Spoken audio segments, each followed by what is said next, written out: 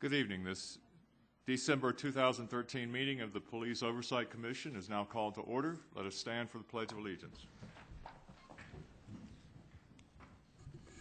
Pledge allegiance to the flag of the United States of America and to the republic for which it stands, one nation, under God, indivisible, with liberty and justice for all. Thank you.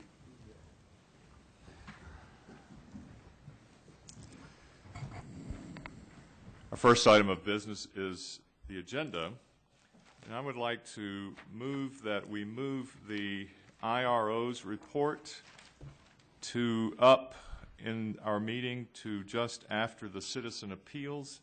That is because part of her report will be about a communication received from the police union that will affect our citizen complaint process.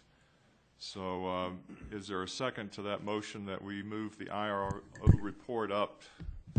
Second. Okay. Is there any discussion about that?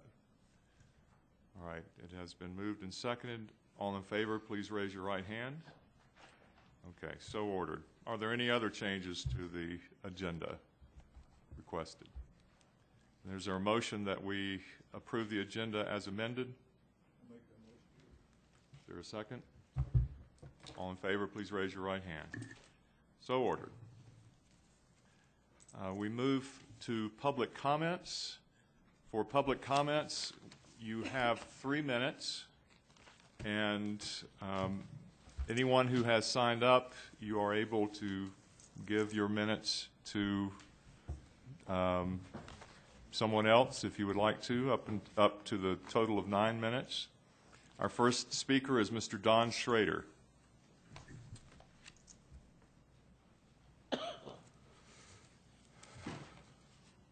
And if you could be ready, Mr. Adam Killen is next, and followed by Silvio Delangela. Mr. Schrader, good evening. Thank you. Have you each listened in depth, face to face, to at least one family whose loved one was beaten or murdered by police? Until you have, why be on this commission? How many of the police murders could have been prevented by police using non-deadly weapons to incapacitate a dangerous person? How many of the police murders could have been prevented by police taking cover and then negotiating with the person in tense situations, even for several hours if necessary? How many Albuquerque police were in war combat and suffer PTSD? How many police suffer PTSD from childhood trauma, their own childhoods, seeing their family members beat each other, and now, in a crisis, the lifelong rage explodes with a gun and a badge? Are most police beatings and murders committed by police suffering PTSD?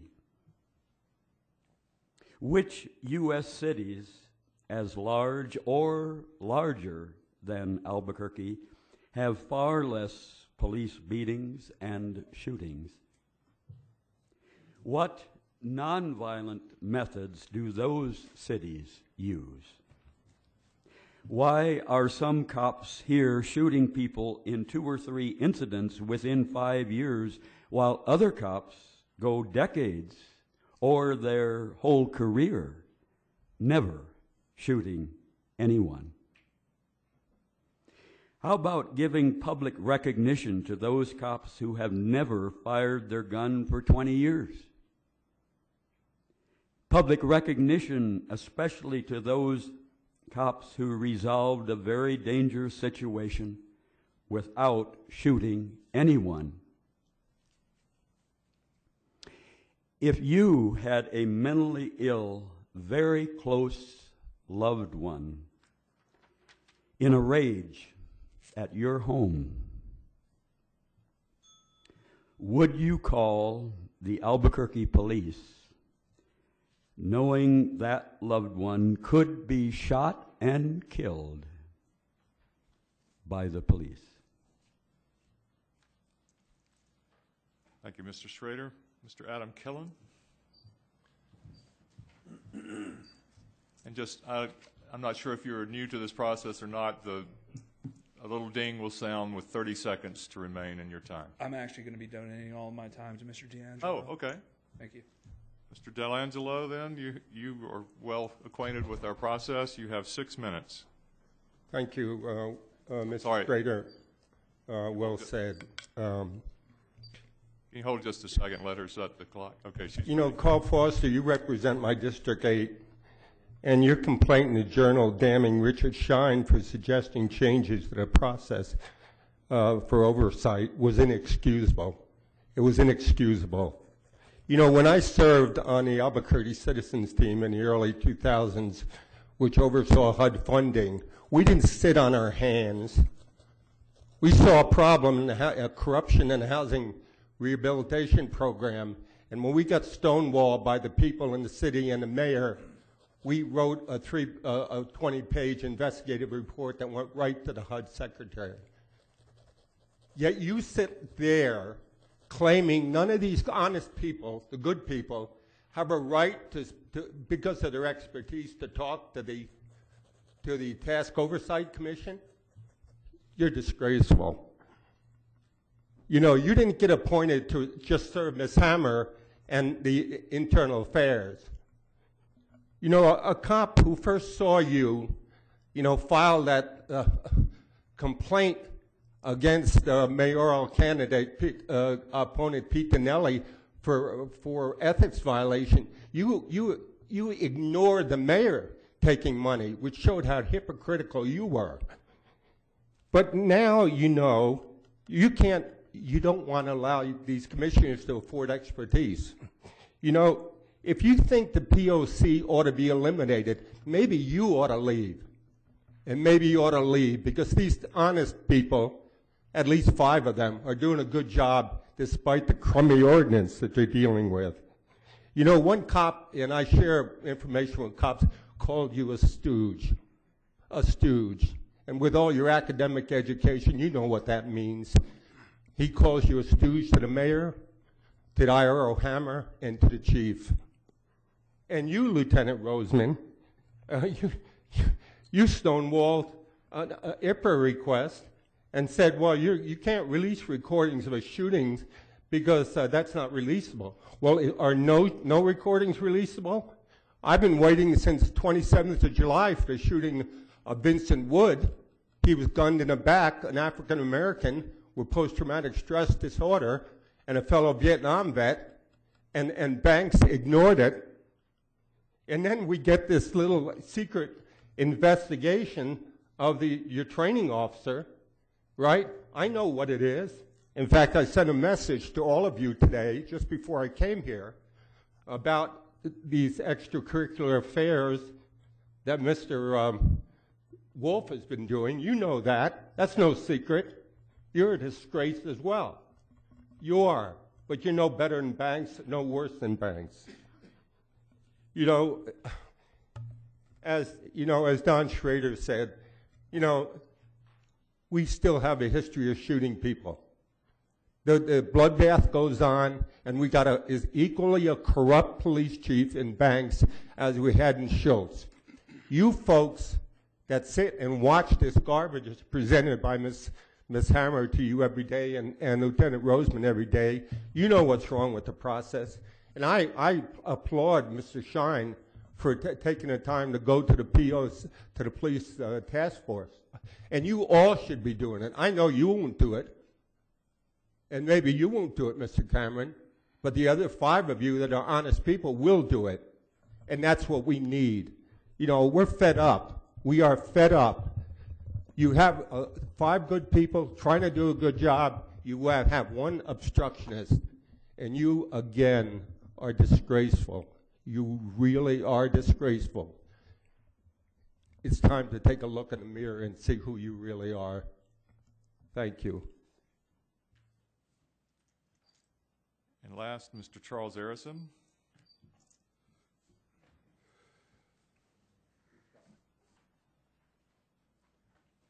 Yes, I was hoping to speak directly to Mr. Du Bois tonight, but I see he isn't here for some reason. I have a real problem. I believe it was at the October meeting when I spoke. I asked him directly where the email address was that was part of my ACLU settlement with the city, and he gave me an answer of, we're working on it. So I waited a month. I came last month to the meeting, and I asked him the same question, and he told me that through you, Mr. Chairman, that it was on the website. And I thank you for taking a look during the break at that meeting last month and discovering that it wasn't on the website, just as I was saying. I'm very disturbed by this. Why a man of supposedly who take an oath of ethics as an attorney would lie to me twice and use you, Chairman, to do it. I think you should be very upset. So I think you guys should take a good hard look at Mr. Du Bois and possibly ask the city attorney's office to replace him on the POC as far as your embedded attorney from the city's attorney's office. Thank you very much. Okay, that completes our public comments. Yes, Jonathan Siegel, Commissioner Siegel, you have a question. Thank you. Is this on? As a follow-up, I wanted to let the speaker know that Mr. Du Bois's supervisor is here today acting in his behalf, so he will have heard your words at least. I don't know that he's obliged to respond to you. May I have his name, please? That's Kevin Curran. Kevin Turner? Curran, C-U-R-R-A-N. Kevin Curran? Thank you, Mr. Curran. Secondly, Mr. Chairman, I don't know if this is a correct place or not, but I received, I think maybe we all received a letter through our inbox, and I would like to ask the question.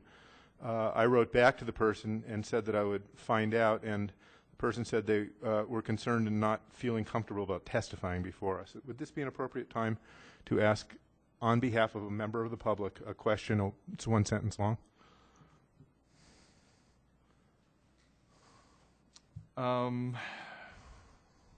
Ask a question of whom?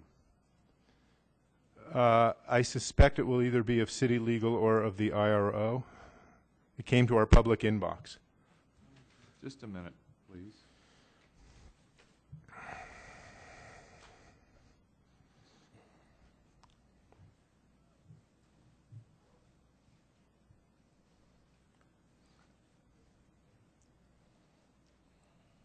Mr. Chair. Just a moment, please.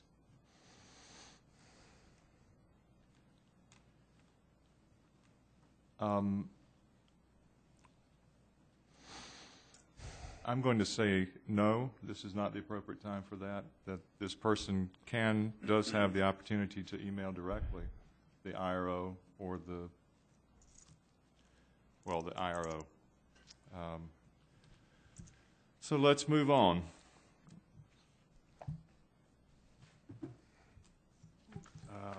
Let's see. So we have it's time for the review of the minutes. We have the minutes from the November meeting.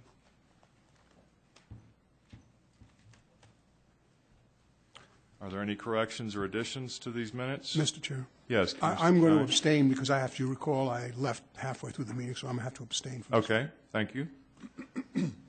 Any other corrections or additions? Yes, Commissioner Siegel. Thank you, Mr. Chairman. I have a few corrections or additions to the minutes as follows. On the first page, we would note under item 3 a vote of only 6 of us, and Commissioner Shine is not listed. I believe he arrives after that vote sometime during public comment. I was not paying close enough attention to know, but by the time item 5 comes up, he is voting. So at some point along there, I believe the minute should show an insertion of Commissioner Shine arrives late, approximately 4:05 p.m. That's the first of a few corrections. There is a notation later in the minutes about Commissioner Shine leaving. Okay. The next issue or correction I have is on page 5 under CPC 239-12. A motion was made to request my recusal, and the motion was made by Commissioner Foster.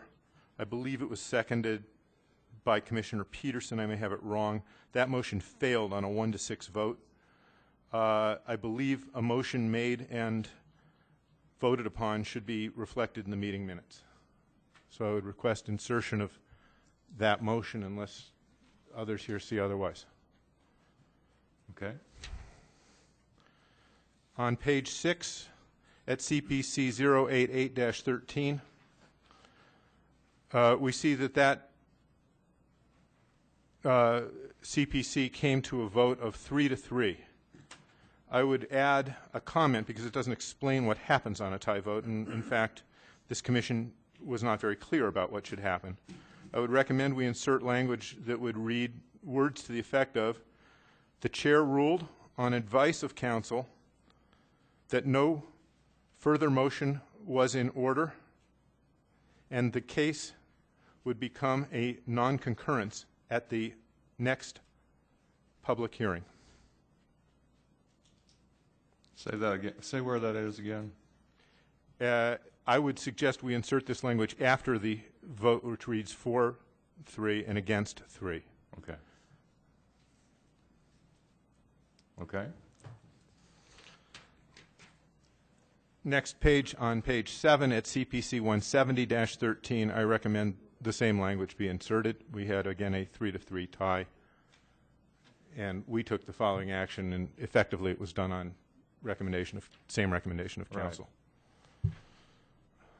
Right. Other than that, at item 8, it mentions here that Vice Chair Siegel discussed his review of the City Attorney's legal opinion. Commissioner Barela also offered her opinions on the matter, and I would note that as well. I have no further corrections and would move these minutes per the recommendations for amendments that I just read out. Is there a second? Second. Is there any discussion about any of the amendments offered? Then all those in favor of adopting the minutes as amended, please raise your right hand. It is unanimous. Did Shine abstain. Did we get all those? Okay. Yes. May I have the floor, Mr. Chairman? In just a moment. Let me just collect myself, find where I am here. Okay. So, Commissioner Shine has asked for the floor. Thank you, Mr. Chair. Mr. Chair, as you know, I had to leave to catch a plane, leave the last meeting in November early in order to catch a plane. But since I got back from my trip, I did review the video of the meeting, and it would be apparently some commissioners raised some question about my relationship and my activities with the POC task force. So in order to respond to the questions that were raised in my absence, I would like to read the following brief statement, which is a condensation of an email I sent to City Councilor Ken Sanchez, who is now President Ken Sanchez of the City Council. May I interrupt you just a second? It was noted by one among us that this is not on the agenda. However, it does refer to comments made at our previous meeting. So as part of our review of this past month's meeting, that's why I agreed that this would be included. Go ahead, please. Thank you, Mr. Chair. Commissioner Shine has the floor. And my statement to the City Council read as follows. As a follow-up to our conversation Wednesday, I spoke to Mona Vincente.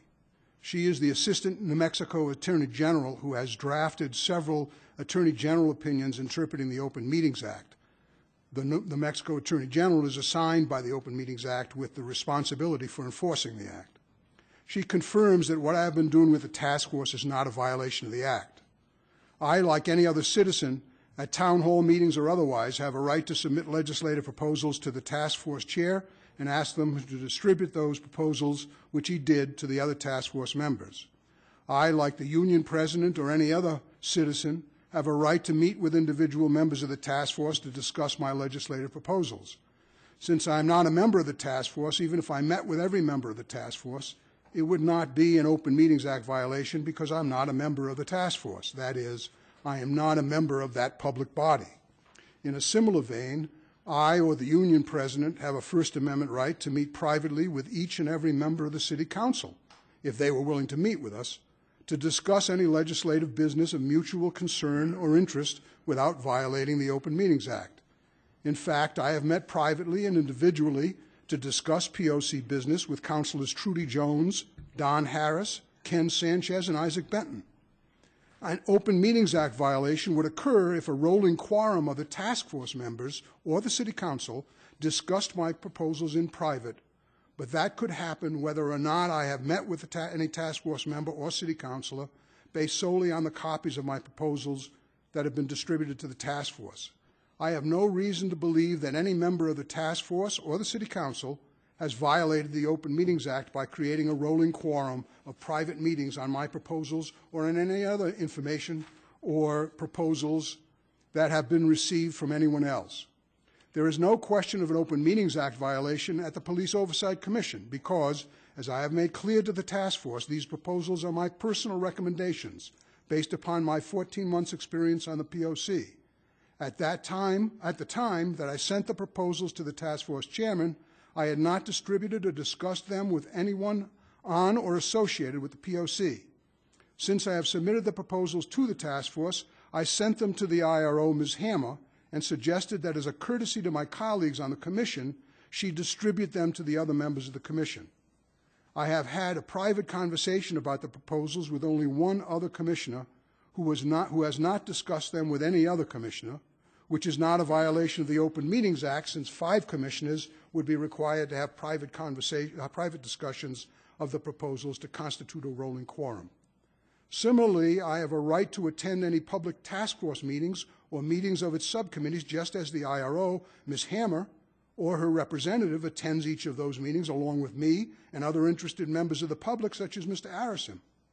I, like Mr. Arison, Ms. Hammer, or anyone else who is present, have a right to share my views with the task force or a subcommittee of the task force whenever I'm recognized to speak by the chair of the meeting. Mr. Willoughby or any other union representative or any other POC commissioner has the same right to attend the meetings and participate as I and Ms. Hammer and Mr. Arison do. The fact that those individuals are not willing to take the time and make the effort to do so is their responsibility, not mine. Finally, this task force is composed of dedicated people exercising their independent judgments and trying to do the right thing.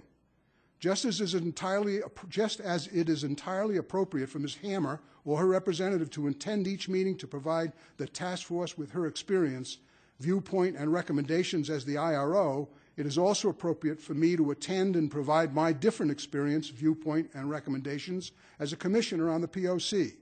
Neither Mrs. Hammer nor I have any Svengali-like powers to improperly manipulate the independent thinking members of this task force.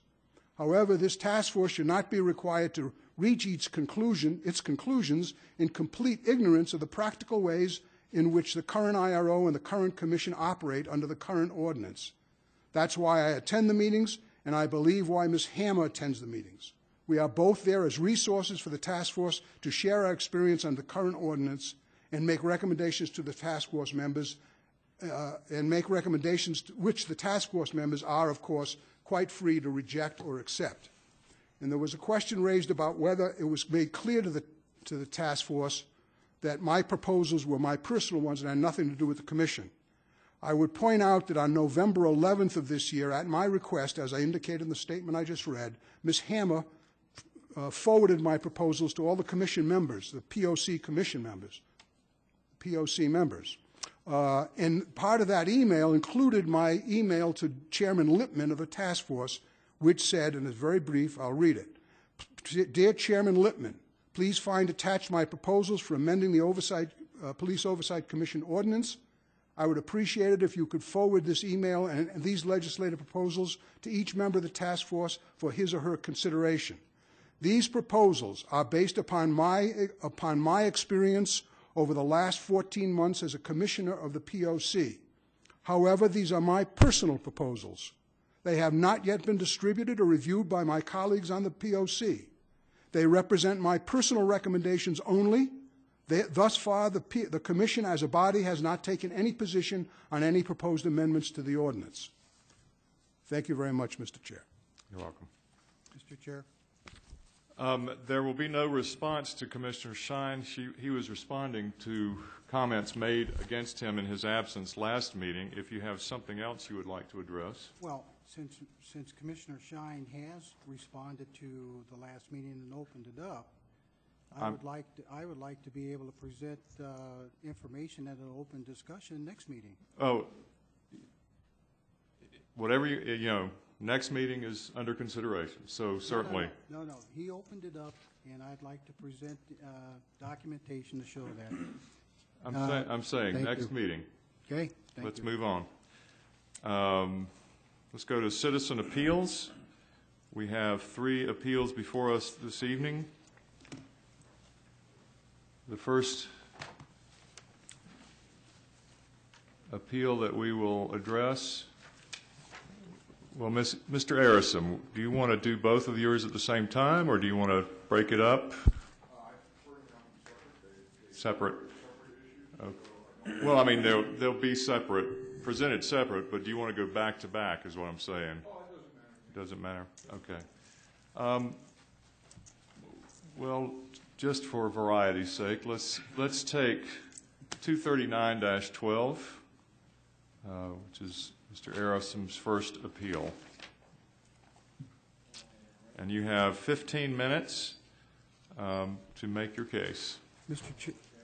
Mr. Chair, before we begin, may I have a point of clarification, please? Yes. Under Article 3 of our rules and regulations, Section 6,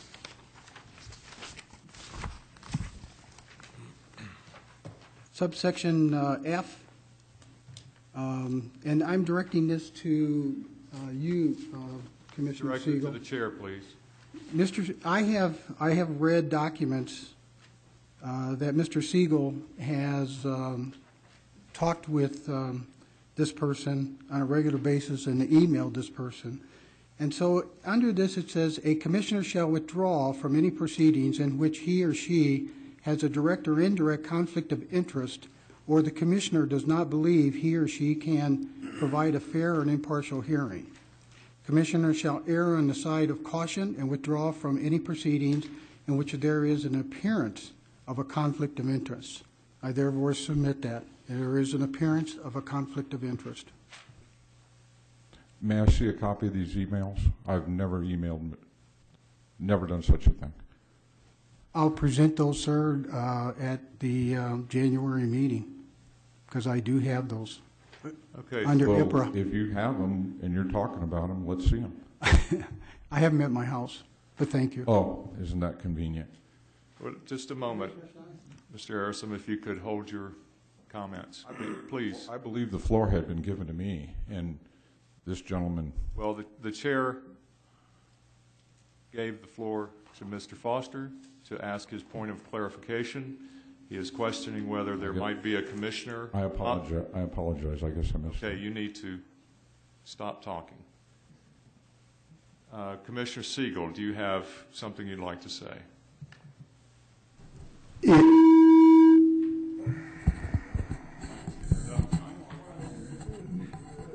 These have been too loud most of the evening, I believe. I apologize. Can you all hear me? Normal? I believe, because I assembled several of my emails for Commissioner Foster's review, I believe there may have been one I don't have perfect recall of this, email between Mr. Arison and myself. The important part of this, as I best understand it, is that I should withdraw from any proceeding in which I have a direct or indirect conflict of interest, or if I do not believe I can provide a fair and impartial hearing. I would maintain that I have no conflict of interest, small or large, and that I can provide a fair and impartial hearing. I was careful to disclose that I have on occasion had casual verbal conversations with Mr. Arison, who a month ago gave us the CPC. We undertook to understand that ourselves. I believe, in fact, irrespective of the vote, that recusal is mine and mine alone, and it's my matter of judgment without the rest of the commission weighing in. I am nevertheless willing to listen to any commissioner that cares to tell me their opinion or has concerns for me. Can you tell us if you have had any communication with Mr. Arison about either of these particular cases that will be under review? No, I have not at all. I had no idea that he was filing these or other cases. Anyone else? I'm aware that he's busy and interested in our matters. There's no question about that. Anyone else have a question from Commissioner Siegel? No, Mr. Chair? Yes. Can I just say, and I don't want to make it a point of order, as I recall, this was an issue that was raised last month. There was a vote, and it was rejected, and I would suggest that Commissioner Foster is wasting the time of this commission with this, raising this issue repeatedly. Well, he has the right to ask the question, but the chair rules that Commissioner Siegel will be taken at his word that there has been no contact with Mr. Arison regarding either of these cases, and that he can be a fair and impartial party in this discussion. Mr. Arison, 15 minutes. Before I start, and my time starts, since Mr. Foster brought up the subject... I'm sorry, excuse me again. I'm sorry. I'm sorry. What? I apologize, Mr. Chair. But while you were talking with the rest of the commission and starting up with Mr. Arison, I was having a private colloquy with our attorney. And his opinion to me, which I will undertake to analyze alone, is that there is a requirement that I err on the side of caution. And while I will aver that I've had nothing to say or do with this person about these cases whatsoever, I will err on the side of caution. I will now recuse myself from his case. Okay, so you could leave the I will dais, now please. leave the room.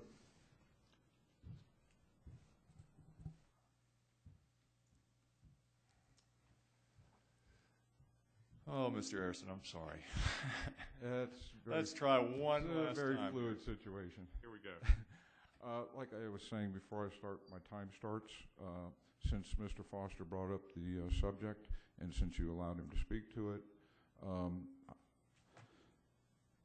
at the last meeting, this came up, as you all just spoke about, and Mr. Foster gave, I believe, at least one of the three of you that spoke up and said that you had spoken to me in passing and this and that and the other.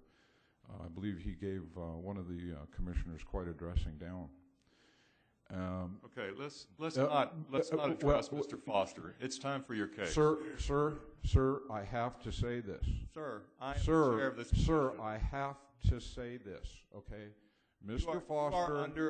Foster has also spoken to me. Your time has begun. Mr. Foster has also spoken to me, and I believe he is being hypocritical when he did not admit that.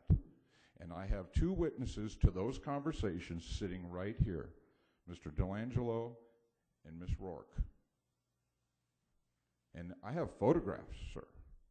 Your time is ticking. So I believe this gentleman should recuse himself also because he has shown bias towards me. Because he did not admit that he had spoken to me also, just like the rest of the other three commissioners did, were honest. He didn't. He was dishonest about it, and I believe that shows bias towards me. I have a copy of a statement that I am going to give you right now, And I also have information for you. Unfortunately, I wasn't able to make copies for everybody. All right, this is, which case are we talking about? 239. 239, okay, all right. Being that this complaint revolves around an APD vehicle parked for weeks, not traveling in a fire lane within the city of Albuquerque, and that I point to possible violations of fire code law in my original complaint, and that the IRO, Ms. Robin Hammer, states, and I quote, "The Independent Review Office thoroughly and impartially investigated your complaint," and then goes on to say, and I quote, "I, as Independent Review Officer, made findings whether the police officer involved violated standard operating procedure based on the preponderance of evidence."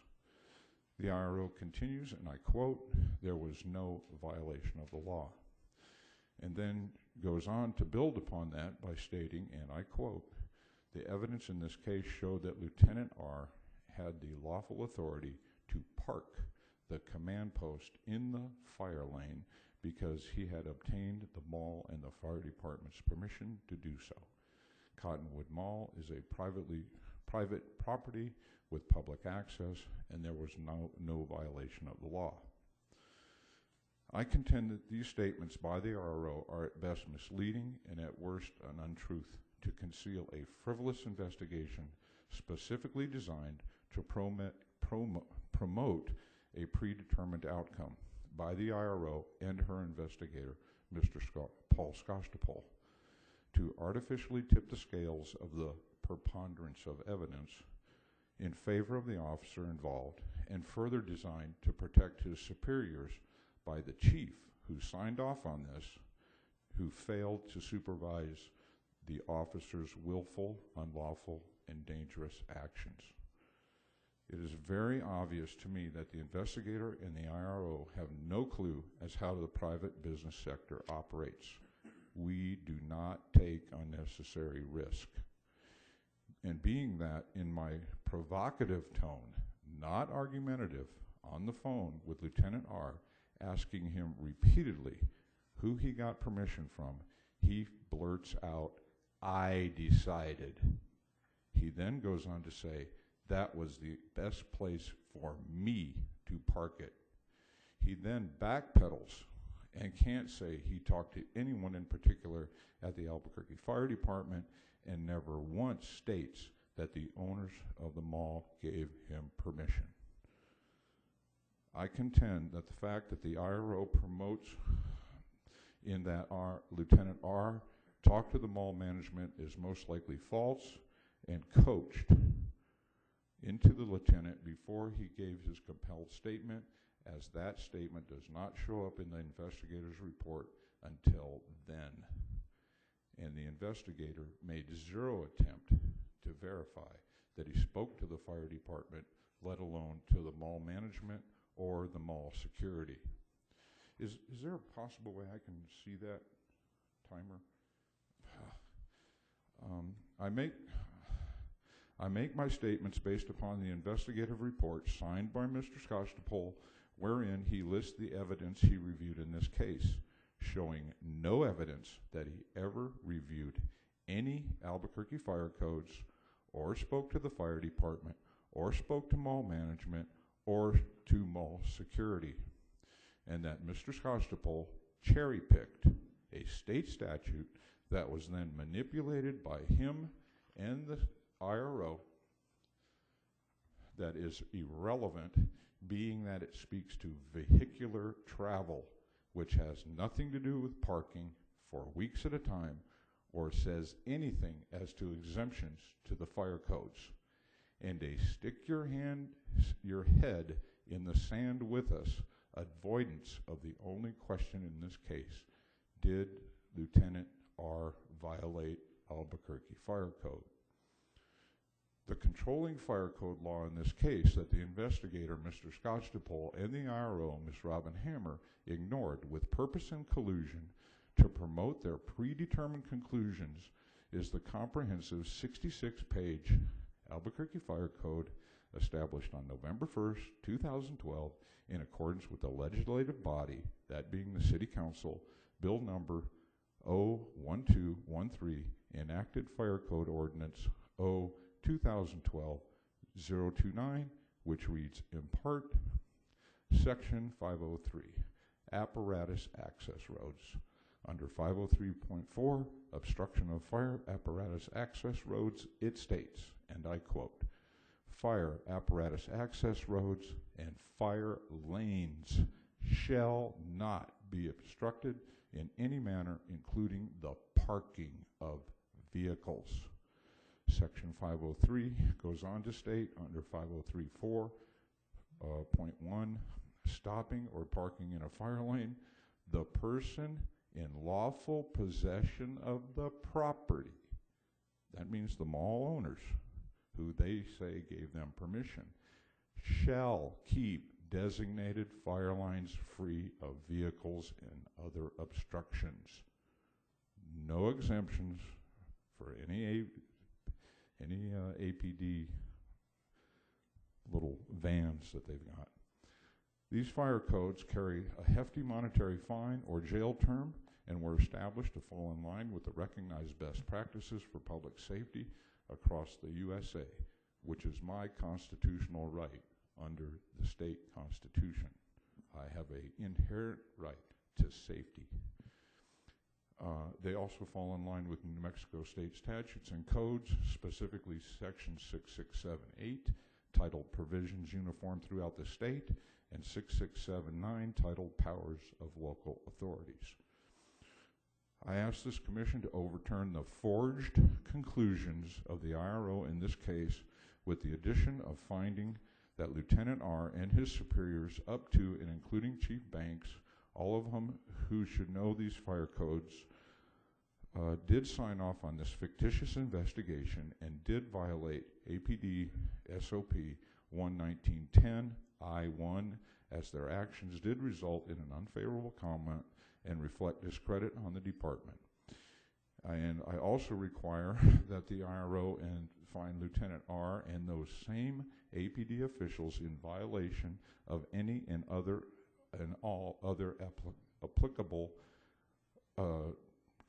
rules, APD rules, that she and her investigator ignored, but not limited to General Order 1041, compliance with laws, rules, and regulations, where it reads in part, D, personnel shall obey all municipal, county, state, federal, and civil laws.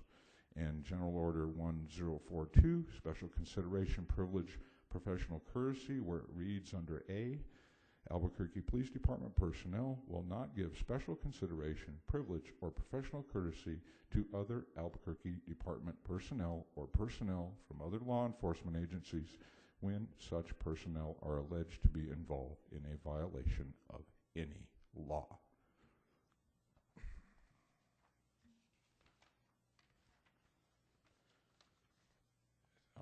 Then we go on to General Order 1044, conduct while on duty, where it reads in part, A, personnel shall consistently direct their best efforts to accomplish the functions of the department intelligently and efficiently. And under part C, personnel shall maintain sufficient competency to properly perform their duties and assume the responsibilities of their positions. I ask that you pass a non-binding resolution as soon as possible, asking for Mr. Scotchapol's and Ms. Hammer's immediate removal for highly possible felonious violations of New Mexico State Statute Section 1016.3. This commission can no longer be looked at or tolerated being looked at as a laughingstock due to the unskilled and unlawful actions of the IRO, her staff, or APD. I ask that the statement be placed in the record verbatim. Thank you. Okay. Are there any questions of Mr. Harrison? I'm sorry, what? I have copies of the fire code. I have a copy of the signed into law from the city clerk's office when the fire codes were signed into law. If you'd like to look at those, I've got the fire code highlighted for you, and I'd have a copy of my statement for the record. Okay. Is there a question of, okay. I have two questions. Is there any documents from the mall management showing that there was permission given? Good question. I think you need to ask the investigator. Did you? If there were, they did not give them to me. And under the rules of the appeal process, I should have gotten that. If there was such a thing, I should have gotten a copy of it.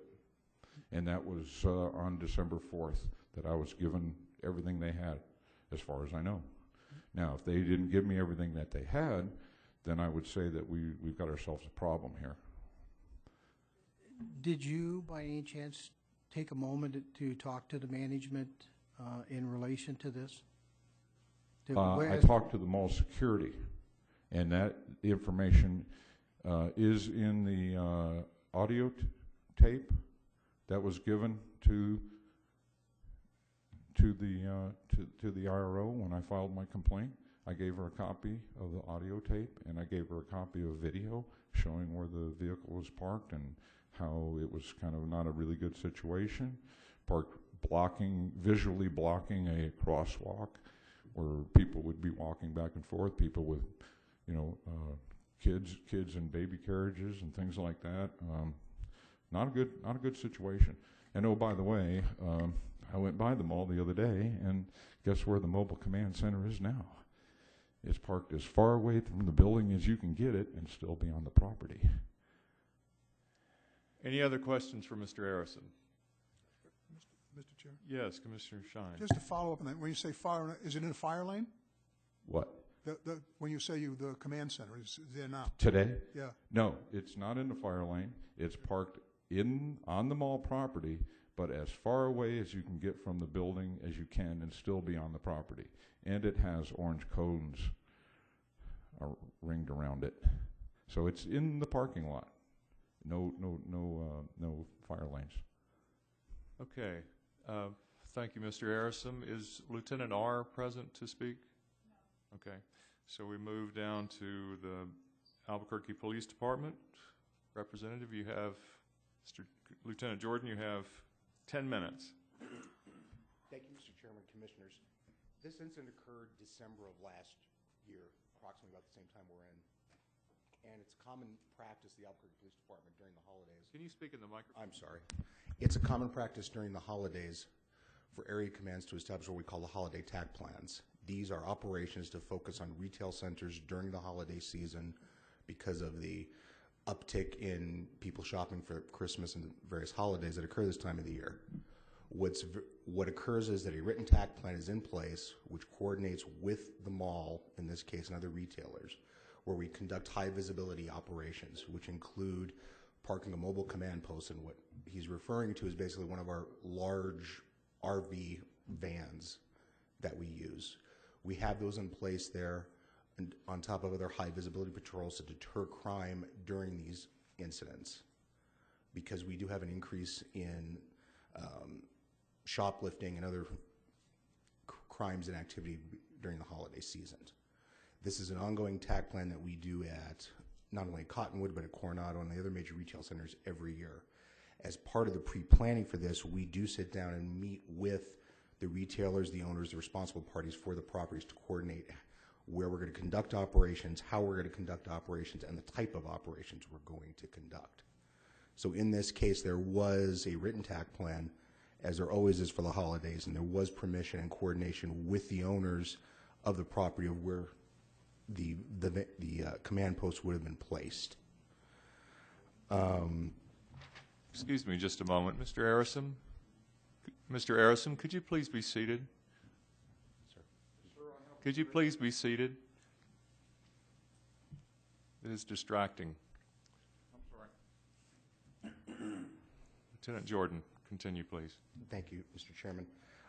As I stated, This is an ongoing, these operations are ongoing. We do this every year for several years for these high visibility patrols, and part of the purpose to have the mobile command post there is to expedite, not only for the visibility aspects of it, to show the public that we are present, but also for the fact to streamline operations. We'll use that to expedite report writing, booking procedures, and that type of activity while this occurs.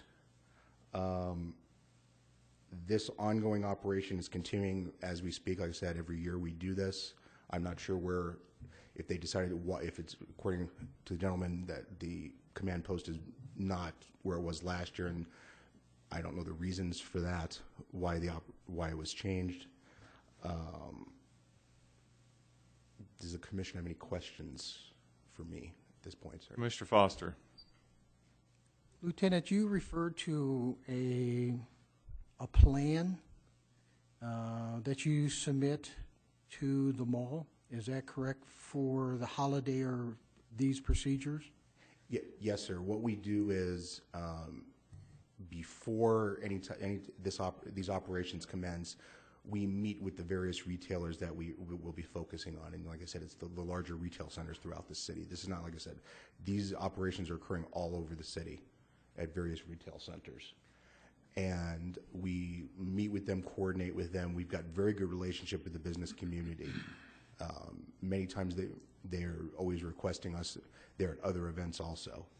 So they are aware of what we're doing and what we're going to do. And one thing I also forgot to point out too, these command posts are always manned. So if there is a situation that if the vehicle had to be moved because there was a situation where fire apparatus or other emergency vehicles had to be placed, the command post can be moved. They're not just parked and left there. There's always somebody occupied. So if an emergency situation erupted where the command post would interfere with something, it can be moved by personnel if it had to be. Yes.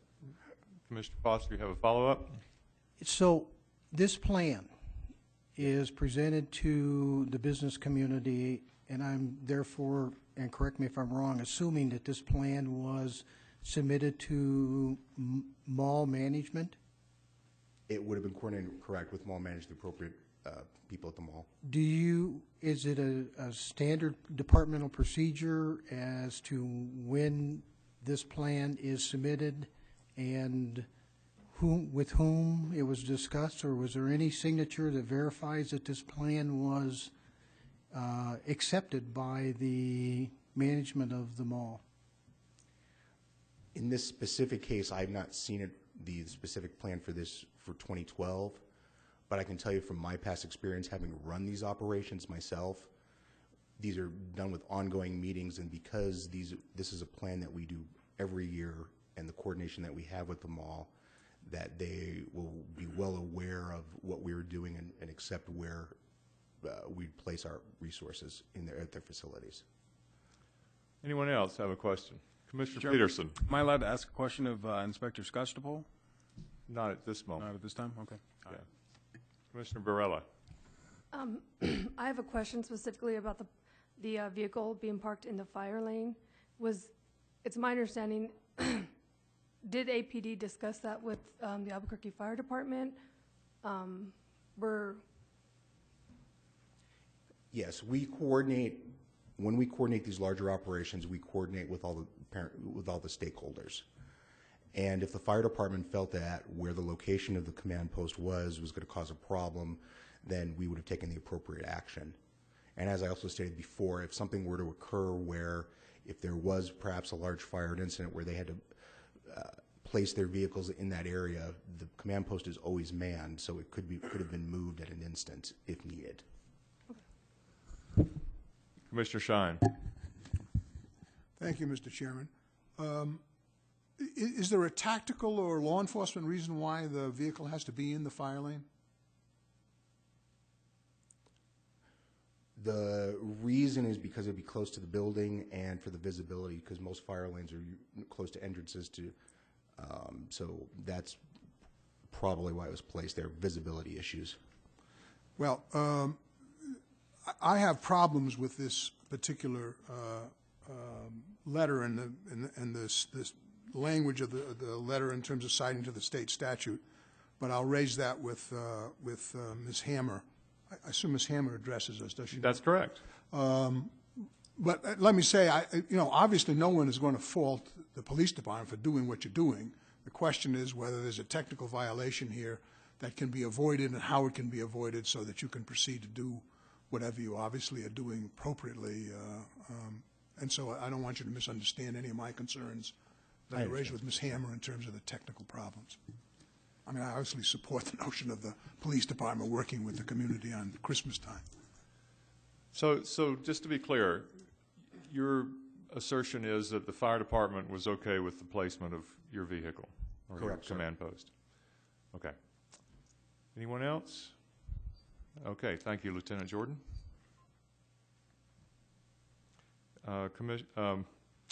IRO, Ms. Hammer, you have 10 minutes.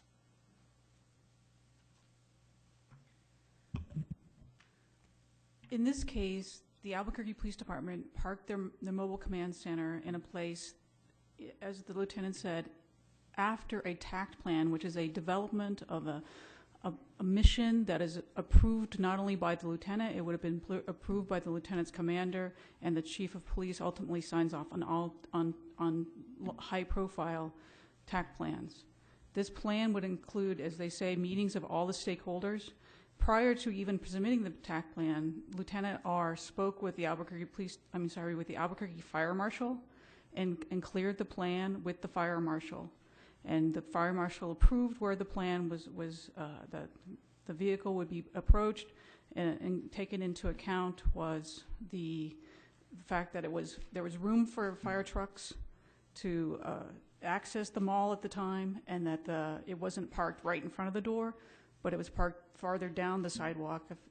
You may use your common knowledge that Cottonwood Mall has a large curb area, around, several 100,000 feet, I don't know, thousands and thousands of feet of curb area.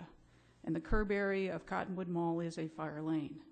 But the fire marshal approved it, as well as the owner and the owner's representative of the mall approved the plan. The owner's approval ties in not only to the state law, but also the city law, which is corresponding to that traffic laws, including enforcement of fire parking laws on private property, aside from a very few specified offenses such as DWI or domestic violence. There are enumerated, driving while under the influence. There are enumerated traffic offenses that you do not have to have owner's permission to enforce on private property.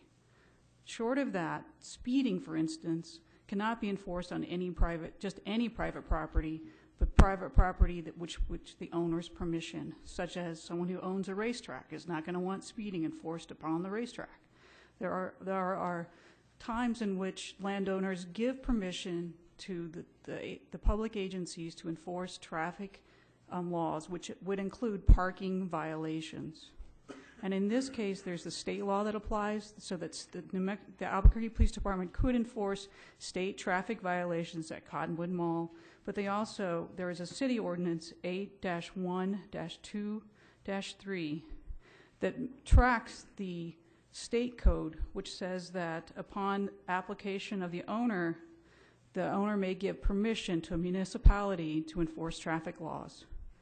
That same owner can give permission to have a limited permission, if you will, and that permission would be limited in that those traffic laws would not be enforced against the Albuquerque Police Department.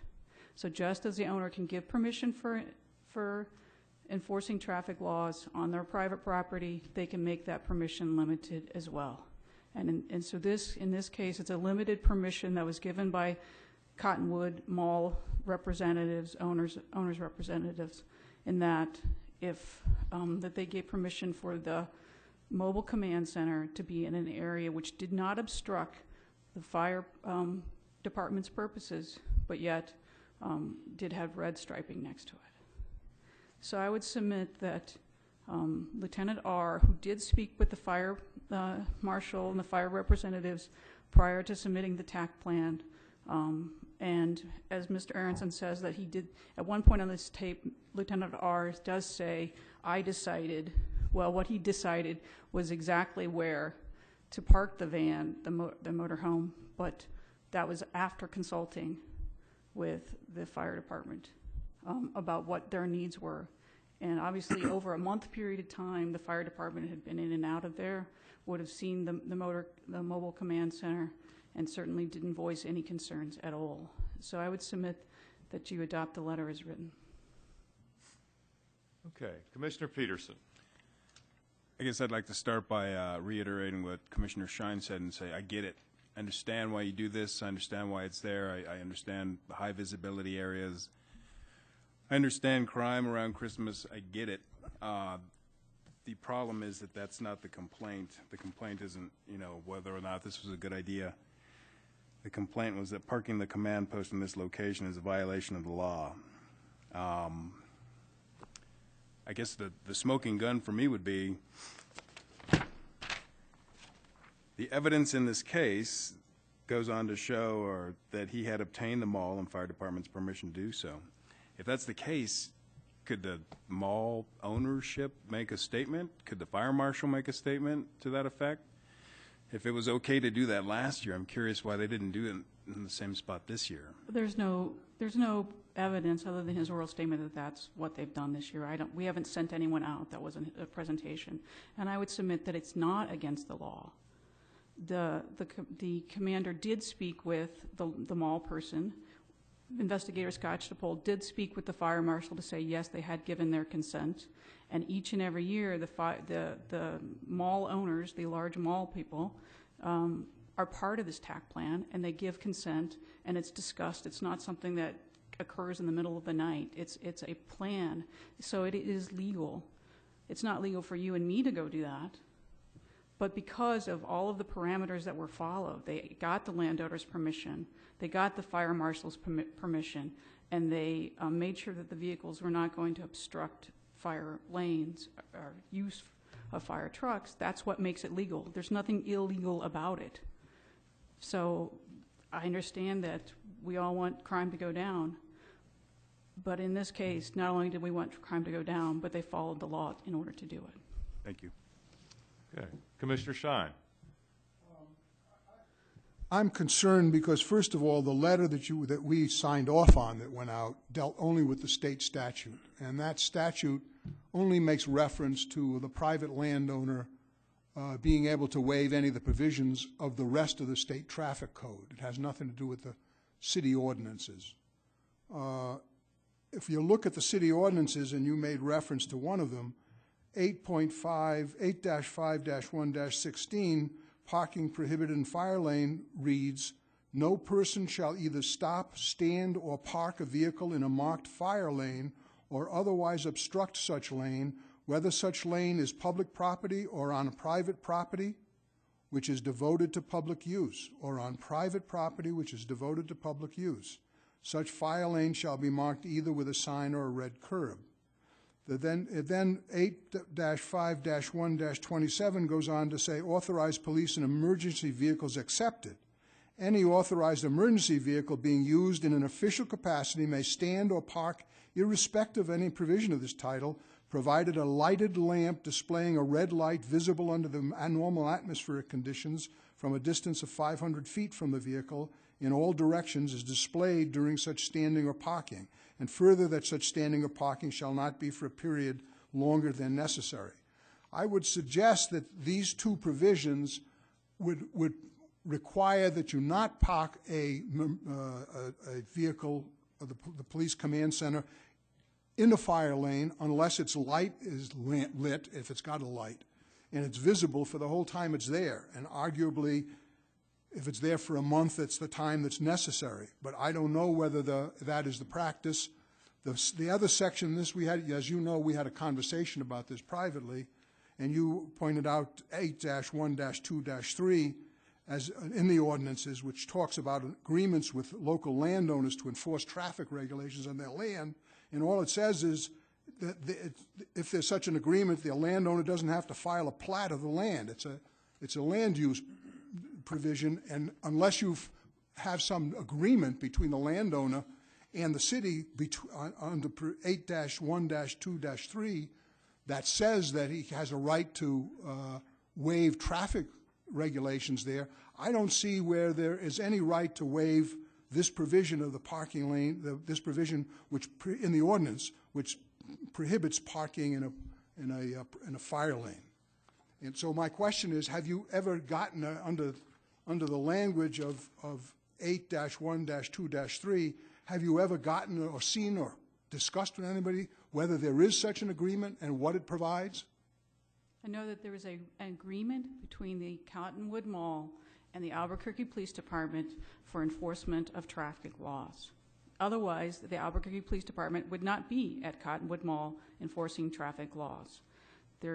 Therefore, if they have given their permission, they can give limited permission. And I would respectfully disagree with that. The enforced traffic laws, if I paint a fire lane in the front of my house and I don't give anyone permission and I can put my kids can park in front of my house, the police are going to come and enforce my kids parking in front of my house with a painted fire lane.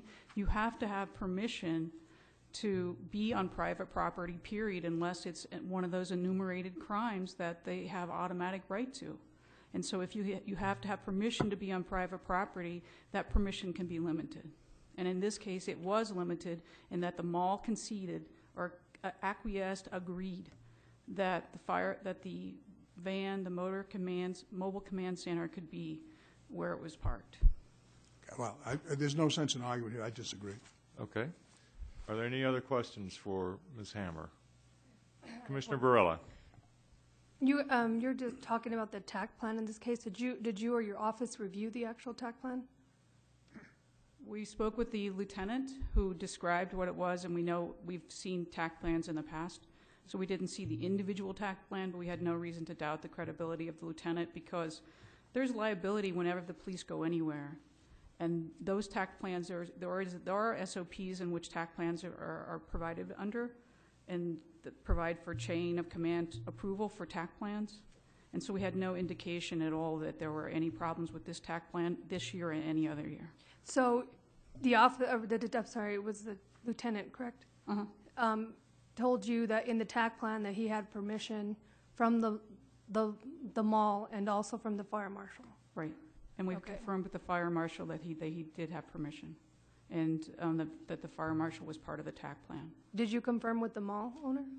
I don't believe we've confirmed with the mall owner because of the fact that it is, we talked to the director of security for the mall, and the director of security confirmed that the mall had given permission. Okay. Any other questions?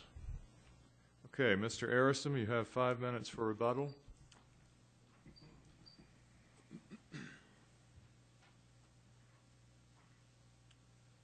Yes. I will reiterate one more time that the Albuquerque Fire Codes in force at the time, it states that let me find it here.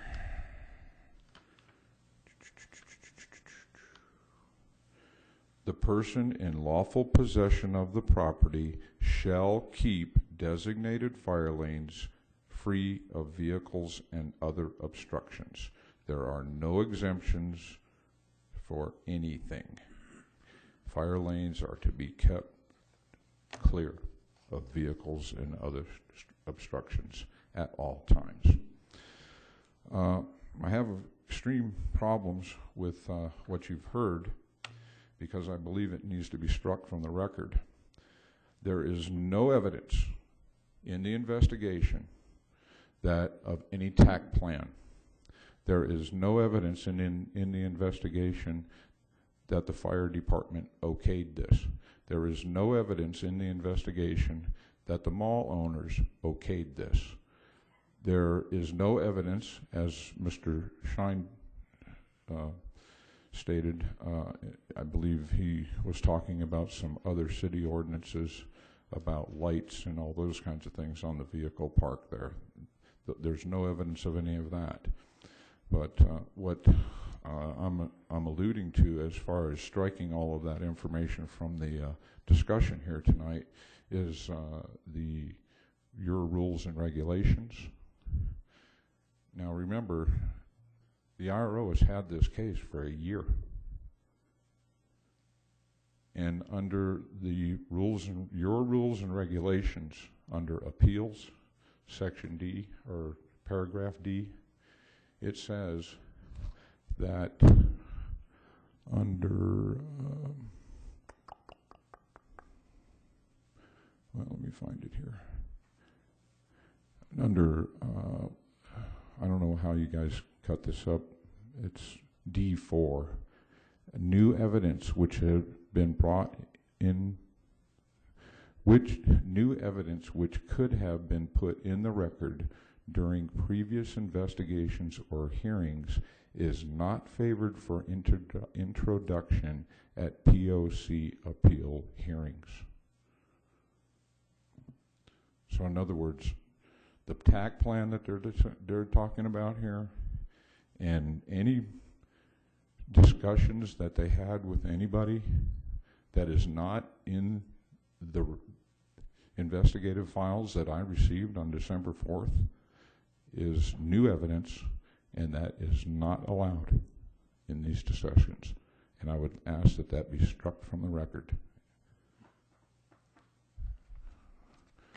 There is no evidence they spoke to any of these people, not the mall management. There is absolutely no way that the mall would agree to such a thing. The liability, the risk, an unnecessary risk is just, it's insane.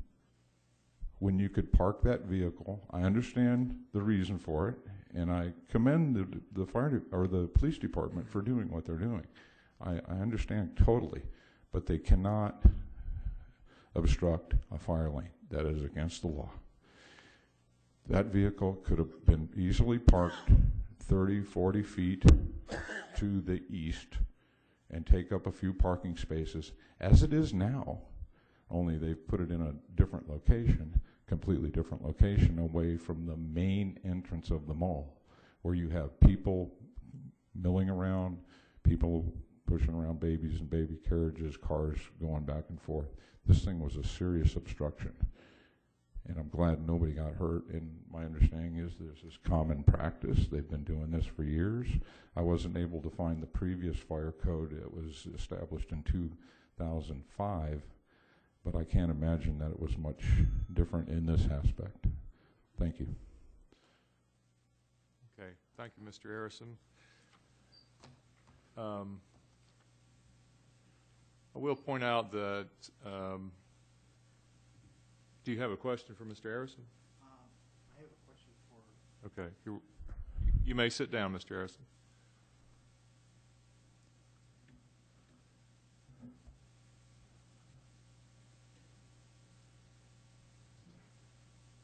You have question for Ms. Hammer. Ms. Hammer, is this actually new information that has been brought, or is this information that has been previously looked at prior to this appeal? The letter clearly states that the lieutenant obtained permission from the landowner, or from the mall, and from the fire department. That's contained within the letter. There is nothing new about that. The TAC plan portion of it, I have a chance, since that's the first time to look at that, but the TAC plan is part of the evidence in that it was gathered from the interview with the lieutenant. So there's nothing new about it. And D4 also says that new evidence which clarifies evidence already in the record may be allowed.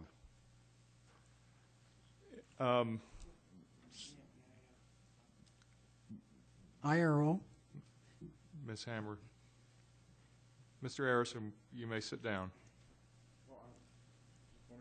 So I guess I'm missing this, but what you're saying that our investigator looked at records that either was a TAC plan or was referring to some type of plan that was looked at by the management and there was concurrence.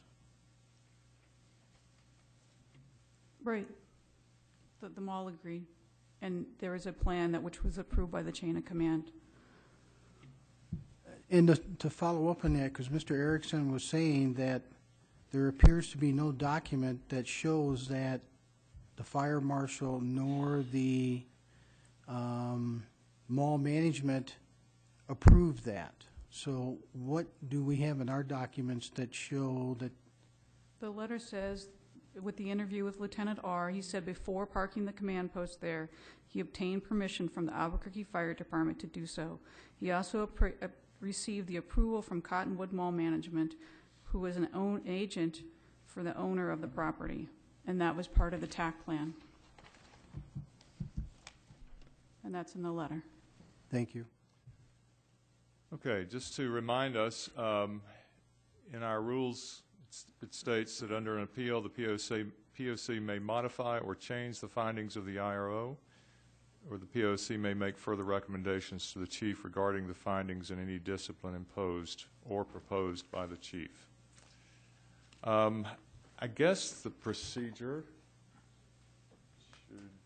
should we have a motion on the floor to uphold the... Mr. Chair? Yes, Commissioner Shine? Mr. Chair, at this time I'd like to make a motion to remand this matter to the IRO because I think the letter is inadequate. Because in what way? I'm about to indicate that. Okay, sorry. Inadequate because it does not deal at all with the city ordinance.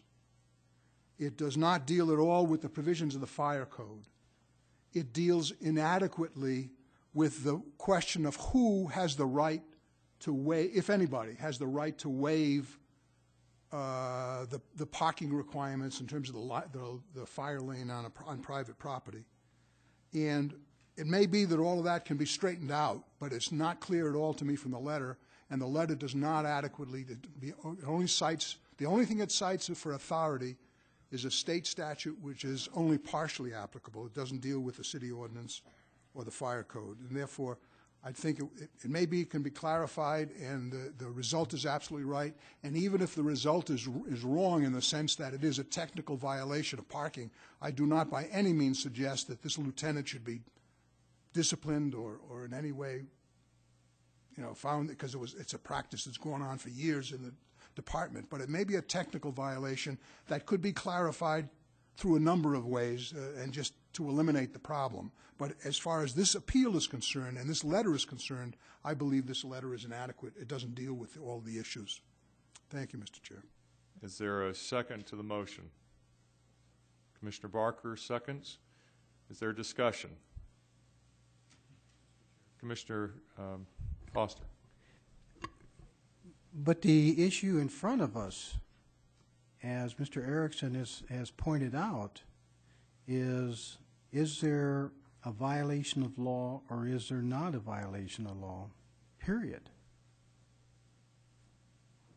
Mr. Chair, may I address? Yes, Ms. Hammer. I would just submit that under the rules that the POC may modify or change the findings of the IRO, there seems to be no provision for remanding. Okay. So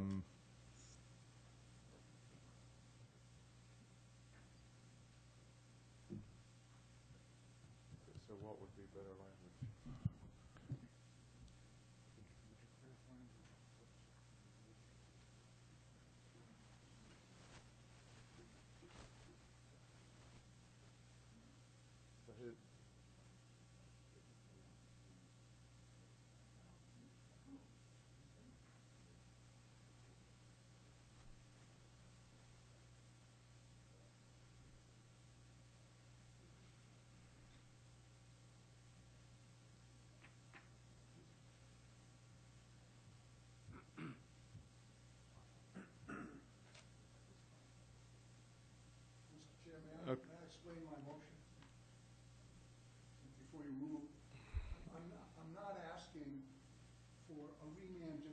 investigation. I'm asking for a remand to modify the letter.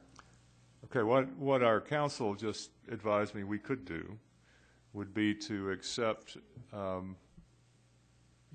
these references to the city code that you were referring to as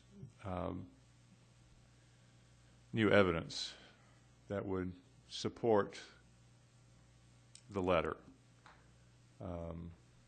that would support the findings of the IRO, or maybe deny the findings of the IRO, however you see them.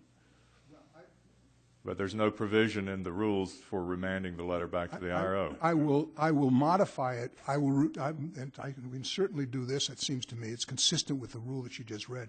I would move to remand the letter to the IRO so that she can modify the letter to incorporate these other issues and deal with these other issues. We're not going to sit up here and rewrite the letter ourselves, obviously, and that's not contemplated by the rule.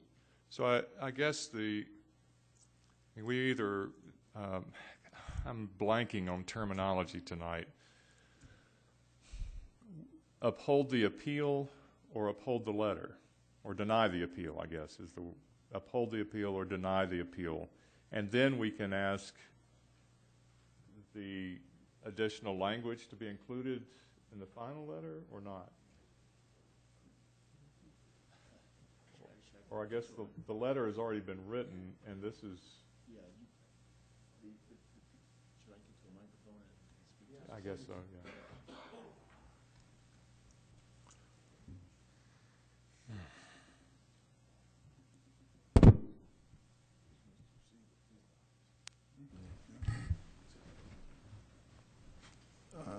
Mr. Chair and Commissioners, Kevin Kern, City Attorney's Office. As Ms. Hammer has explained, there's no provision in the rules to remand the case or the letter to the IRO.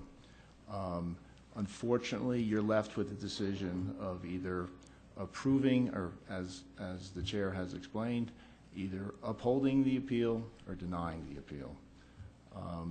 The additional evidence in the form of the city ordinances are not in the record. Therefore, I would therefore advise you not to make that part of the POC's decision. Your decision has to be on the record, and those authorities, that ordinance is not in the record. I don't know that I've shed any light on the issue or helped at all, but that's how I see it. Mr. Chair. So what we need to do is vote to, based on the letter that has been written and the appeal that has been made, we are going to vote to either uphold the appeal or deny the appeal. Is there a motion? Mr. Chair. Your motion, I think, was out of order. I'm going to make another motion. Either to uphold or deny the appeal? Yes. Okay. May I first ask a question of our counsel? Sure. Why, if the ordinance is part of the law, why can we not take notice of it? Why does it have to formally be put into the record? Just like the statutes, the federal government and everybody else is a public notice. Mr. Chair and Commissioners, I don't think this body has the authority to take judicial notice. I think the evidence has to be on the record. Okay. Mr. Chair, I move to grant the appeal and to reject the letter. Okay. Is there a second? I'll second. Commissioner Barella seconds. Is there discussion? I personally would vote against the motion because I believe that the evidence supports that there was a plan, that the police had the authority and the approval of the fire department to proceed and to conduct their business as they did. Any other discussion? Okay, are we ready to vote? On it? Commissioner Foster. I apologize. It's getting to be... Please ask your question. Clarification. Commissioner Shine, are you saying in your motion that you are... Could you clarify it for me one more time, please? Mr. Chair, I will not address Commissioner Foster. It's inappropriate under Robert's rules. Okay. Perhaps the chair could restate the motion. The motion before us is to uphold the appeal of Mr. Arasim on 239-12. Is there any other discussion? Okay, all in favor of the motion to uphold the appeal, please raise your right hand. Okay, that is 4 in favor. All opposed? Me and Commissioner Foster are opposed. All right.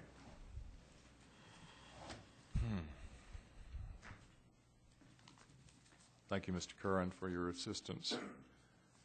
Let's see if I can get back to my... Okay, so now we move to 236-12. Mr. Paul Hernandez comes to appeal his letter. Mr. Hernandez, are you here?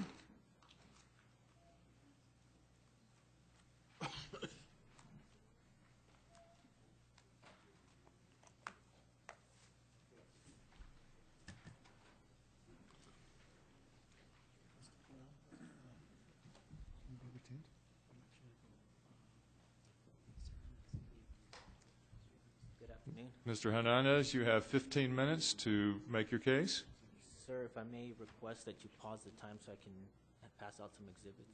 That is, you may. And then also, if I may, I wanted to present a video as well, so I want to just plug in the laptop as well on that time. Is there someone who can help him do that? Do you know how to do that? I could do it at a break, or if you wanted to pass me over, I could work on it, if you would like. May I approach? You may distribute your documents. I'm not going to spend the commission's time waiting for you to connect a video, unless someone overrules me and tells me I should. Is there anyone who would make a motion to allow him the time to connect his video? What video is it? I don't know what video it is. The video of the incident. Mr. Chair? Yes. I would move that we review the video of the incident. I wanted to do that at this hearing anyway. The lapel camera from the officers will be played during the IRO and the APD's portion of our... Thank you. Then I withdraw the motion. Is that the same video you have? Is that the same video you have? It likely is going to be the exact same video. However, I would like to use it in my presentation and thus be able to control the video. Okay, if somebody can help him connect that, if you could bring those forward. No, I already have it. He wants his own, though.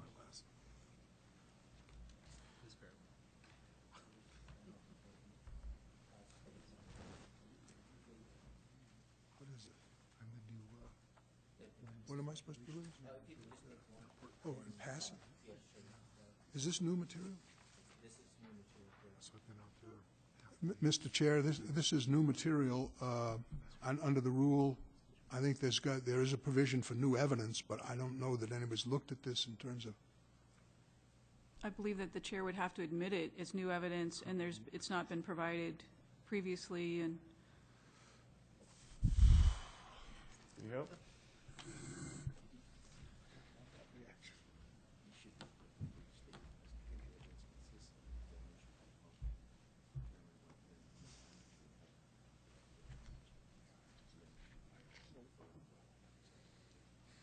Okay, so I've been advised by counsel, if you could address the microphone, Mr. Hernandez, and tell us what this evidence is,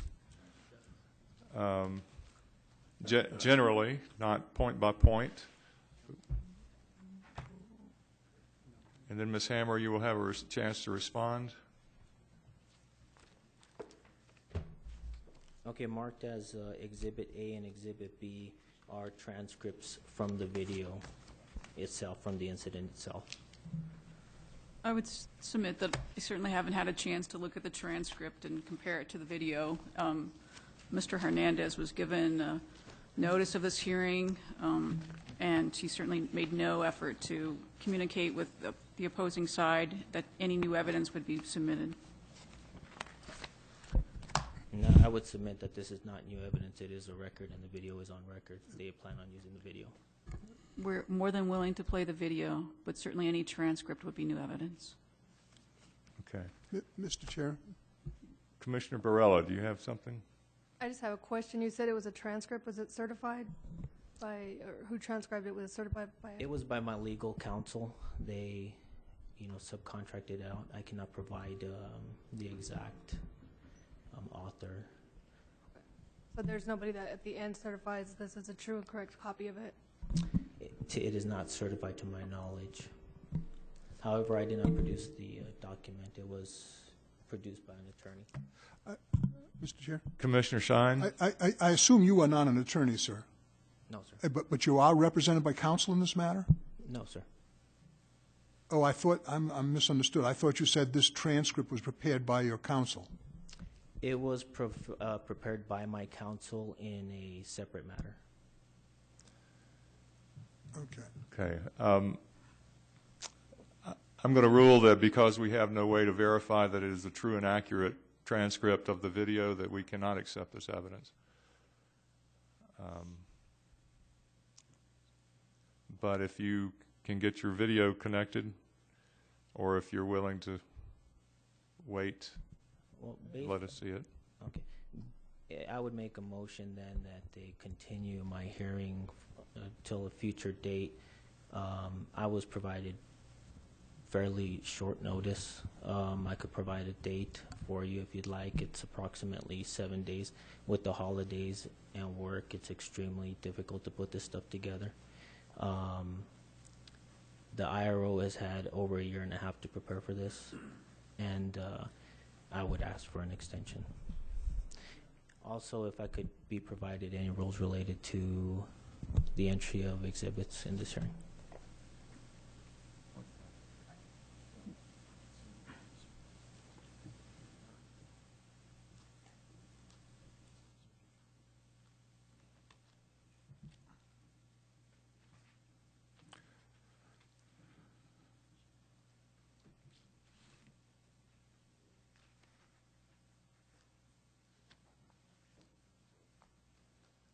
Okay.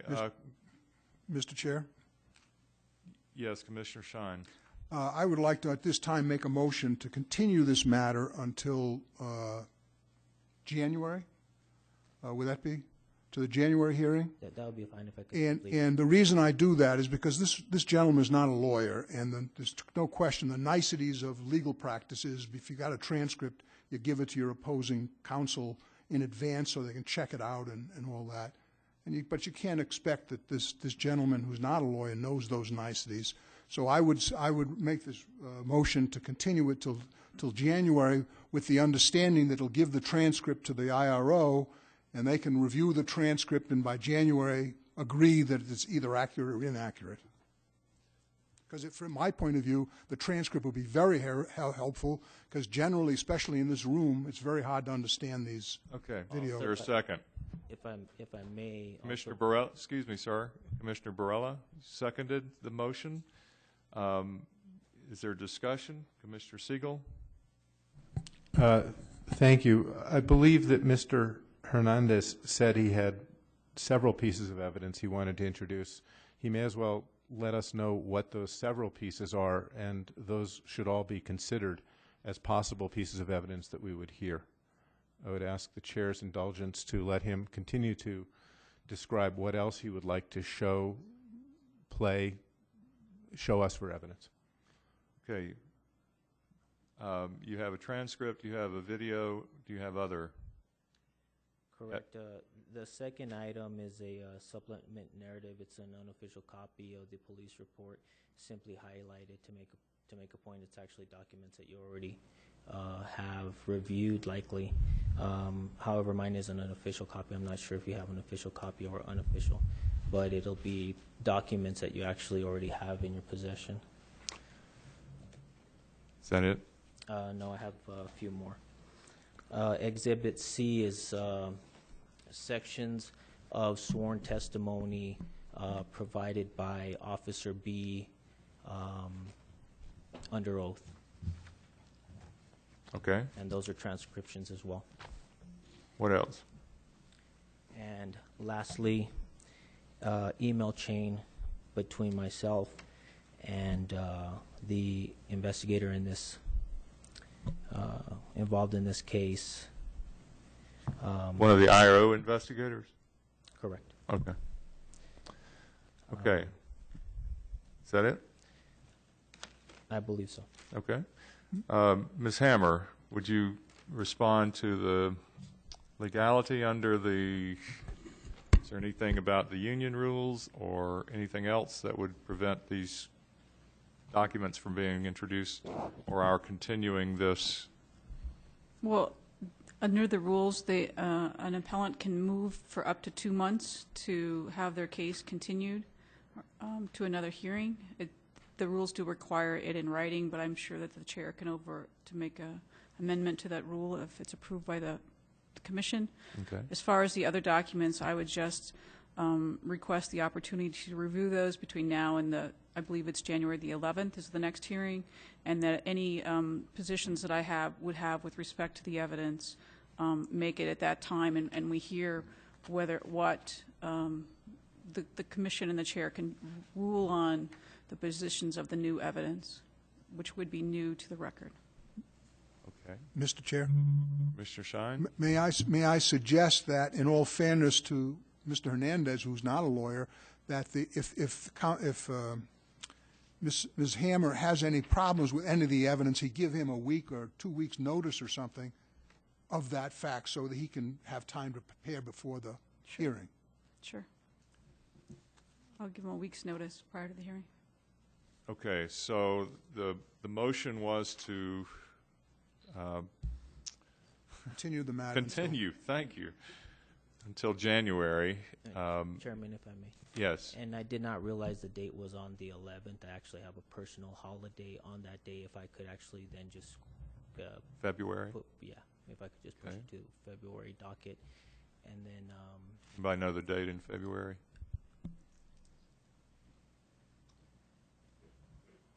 I will in a minute.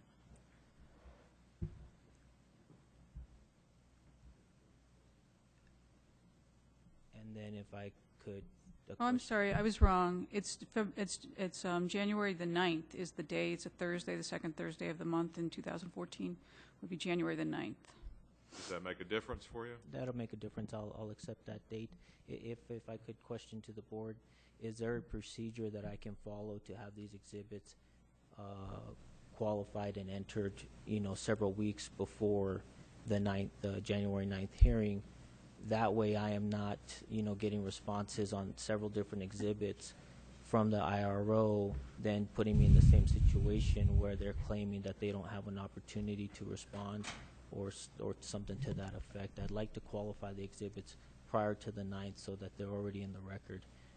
It seems perhaps that given the question and the concern, perhaps February would be a better time for this. I would defer, but if the exhibits are provided to me today, I could get back to Mr. Hernandez by January the 2nd, which would be a week before the hearing, and he would have time. But ultimately, the decision whether or not the new evidence will be taken will be by the chair and the commission. So there's no way to do that ahead of time. I suppose it was my understanding that we could come to an agreement that the records are accurate, and thus they wouldn't be challenged. In fact, I could step out or after the hearing or at a different time and date and sit down with the IRO.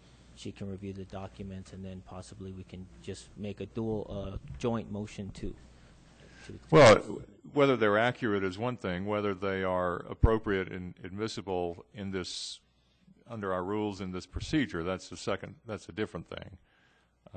So just even if they're accurate, they may not be appropriate. So, but Ms. Hammer can help you with that. Can help you sort that out. I understand. And is there a third party? I feel very strongly, and I'll present this to the commission when I have my time, but the process here is extremely biased. I was not really given an opportunity to provide a full statement and or evidence. The email chain will reflect that. So, in essence, I feel very strongly that she's doing nothing more than preventing these exhibits from entering now, which the board could examine for accuracy when the video was presented. Could we have our legal advisor look these over and make that determination? Well, I think it's a call at which the commission must say whether or not the evidence will be taken in as new evidence, and Okay. that it'll be submitted to the chair at the next hearing. Yes, help me out here. Sure, Mr. Chair. Kevin Curran again, City Attorney's Office. My sense is that if the Mr. Hernandez and Ms. Hammer can come to a stipulation on the evidence, then that stipulation can be considered by the commission at the next hearing. That seems to me to be the simplest way of getting the documents into evidence with the least amount of brain damage. Okay. Yes, you may, Mr. Seeger. Thank you, Mr. Chairman. If we were, as a commission, to offer our opinions to the chair as to whether one of those 4 packets ought to be admitted or not, it seems to me we should have read it first. If it were found by the commission to be inadmissible, we couldn't use it in our deliberations. But I don't know how I could imagine reading, there's a lot of paper up there on the podium.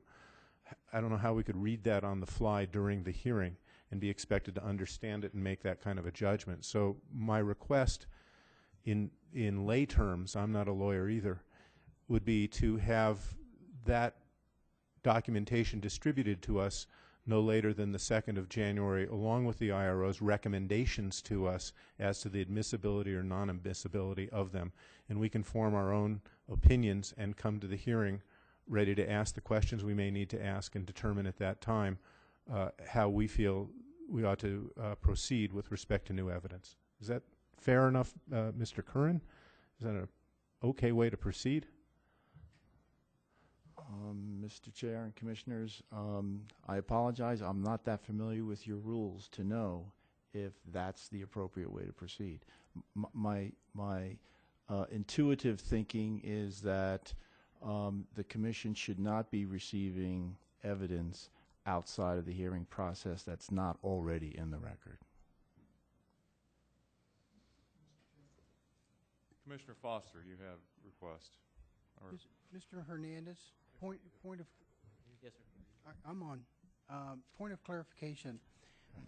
What you're saying is that these documents that you are wanting to present to us are actual transcripts gleaned from the cameras at the time of the arrest.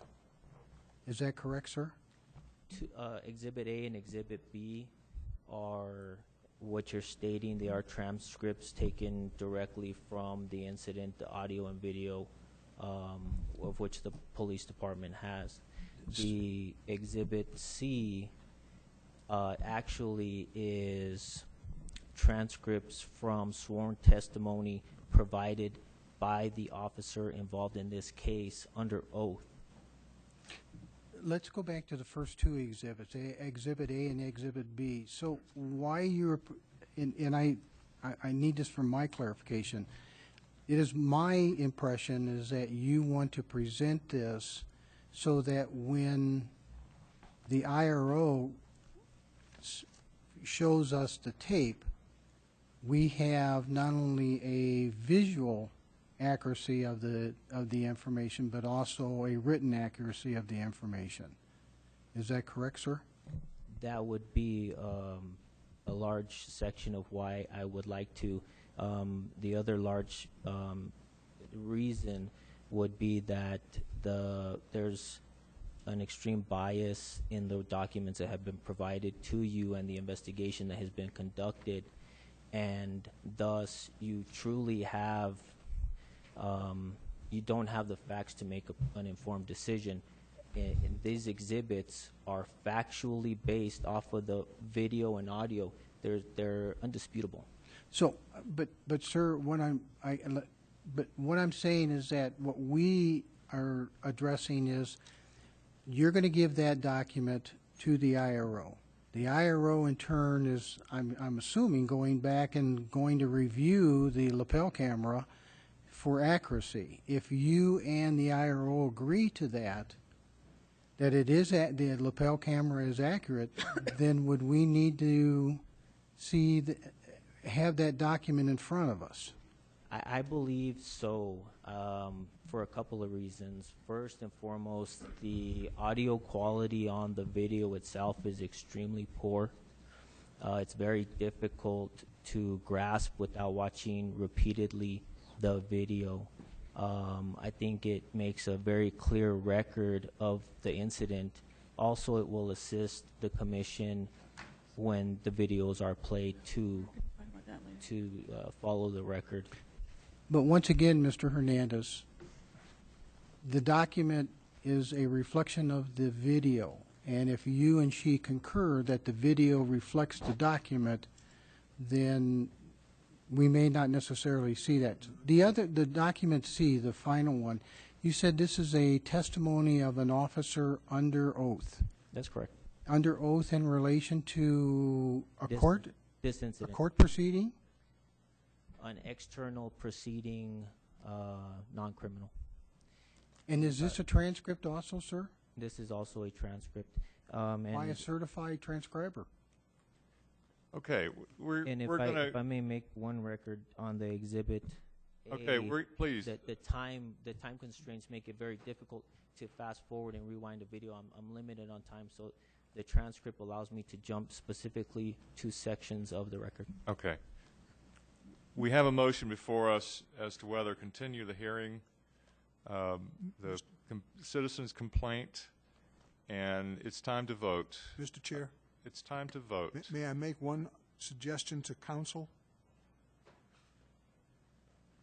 before we vote? Okay. That is, if in fact the IRO and the Mr. Hernandez can stipulate to admissibility of this evidence on or about January 2nd, do you see any problem with our then getting the evidence in advance with a stipulation? Because presumably, if both sides are going to stipulate, we're going to accept the evidence. Mr. Chair and Commissioners, the problem is with your rules. It says, as I'm rereading your rules now, the rules say that new evidence has to be accepted at the hearing. Okay. Fine. Okay. I appreciate your attempt to expedite things, but that was one of the reasons for my original suggestion of trying to have the party stipulate. It's another example of the quality of our rules. Okay. Thank you. Let's move to our vote. We have a motion on the floor to continue this hearing of the appeal till January the 9th. All in favor, please raise your right hand. It is unanimous. Let's move on. Okay, Mr. Arison, CPC 259-12. Mr. Chairman? Yes. Out of respect to the process, I will again err on the side of caution and recuse myself at this time from this appeal. Thank you.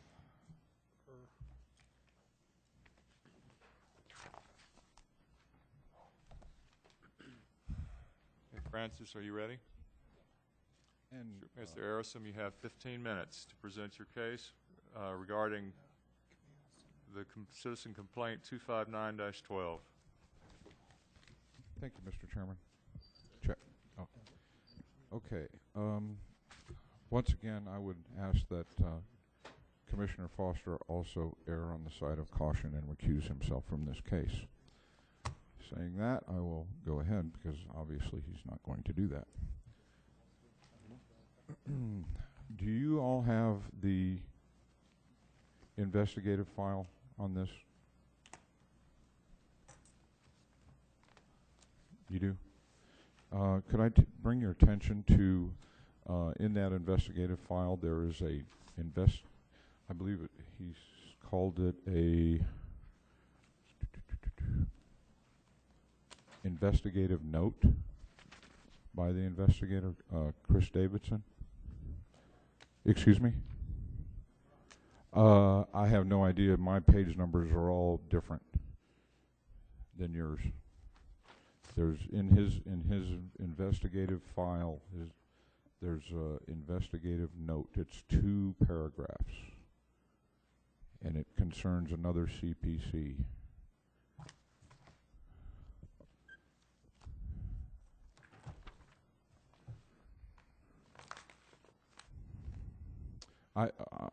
I can read it to you if you like.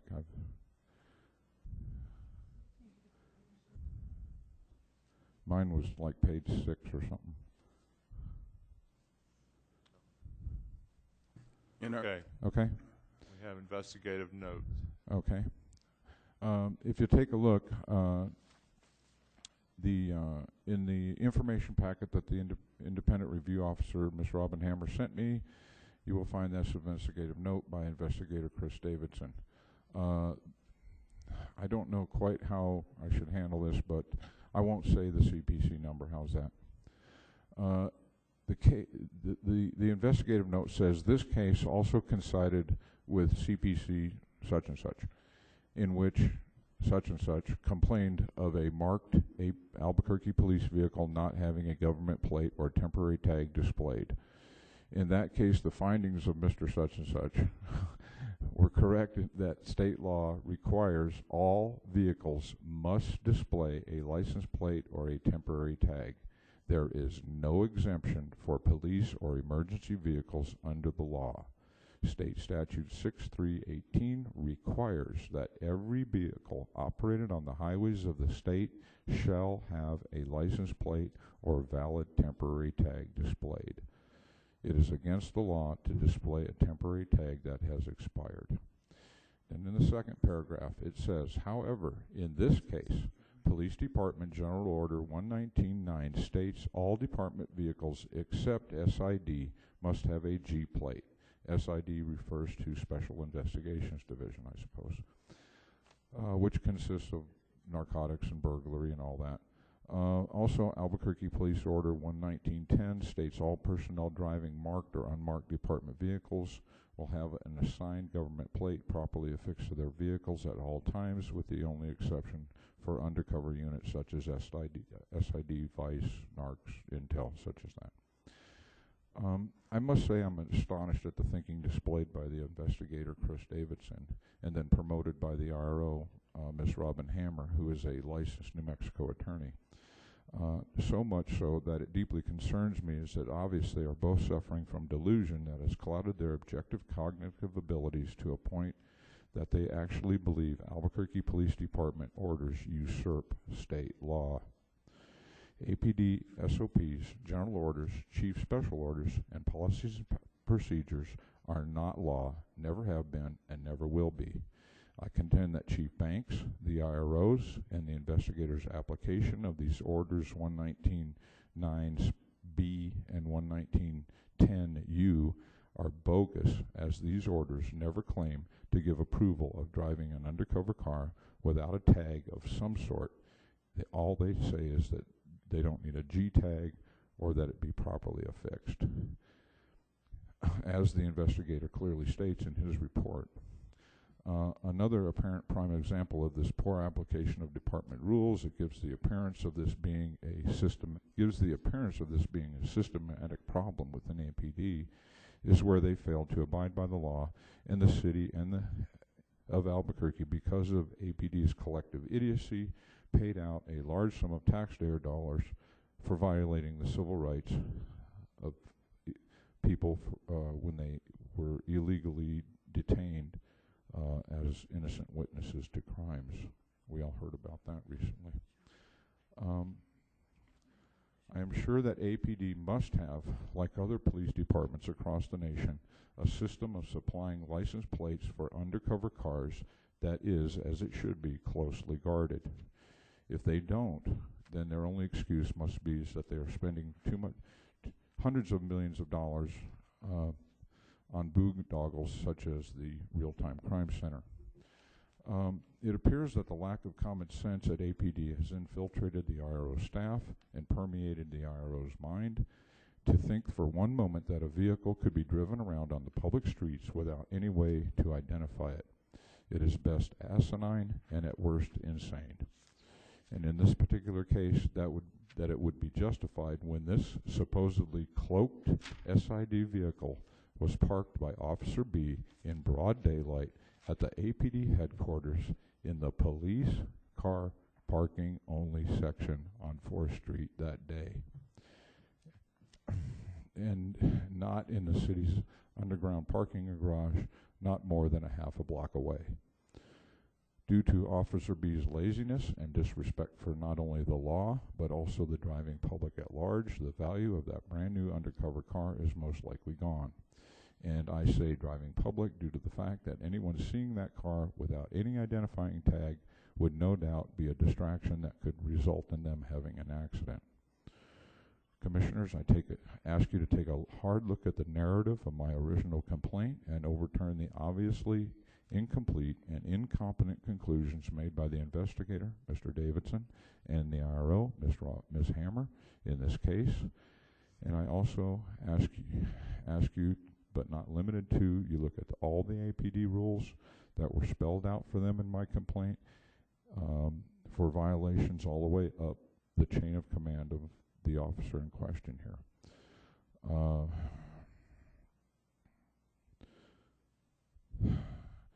Again, in closing, I ask that the Commission pass a non-binding resolution as soon as possible demanding the immediate resignation of the IRO and the investigator, Mr. Davidson, for highly possible felonious violations of New Mexico State Statute 1016-3 by their failures to perform the duties of their offices, as they both have blatantly shown their bias in favor of APD by ignoring the concrete evidence right under their noses, contrary to their predetermined exoneration of Officer B and his superiors at APD in this case.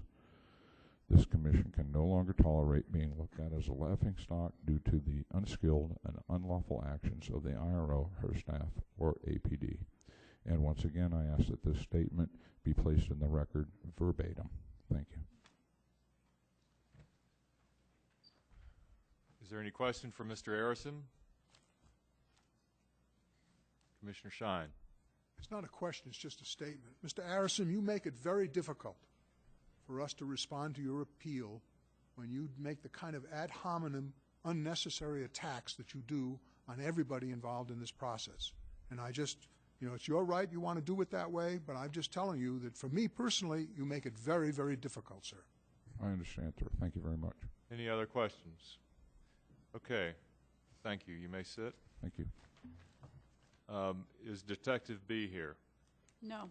Okay. Then we'll move to Lieutenant Jordan, the APD. You have 10 minutes.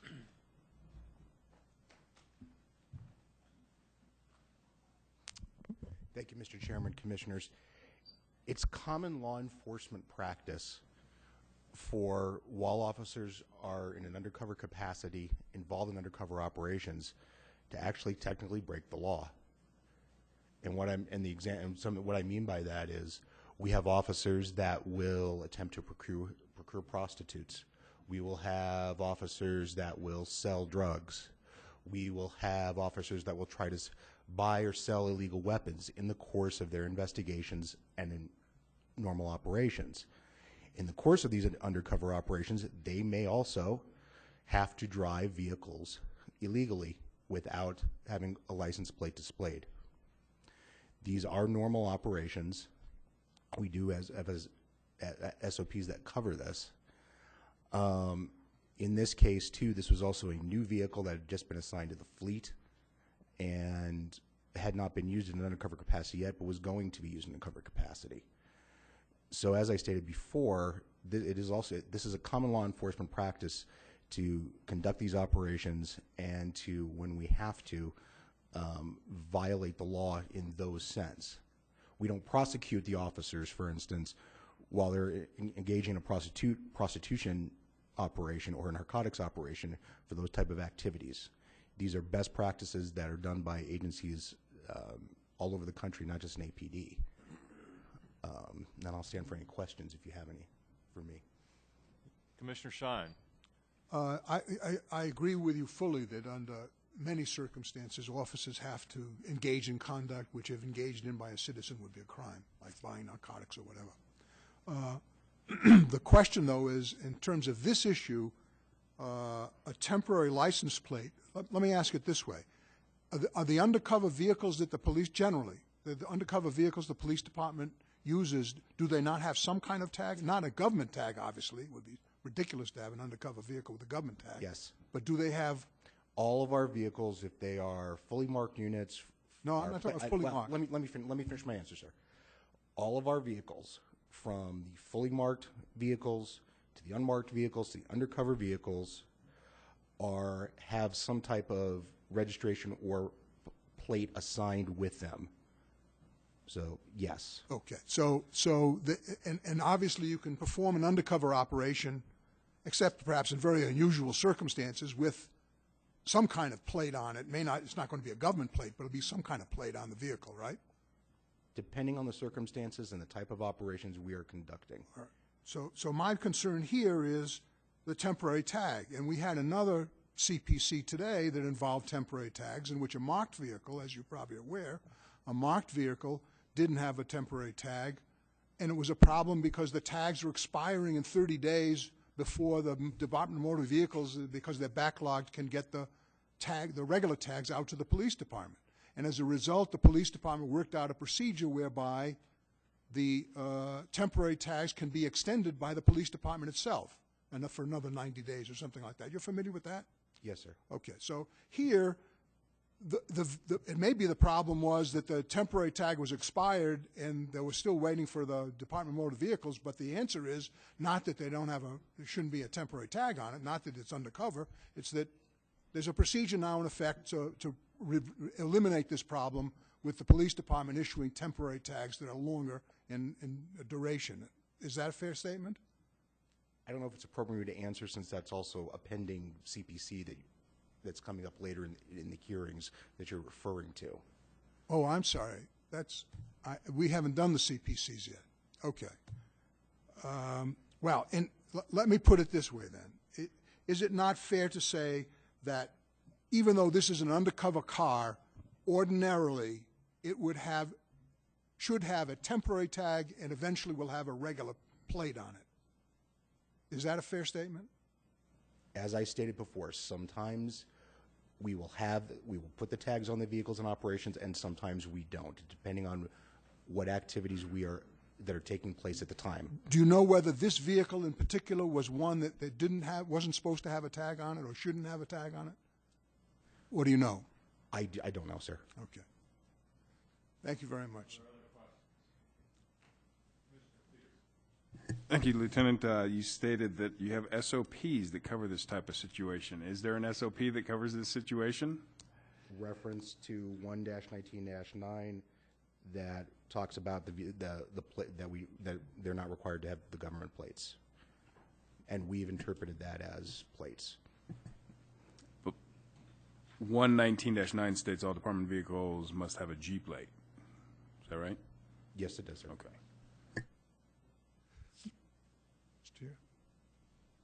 Commissioner Shine.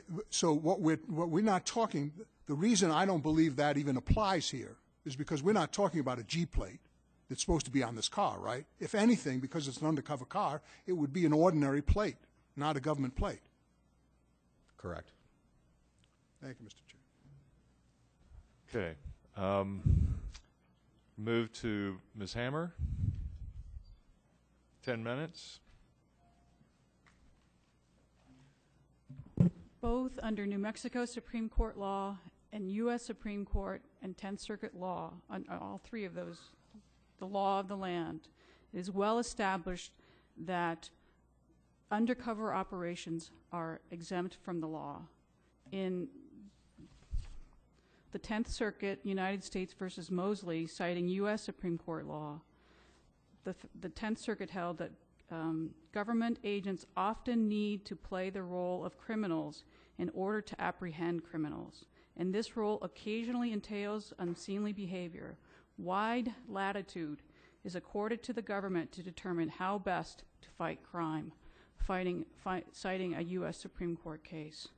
New Mexico Supreme Court in State versus Vallejos also held that the police are permitted to play the role of criminals in order to apprehend criminals, participating in a crime they are investigating, or using deception to gain the confidence of suspects.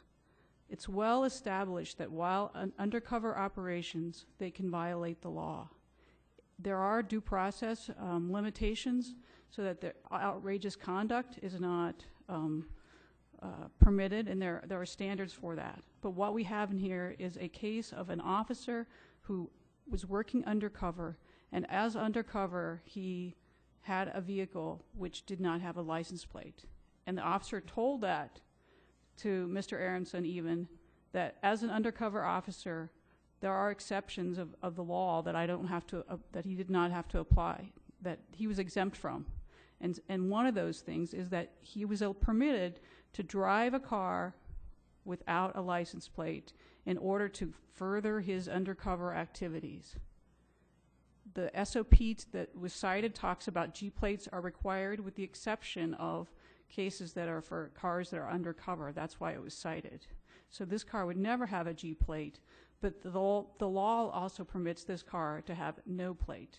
So there was no violation of the SOP, which is what we look at, and there certainly was no violation of the law, because as an undercover officer, this officer would be permitted to buy cocaine, and he would be permitted to drive a car without a license plate if it were part of his undercover operation. And this officer was an undercover officer, explained that to Mr. Aronson when Mr. Aronson confronted him, and it was videotaped that was the officer. That's what the officer's operation was that he was undercover, and that was the reason why he didn't have a license plate. So I'm asking you to deny the appeal and uphold the letter. Is there questions for Ms. Hammer? Commissioner Shine. Ms. Hammer, you're not suggesting that because someone's acting undercover, they can commit any criminal offense? There are limits. Okay. That's all I'm asking you. I'm just saying there are limits of standards which are set forth by the Supreme Court of both the United States and New Mexico. And in fact, this car had a temporary tag on it, did it not, at one point? That later expired? That's why it had the tag in the glove compartment? That's why he put it away. Yes, he did. Because it expired, right? Well, that was one reason. He could have had other reasons. All I know is in the record. What's in the record is he put it in the glove compartment because it expired. Isn't that what's in the record? What's in the record is a question of, is it a violation of the law? And I'm saying that it's not a violation of the law. Ma'am, are you... Ma'am, what's in the record is the officer said that he put it in his glove compartment because it expired, which means that the temporary tag was on there at one point, and therefore it was not off his car because he had an undercover operation he had to protect. It was in his glove compartment because it was expired. And the problem we've got here is the same we have in another case, and that is... Let's not refer to the other case, please. What we've learned is that the department has trouble with these plates expiring in 30 days, and that's the problem. I'm not suggesting... The question is whether Let me finish, Ms. Hammer. I'm not suggesting by any means that we should in any way find this officer in the wrong or punished or anything else. I'm saying we've got to be straight up and honest about how we deal with these, and I don't think citing the G plate SOP does that, because this car should have had a temporary plate, and the reason it didn't have a temporary plate is because of a problem with the bureaucracy at MVD, the Department of Motor Vehicles, not with this officer. So he should certainly not be held responsible for it, but we do have to be straightforward in how we deal with the problem. Mr. Chair, Yes. Commissioner Shine, perhaps if it's believed that the appropriate SOP is follow the law, we can modify the letter to include the SOP in addition to or in lieu of follow the law, because that's what this officer did. That's what the officer's statement was to Mr. Aronson when asked, why don't you have a plate? He says, I'm exempt because I am working undercover. That's in the record, and that's what was appropriate in this case, in that there are other facts in other cases which have to do with with license plates. I stipulate to that. But in this case, we're looking at, did this officer have a lawful authority to drive a car without a license plate? Under the New Mexico Supreme Court and the U.S. Supreme Court, he clearly does. Are there other questions from any other commissioners? Okay, I will entertain a motion. Oh, no, wait a minute. We're not there yet. We need to hear a rebuttal. Mr. Arison, you have 5 minutes.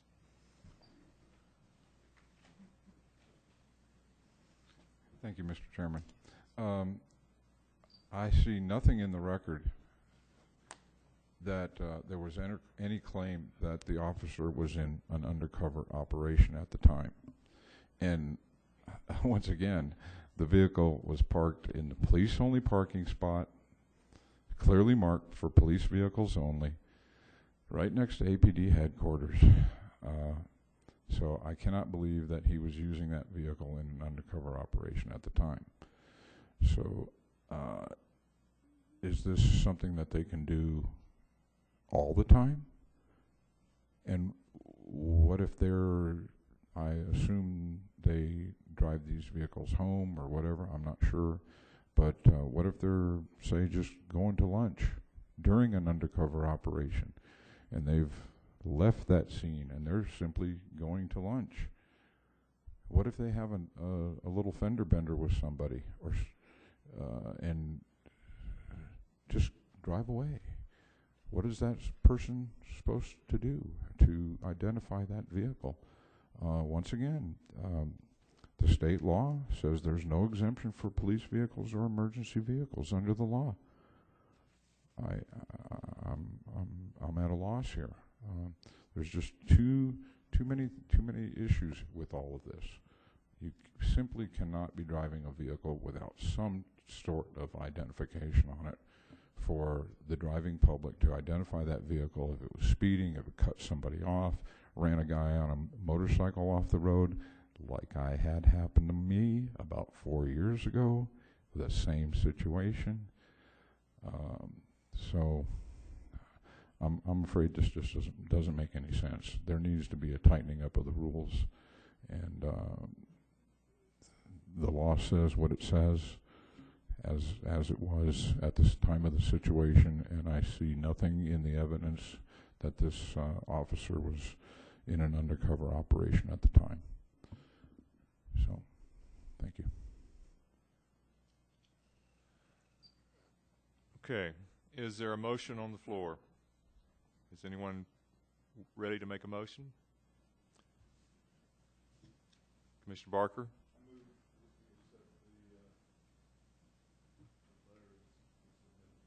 So you move we deny the letter, deny the appeal and uphold the letter. And Commissioner Foster, you second that?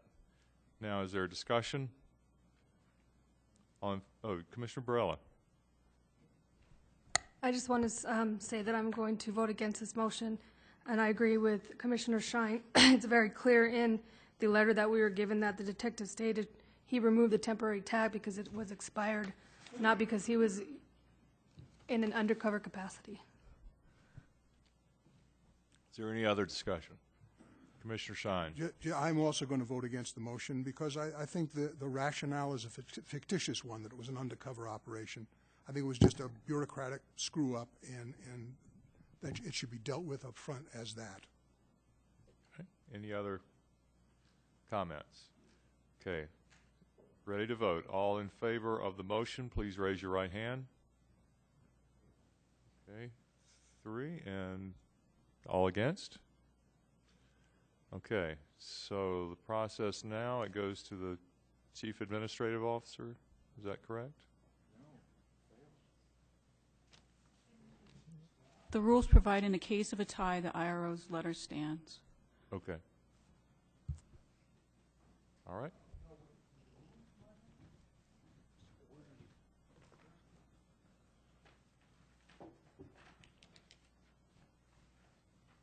Yeah.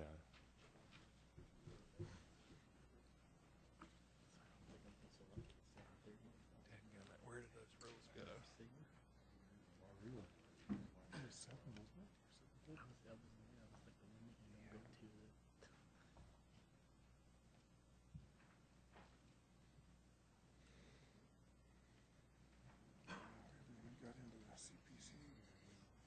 Anybody find the rule? Okay.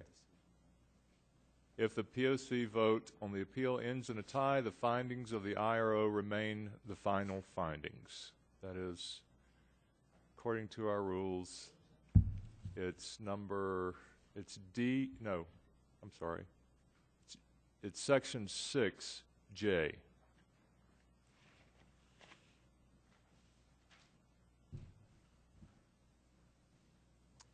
Okay, so the appeal is denied and the letter stands. All right, been requested we take a short break. Let's take 5 minutes.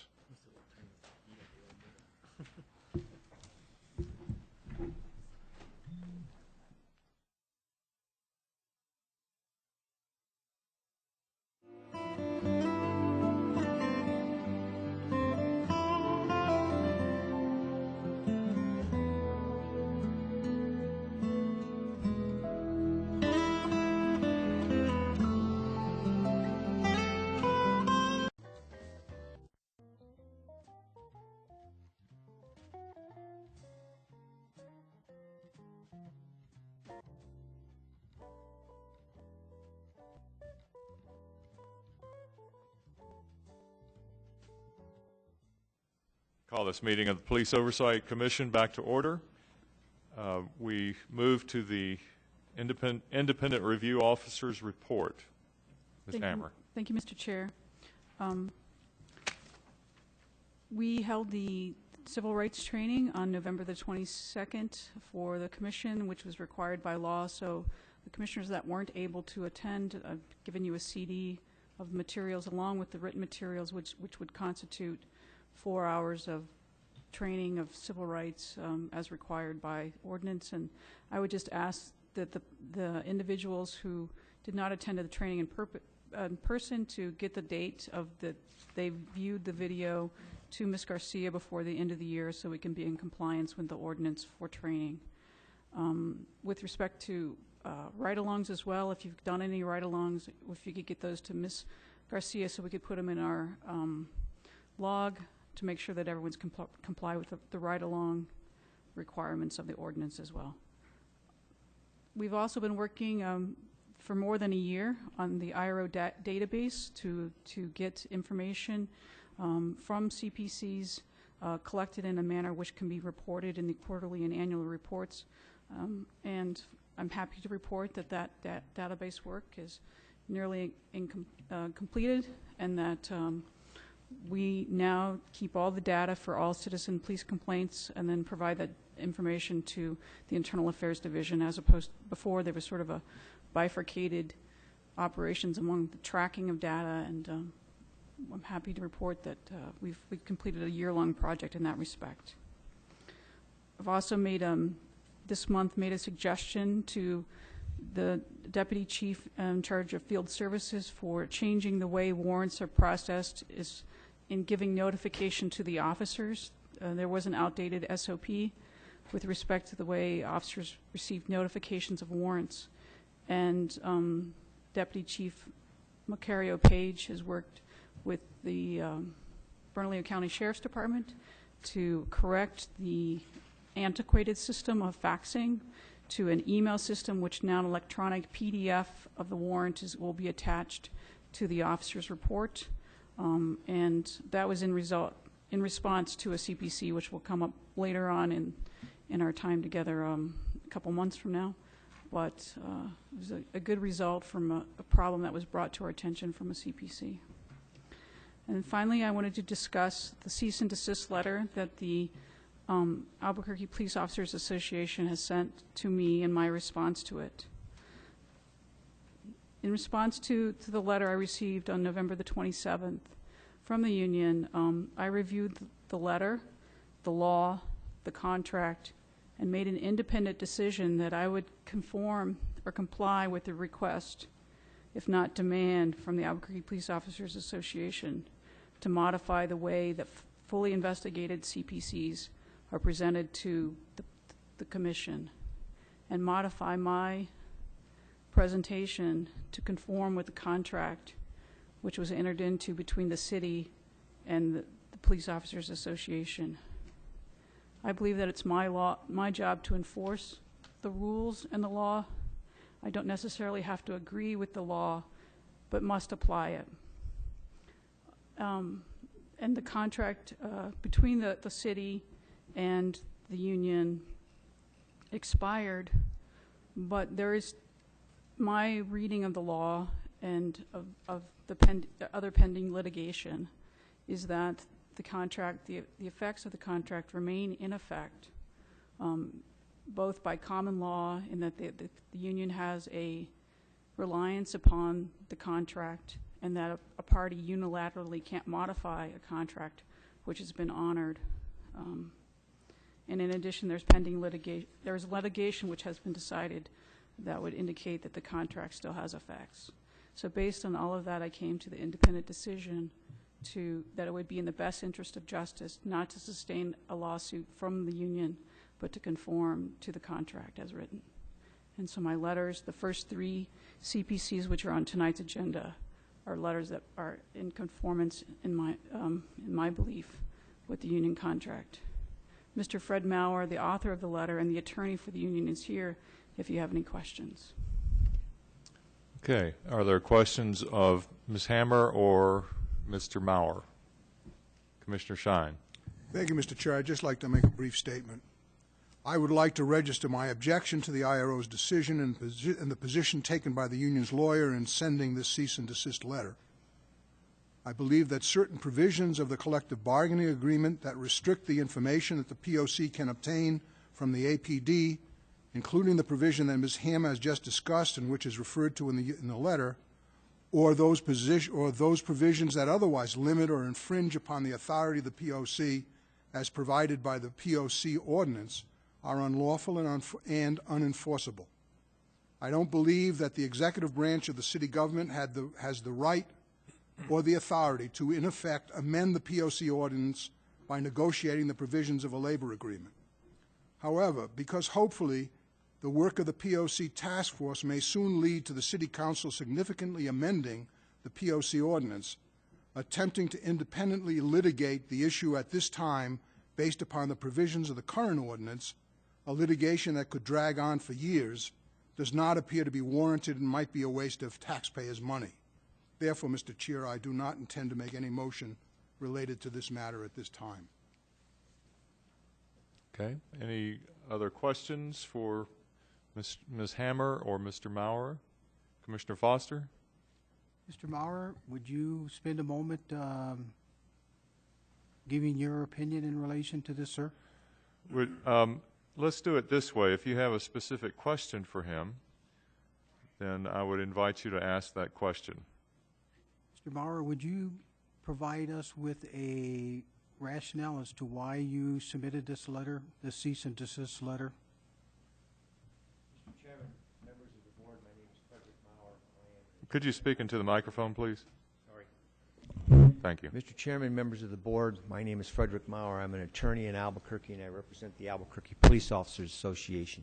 To answer Member Foster's question, the rationale behind the letter was upon our discovery of the extent of the letters being written, and I think that letter explains which contract provision I'm referring to. We believe that that was a violation of the contract. A question had been raised whether or not the contract was still valid. I would direct the Commission to review a case that has been issued by the Court of Appeals in the State of New Mexico on April 17, 2013, on the AFSCME case versus the City of Albuquerque and an appeal from Clay Campbell.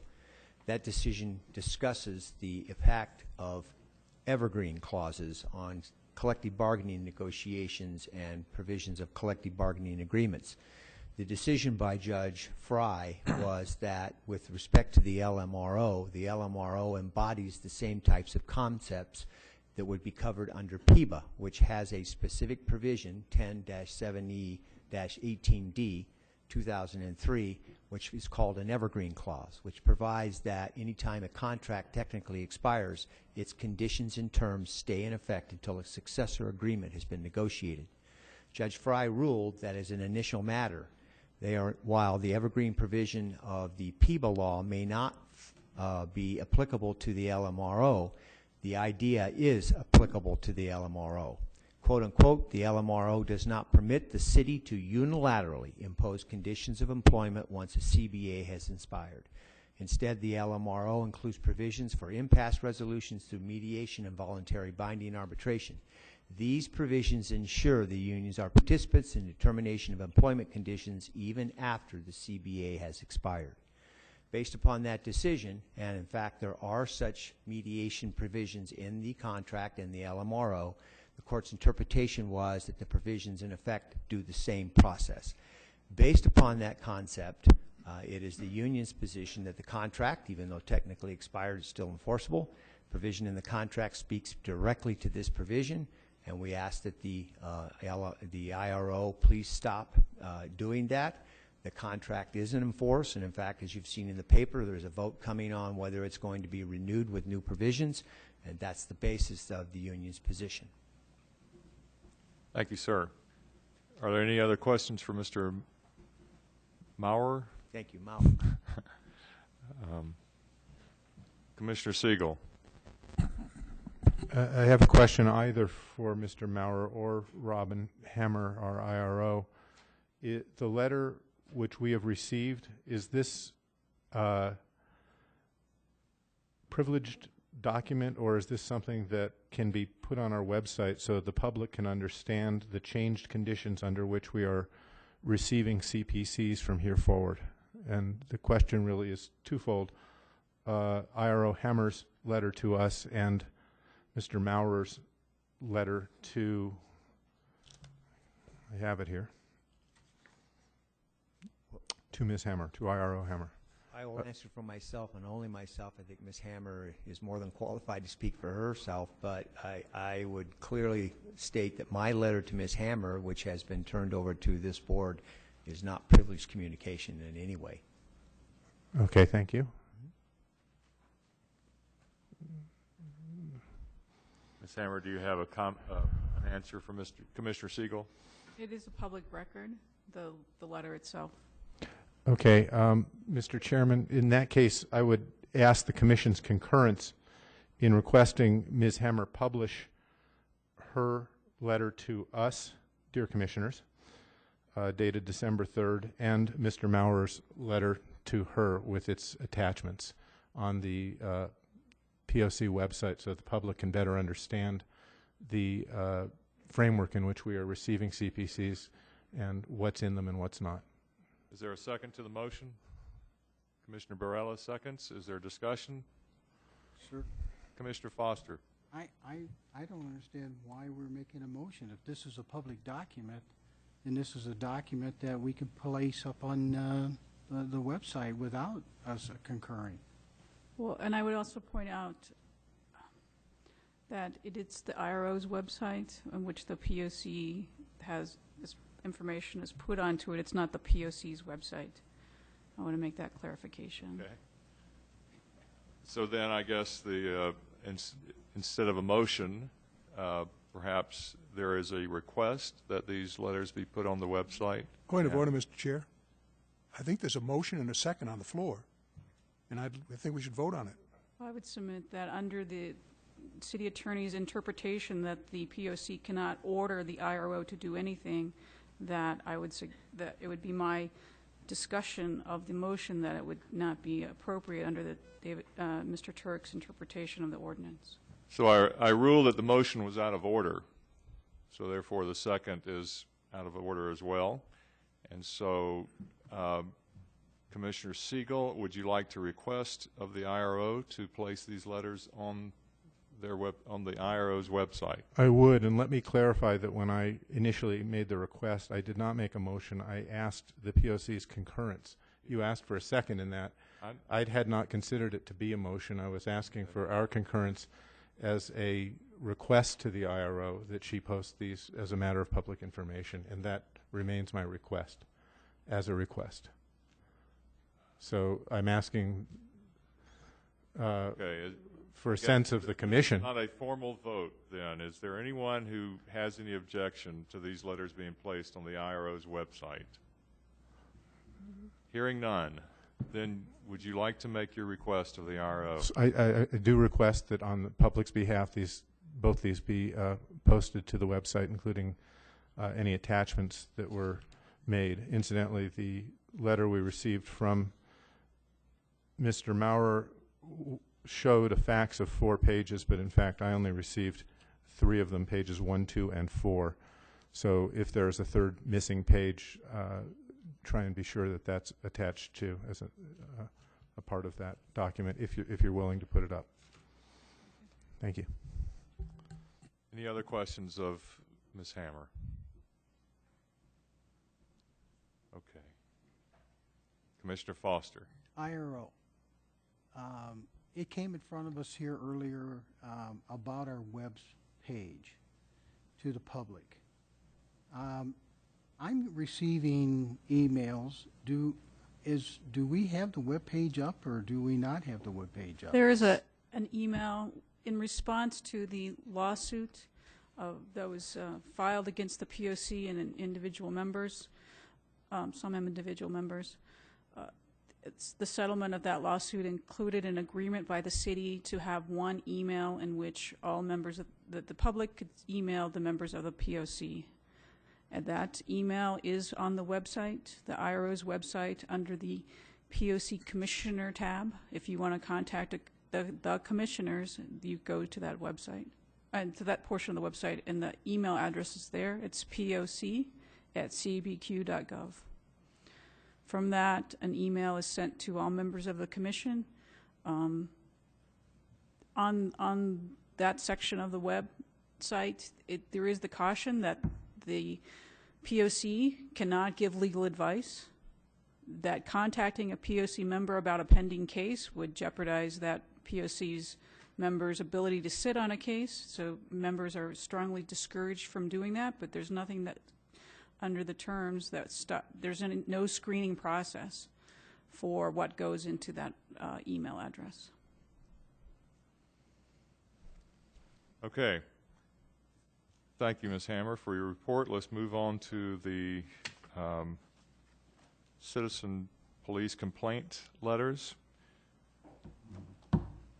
The first, the first 3 CPCs under the agenda are full investigations, and I'll deal with those separately. But the remaining numbers of the agenda, which are CPC 173, 183, 191, which is joined with a concurrent case of 203, 191-13 and 203-13, 194-13, 196-13, 200-13, 204-13, 206-13, 211-13, 215-13, 216-13, 219-13, 227-13, which is joined with 229-13, 228-13, 231-13, 233-13, and finally 234-13. All of those cases are inactivations, and I would request, absent any commissioner wanting to have any case of those reviewed individually, that that those inactivation cases be moved on a consent agenda to be approved. Okay. I move the consent agenda of the CPCs articulated. Is there a second? Is there anyone who would like to remove any of these cases from the consent agenda? Commissioner Shine. Mr. Chair, I want to have discussion on the motion. As part of the discussion on the motion, let me just ask, what struck me in all this is that 11 of these 20 CPCs were investigated by the Internal Affairs Unit, which is about 55% of them, by Internal Affairs. I thought we were only, because of person power, we only had about 25% were being investigated by the Internal Affairs. Could you explain, Ms. Hammer, why so many of these have been investigated by Internal Affairs? Because of the nature, I come to put the cases on the agenda of the CPCs is a complex matter, if you will. I try to have around 20 cases a month so that we're not here till 10 o'clock at night. And in this month, because of my receipt and decision regarding the CPC cease and desist letter from the union, the letters that were in the chain of command for review need to be rewritten to conform with that letter. Therefore, that created a need to submit letters that were inactivation letters. Inactivation, when I receive a complaint, I assign whether it should go to an IRO investigator or to the Internal Affairs Division. And often, if it's a case that I can see on its face will be inactivated for various reasons, I will assign those cases to the Internal Affairs Division, because we do need them to investigate some cases, and I've made the judgment call that it would be in the best interest of justice for the Internal Affairs Division to investigate the minor cases or the cases which can be resolved through inactivation. So in this case, there are an inordinate amount of inactivation cases, and I typically assign those minor type cases, which, in my reading, even at first blush, most likely would not warrant a full investigation. Thank you very much. Commissioner Siegel. Thank you. You asked whether any of us had concerns about pulling them out. I have concerns over several of them, and I can simply enumerate them and then carry out my expressions of those at the time each case comes up, or if you'd like, I can make something of a blanket statement about my concerns as to why I have several. Okay, I think I did the wrong thing by making the motion. I should have asked before I made the motion if anyone had one that you would like to take off. And with your forgiveness, can we pretend that there is no motion on the floor at this point? Let's withdraw the motion. I'll withdraw the motion. And so, Commissioner Siegel, speak to your concerns. Thank you, Mr. Chairman. I would request that we pull back out of that stack CPCs 17313, 19113, which is conjoined with 20313, 19613, 20413. Wait. I'm sorry. Sorry. My pen quit writing, so I got 17313. What's your next one? 191, which is conjoined with 203. So are you saying both of them or just the one? They are paired. I'm following the IRO's formatting. Okay. 19613, 20413, 21513, 21913, 22713, which is conjoined with 229, 22813, and 23113.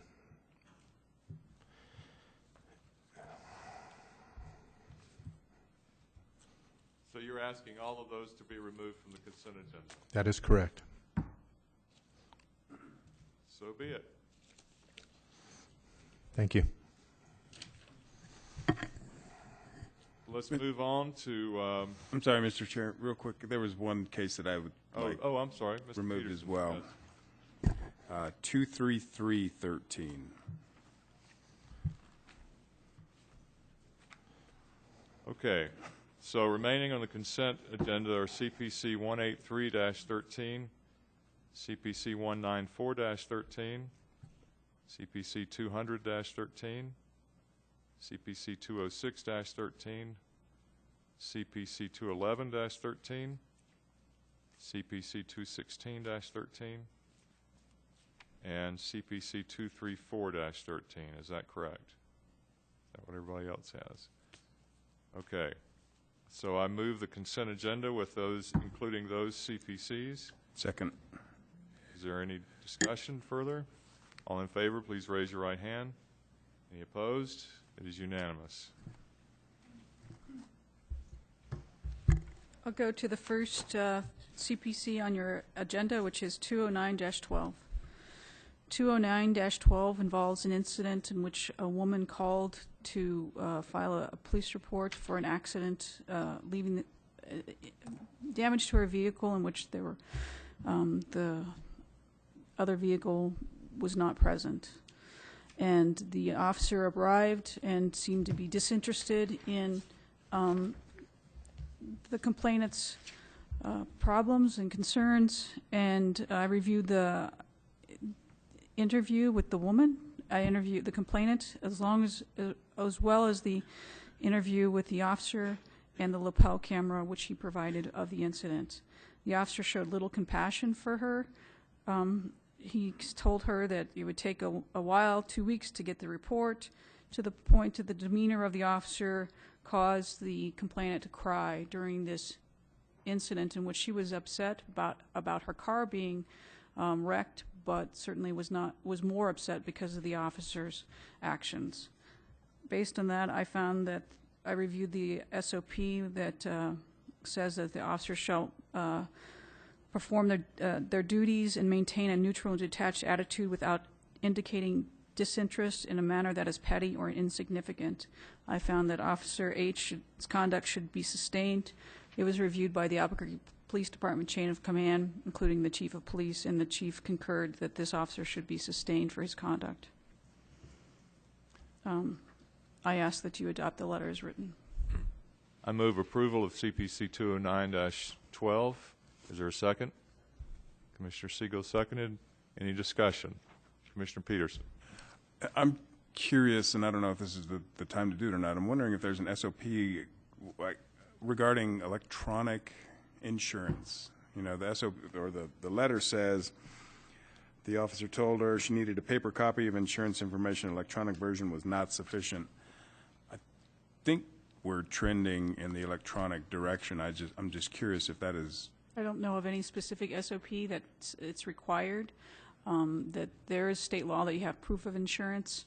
So that right. It was the officer who he could make a judgment on whether or not he found the electronic version to be credible. There are other factors that would go into it, but what was more relevant in my review of the incident was his overall demeanor towards her and the treating that she basically told her she should have gone down and made a telephone reporting unit as opposed to calling him out. Okay, thank you. Any other discussion?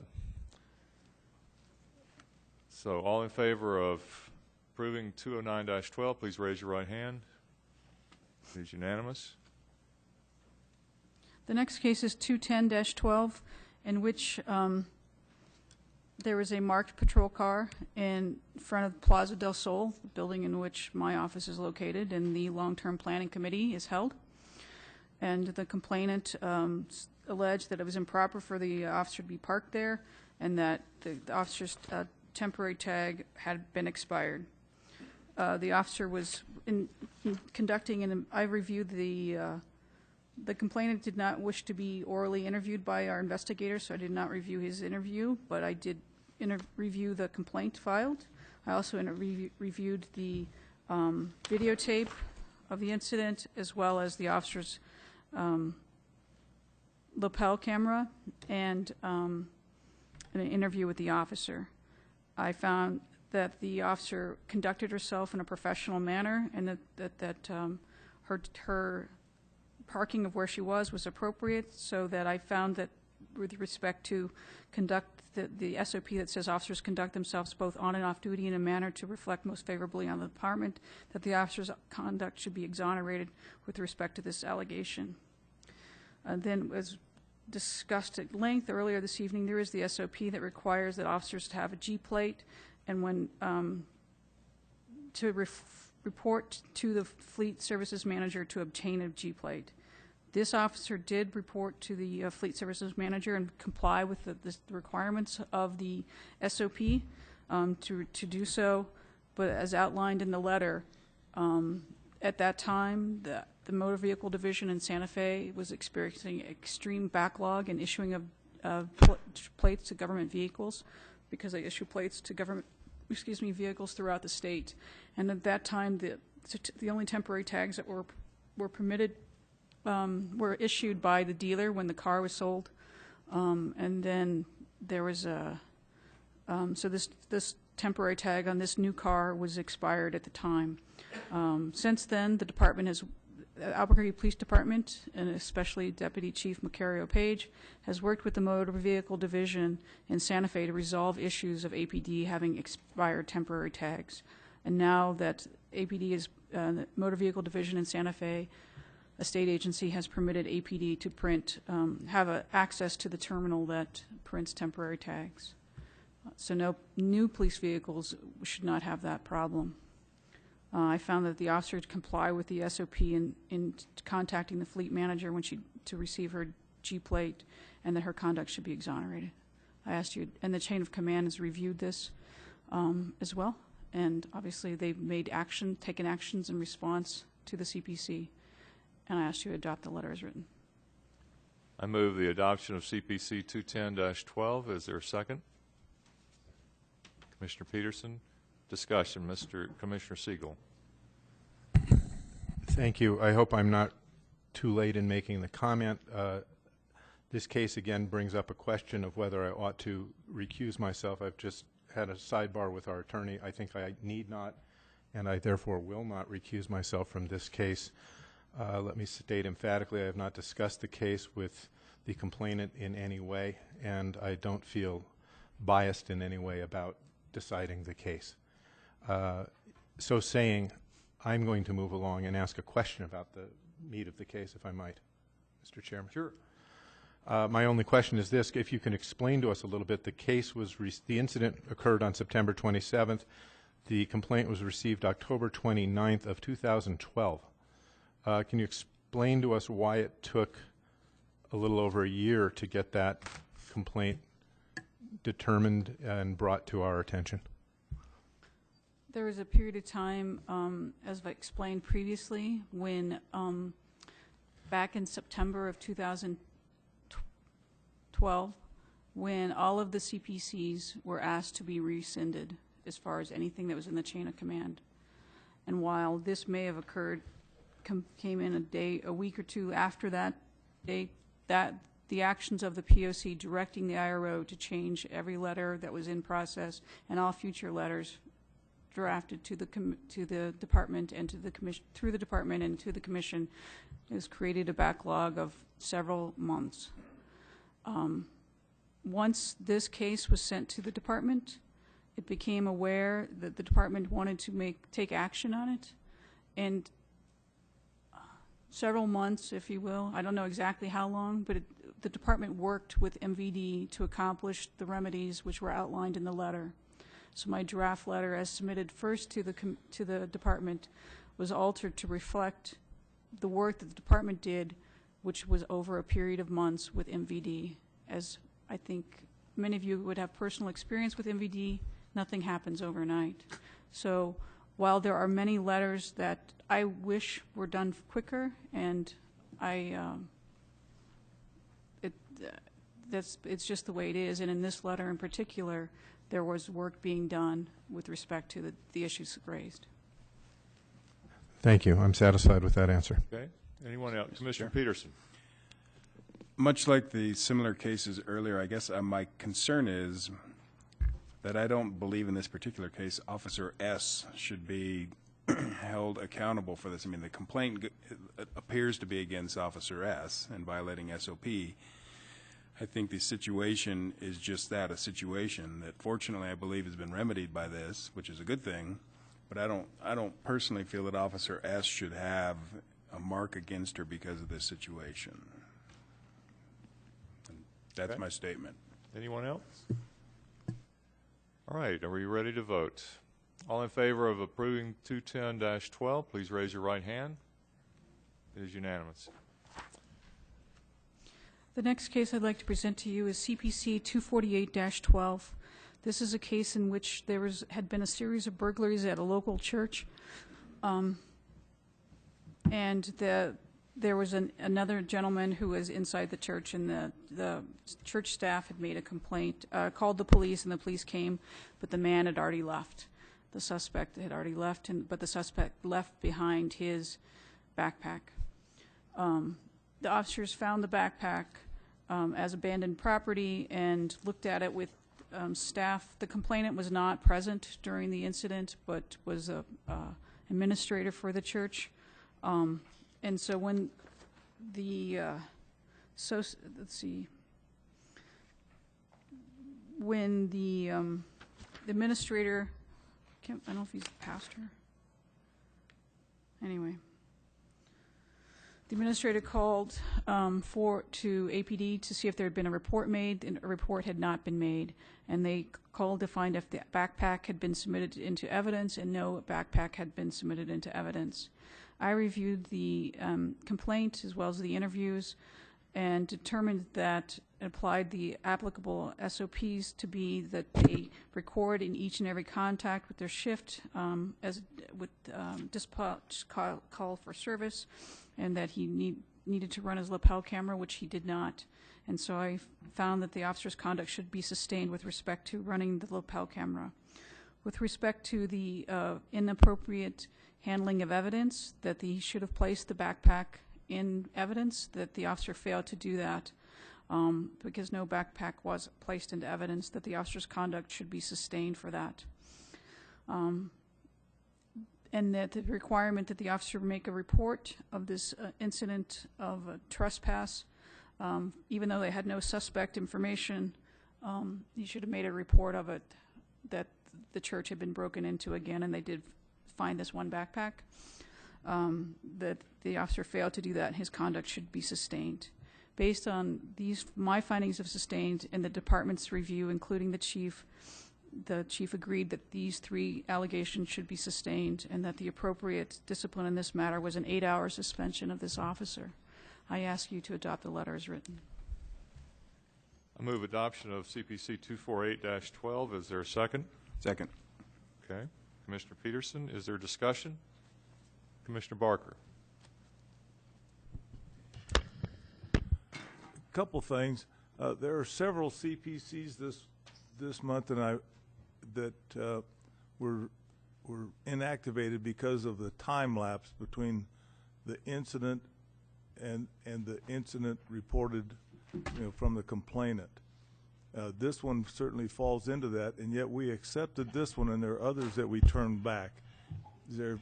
I'm sorry, Mr. Chair, Commissioner Barker, that's an erroneous date on there. That's the date that it was assigned. This case was assigned to the Internal Affairs Division to be investigated. That's not the date that it was received within our office. So it was received in a timely manner within the 90 days, and the letter will be changed to reflect the correct date that the office received it. The date that's in the letter is the date that the Internal Affairs received it. Excellent. Next comment is this is the first time, I believe, where you have stipulated the punishment that an officer would receive for something like this. Is there a reason why this is the first time we've heard that? Because it's the first time in which the terms of the union contract are being complied with to the letter, and the letters, the terms of the contract say that that the POC should not receive the investigation, but my findings and any discipline that the department has imposed. And in this case, that's why. And obviously, there would only be in a case in which there are sustained findings in which the chief agrees. Thank you. Any other? Commissioner Shine. Ms. Hammer, we had a conversation about this letter.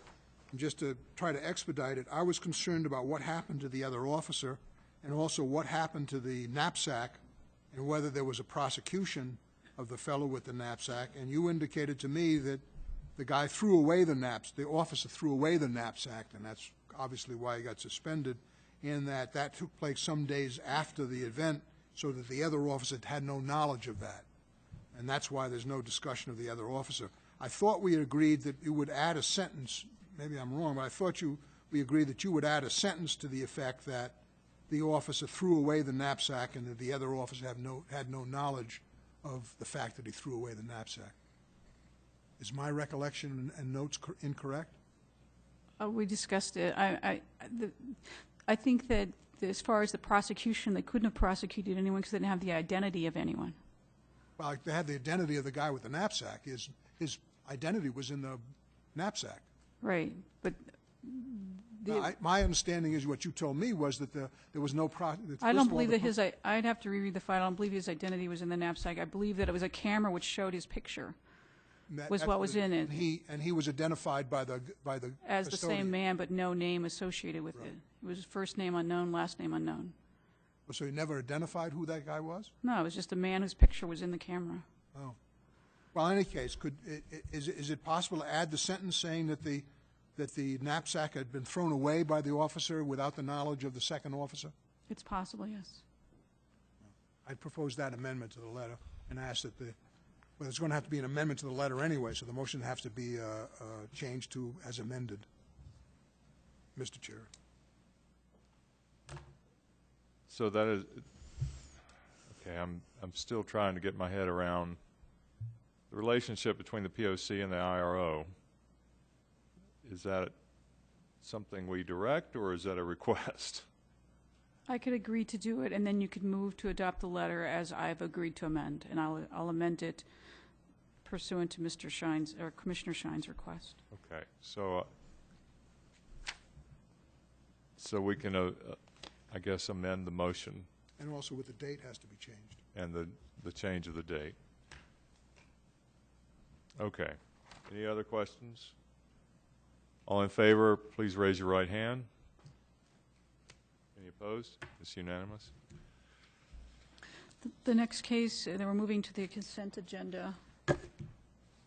Yeah. 17313, I believe. 173-13. This is a complaint about the quality of the investigation, in that the officers, a neighbor of where a shooting occurred was upset that that video evidence wasn't requested and therefore could not be obtained. And her concerns about the quality of investigation were investigated by an internal affairs investigator who was assigned this case. It was determined that there were no cameras that were nearby, that the real-time crime center could have kept. The real-time crime center actions were explained to the complainant. There were no stores which participate with the real-time crime center to provide that video to the real-time crime center, and that the woman's concerns about the inability to find the offenders of a crime that occurred in her neighborhood really couldn't be answered because no such evidence exists. Because there were no allegations, because there were under no finding of facts could there be a violation of the standard operating procedure. I request that this case be inactivated. I move approval of 173-13. Is there a second? Commissioner Barker, I believe, beats to it. Is Commissioner Siegel, what is your concern? Thank you. I had asked that this be pulled out simply to try to understand better. The real concern of the complainant was that by the time the investigator had been assigned the case, the footage was deleted. And that is in the middle of the first page. At the very bottom of that page and continuing to the second, Sergeant G stated that the real-time crime center does not store archive video footage. If workers at the RTCC observe video relevant to an investigation, RTCC informs the primary officer who may download it. I just wondered whether a committee or the department should look into and possibly change SOPs and recommendations having to do with footage at the real-time crime center, so that if it's discovered that footage is available at the real-time crime center, that it isn't so rapidly deleted, but it's kept for a certain period of time, so that its relevance to a possible ongoing investigation could be determined, and then it could be used for that purpose. If there's any video of anything, the primary officer, as pointed out in the letter, is notified, and the primary officer says keep it, and the primary officer at that moment is the best person to know whether the video. It's been my experience that video of an event is kept, and that certainly keeping all video of all times, as you can see, there's a website, there are hundreds, I don't know, dozens at least, dozens of places where the Real-Time Crime Center receives video. The computer storage to store all of that video for even a short period of time would be massive amounts of computer storage, and computer storage is money. So the department has made the decision that officers who are involved in the investigation have the authority to say, please burn me a copy of the video that you have, and that's the best use of the Real-Time Crime Center. So that there is the opportunity, and the officers are made aware of at the very instant that they have footage. It's not, they have to decide 5 minutes from now. It's certainly within a period of time that those, but the officers are notified at the time that it's occurring that they have video of what's going on. And so it's not as though, as the complainant believed, that unlike the 7 to 11, which you may go back to later, they just automatically throw things away without the video away without making any conscious decision. A conscious decision is made by officers investigating the case to keep the video, and that is done. Thank you, Mr. Chairman, and thank you, Ms. Hemmer, for that response. I guess I would request that APD continue to assess how long they should be keeping them and how much storage would be needed. I'm sure officers are very busy at crime scenes with many matters, and assessing whether this footage or that is going to be important will be lower on their priority list than the events unfolding before them. So I was hoping to use this case as a possible tune-up and learning experience for the Real-Time Crime Center and the retention of the video footage on behalf of APD and on behalf of the citizens. So that was my hope. That's why I pulled it out. In a case as serious as a shooting, the officers are busy, but they're not, they're devoting the time necessary to investigate that case. So I understand. I hope that's not, sometime we don't lose footage for lack of an officer first turning his attention to the preservation of Real-Time Crime Center footage, which who knows what store's got something on a video where somebody's dumping a weapon back in the dumpster or some other place. That was my hope, and that was why I brought it up. Thank you. Ready to vote on the case. Any other discussion? All in favor of approving 173-13, please raise your right hand. Any opposed? the next case I would submit has been pulled off the consent agenda is 191-13 and 203-13. An individual filed 2 complaints within a short period of time, and his complaint was that he could not find his gun in the ABD evidence unit. This case was assigned to the Internal Affairs Division to assist in investigating the complaint. It was determined that the gentleman's gun was in fact at the APD evidence unit, and that it was explained to him the procedures he would use to get it back. So I asked, because there's no violations of any SOPs, that you inactivate this case. I move approval of CPC 191-13 and 203-13. Is there a second? Second. Commissioner Foster, is there discussion? Commissioner Siegel. It was, again, I who had this pulled off of the consent agenda only out of concern that a citizen who's making a complaint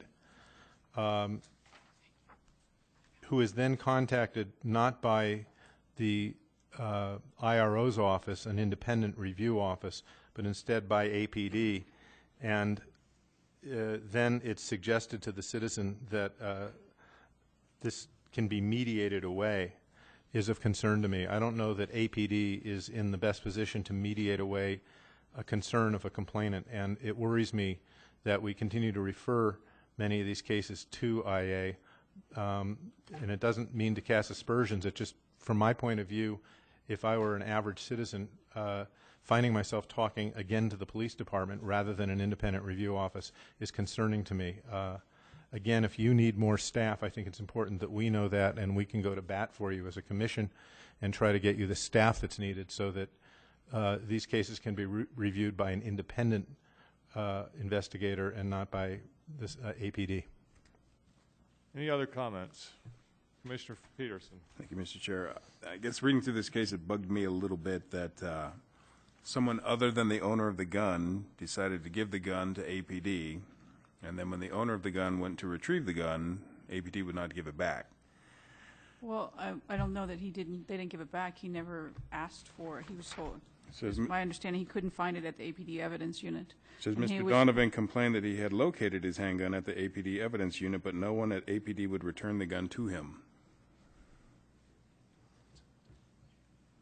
There are provisions that guns can be taken from people with mental illness. Okay. And so I'm that's all for that. there are provisions at APD, which I didn't go into for lots of reasons, one of which is it's a public record. Sure, this sure, letter. sure. And I mean, big proponent of if there is diagnosed mental illness, You that can't have a weapons gun. Yeah, yeah, yeah. Right. No, And I'm on board with so that. Some of the concerns for him getting his gun back had to be, did he comply with the gun laws of the federal government for having mentally ill people with guns? So that's part of the concern. I would hope that the IA investigator that explained to Mr. Donovan the procedure for retrieving his firearms probably went through All of that. all of that with him. And then I guess the only other question I had was, Officer L stated that there was evidence that Mr. Donovan had mental health issues. Do we know how there was evidence of that? Just He was the taken previous to calls? the hospital for involuntary commitment, and that they would only have probable cause to take them if he was a danger to himself or others, and he has been admitted several times for mental health issues. Thank you. Okay. Any others? All right. All in favor of approving CPC 191-13 and 203-13, please raise your right hand. It is unanimous. The next one, I believe that was pulled out was 196-13, which there was a complaint that a female officer changed lanes on Louisiana Boulevard without using her turn signal, that she was in the turn bay and ready to turn left and did not use her turn signal. This case was assigned to the Internal Affairs Division, in which the complainant, the officer was spoken to as well, or interviewed, as well as the complainant was spoken to. It was determined that this matter should be resolved in an informal matter, and the complainant was happy with that resolution. Based on that, I moved to inactivate this case, ask you to adopt the letter as written. I move adoption of 196-13. Is there a second? Mr. Foster, is there a discussion? Mr. Siegel? Thank you again, Mr. Chairman. Once again, I am concerned as to, here's a citizen who makes a complaint about an officer apparently, in this citizen's eyes, doing something wrong, and the next thing the complainant knows, after making the complaint to the Independent Review Office, that citizen is contacted again by APD's IA, who then talks to the citizen about an informal resolution. I can't know whether the nature of the phone call, and won't guess it from here, but I wonder, do you need further investigators? Why are these cases of autumn of this year going to IA? Are we still backlogged? What do you need more? We'll always need the help of IA until we have additional investigators. In this case, and in all cases in which IA is assigned, they receive a letter under my signature that is sent out that the case has been received by the Independent Review Office and that has been assigned to the internal affairs of the Albuquerque Police Department to investigate. So they know that we are investigating it. They receive a letter from me. They're being told that it's on my behalf, that this investigation is going on, and certainly the cases that informal resolution are suggested by my staff or by the internal affairs staff are cases of relatively minor infractions and cases in which I make a conscious decision that are appropriate for informal resolution, and it's my decision whether or not informal resolution is how we inactivate these cases. So it is the Internal Affairs Division, highly trained professionals who are all the rank of sergeant and above, are assigned cases. It's a select group of individuals. It's not any plain old cop. It's people who have been promoted to a very high demanding job and I have great confidence in the Internal Affairs Division of the Albuquerque Police Department that they're not strong-arming anybody to decide whether or not talking to someone's supervisor about not using your turn lane to turn from the left-hand lane of Coronado Mall is an appropriate resolution. So if I can be clear, you need another investigator on your staff. Or two, yes. Or two. And your decision you have to give some of your cases at this point to IA. Yes. And you decide to give what you perceive as the simplest cases, least complicated cases, to IA, and reserve the other more complicated cases for you and your investigators. Yes. Okay. Commissioner Foster. IRO, you said earlier that when you decide to do this, you initially send out a letter. Mm-hmm. And that letter says that you are going to investigate. On behalf that the Independent Review Office has received their complaint, and that their complaint has been referred to the Internal Affairs Division of the Albuquerque Police Department, that a member of the Internal Affairs Division will be contacting them to discuss their complaint and conduct an investigation. That's what the letter basically says. It's about a page long. Lieutenant, so when your investigators go out, how do they introduce themselves? I mean, generically, how do they introduce themselves to the potential client? They identify themselves as Albuquerque police officers, as investigators with the Albuquerque Police Department's Internal Affairs Division, and that they are conducting the investigation that reference the CPC that they file with the Independent Review Office. So they have their weapon on them, they have their badge, they're in uniform, or they're in plain clothes? My sergeants work in plain clothes. Many of these cases, because of the nature, sometimes there's not personal contact. Sometimes it's done via the phone, the email, depending on the circumstances. With many of these, the cases that IRO Hammer gives to us for investigation, because they are very simple and easier cases to take care of. And lastly, it's my opinion that what is being implied here is that here is a person who is complaining against Albuquerque Police Department, and now Albuquerque Police Department is investigating this complaint, which may promote intimidation and some type of harassment. Is that a possibility in these cases?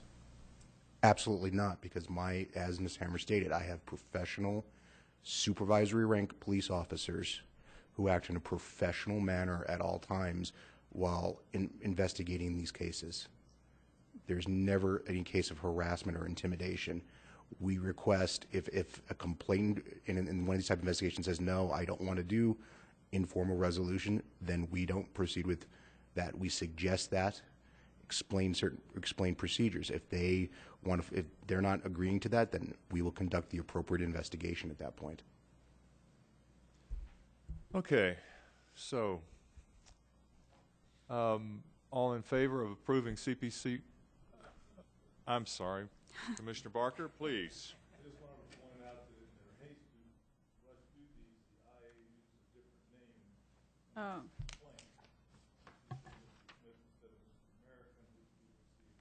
Right. Well, we'll change that, sir. Thank you. Okay, thank you, Commissioner Barker. All in favor of approving CPC 196-13, please raise your right hand. It's unanimous. The next case pulled out of the consent agenda is 204-13. This is a case in which there is a burglary and 2 phone calls were made from a house. The woman, the victim, learned of the phone numbers afterwards and called the police for a second time, and the 2 officers that arrived to take the information. The complainant complained that the officers didn't pursue the lead of the 2 phone numbers. This case was assigned to the Internal Affairs Division to investigate, and the Internal Affairs Sergeant who investigated this case pulled the CADs and the, I believe, police report and learned, in fact, that the officers had followed up on the leads from the phones and gone to the phone number, called the phone company, learned an address of where the phone was registered to, went to the address and learned that the phone company did not have the appropriate or the right address for the phone number, and so it was basically a dead-end lead.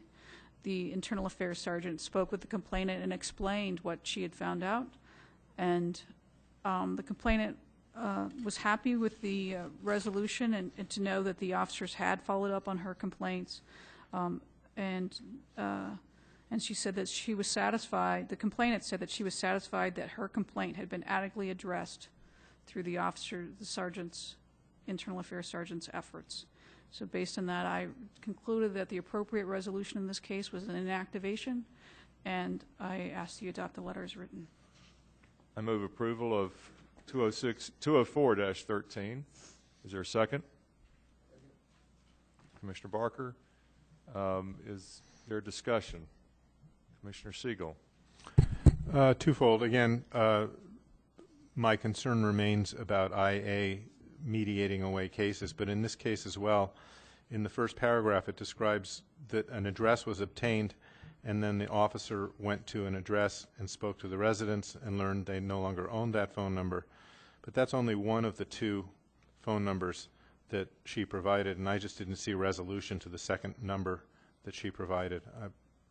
That was seemed like an incomplete write-up to me. I believe that that it was two phone calls to the same phone number, and if it's not written that way, then it was wrong. They was given two phone numbers. They looked up the phone. Two phone calls were made. It was those phone numbers, which was the same one, was investigated. Okay, so my confusion is it says further investigated the phone numbers, plural, provided, and It should have been phone calls. There were two calls to the same number. That explains my confusion. The only other comment I have is that it says investigation by independent review officer, and it really should probably be IA on this case as well as on the previous, as a matter of fact. I'm ready to vote. Thank you, Mr. Chairman. Okay, all in favor of approving CPC 204-13, please raise your right hand. It's unanimous. The next case for your consideration is 215-13, in which an incident of a traffic accident at a Target store. They spoke to both parties that the allegation was that the traffic accident was falsely written. The officer that was there actually witnessed the incident via live video at the time. He was inside the Target store watching videos.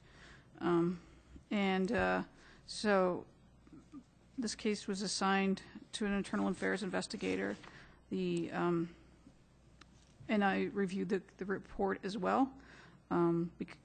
I found that there was, after the preliminary investigation, that there were no SOP violations, and I made a decision that an inactivation was the appropriate resolution of this case.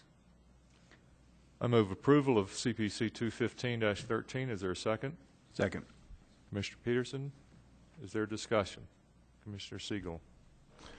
Well, again, in this case, I would note that's another IA investigation. In this case, the conclusion that there were no violations of an SOP is a possible conclusion, but I don't believe an inactivation is the correct resolution, because the complainant accuses an APD officer of filing a false report and falsely accusing the complainant of causing the accident.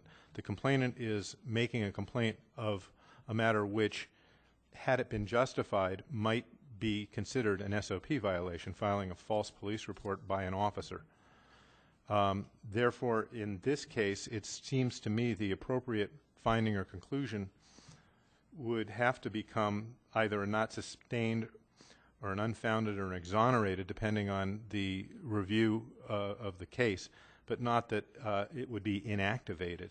It seems that there's a complaint, and then the validity of the complaint and the facts behind it needed the investigation that occurred. So I don't believe that an inactivation is a correct resolution of this case. That's my concern in this case. You have a response? I would just submit there was an allegation that the report was wrong. A preliminary investigation was conducted. The report was found to be correct. The officer had direct observation. The complainant admitted reason for liability of running in, and the complainant is unhappy with the report, which finds him to be at fault, which the officer observed. And so it's my position that taking time away from investigating cases in which there is a material dispute of fact, in that we don't have, here in this case we have credible evidence, the video from the target, that the officer saw and wrote what he wrote. So it could be written up as a full investigation, but it also could be inactivated for no SOP violation. Okay. Is there any other discussion? All in favor of approve? Mr. Chair? Yes, Commissioner Shine.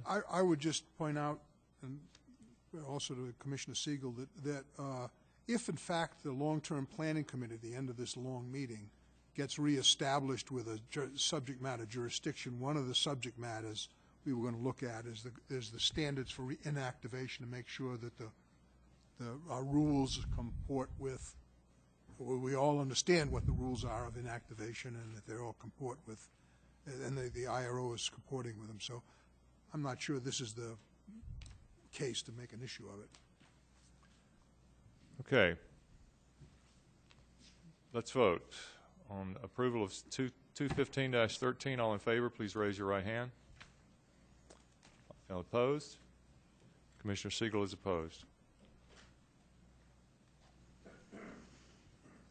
In this case, the next one that has been pulled out is 219-13, in which it was a somewhat incoherent complaint, in which the gentleman was complaining about his drugs that were taken from him while he was at the Metropolitan Court, appearing for court.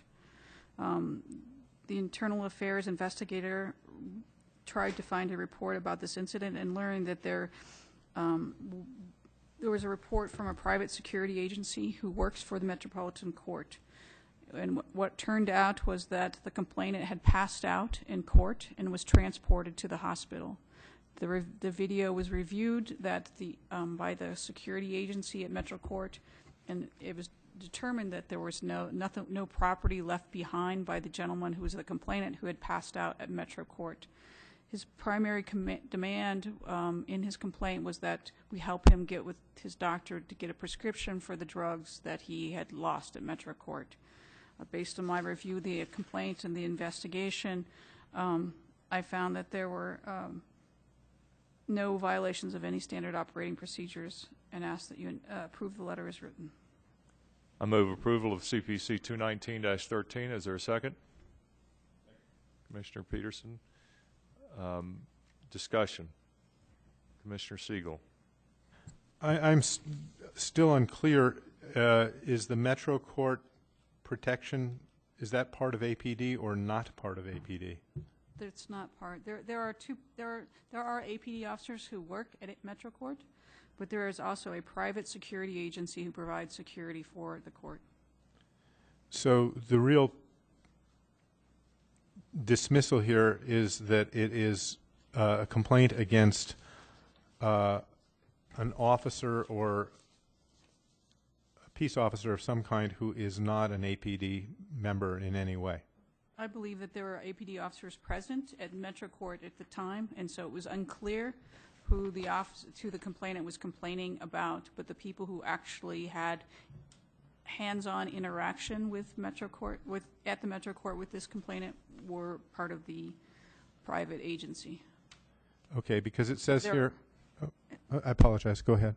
So my talk that there is no SOP violation is because there were no officers which were identified. There were officers who were present when this gentleman passed out that worked for APD, in which we would have jurisdiction, and none of those officers could be none of the actions of those officers would be a violation of the SOP. All right, because at the findings and conclusions section of this case, it says, unfortunately, the IRO cannot assist you with obtaining medications from your doctor. I reviewed your complaint. I find no violations of SOPs, but it doesn't say that the officers in jurisdiction were not APD officers. So it doesn't seem clear enough. I did not understand the case before me to be inactivated because it's not about APD.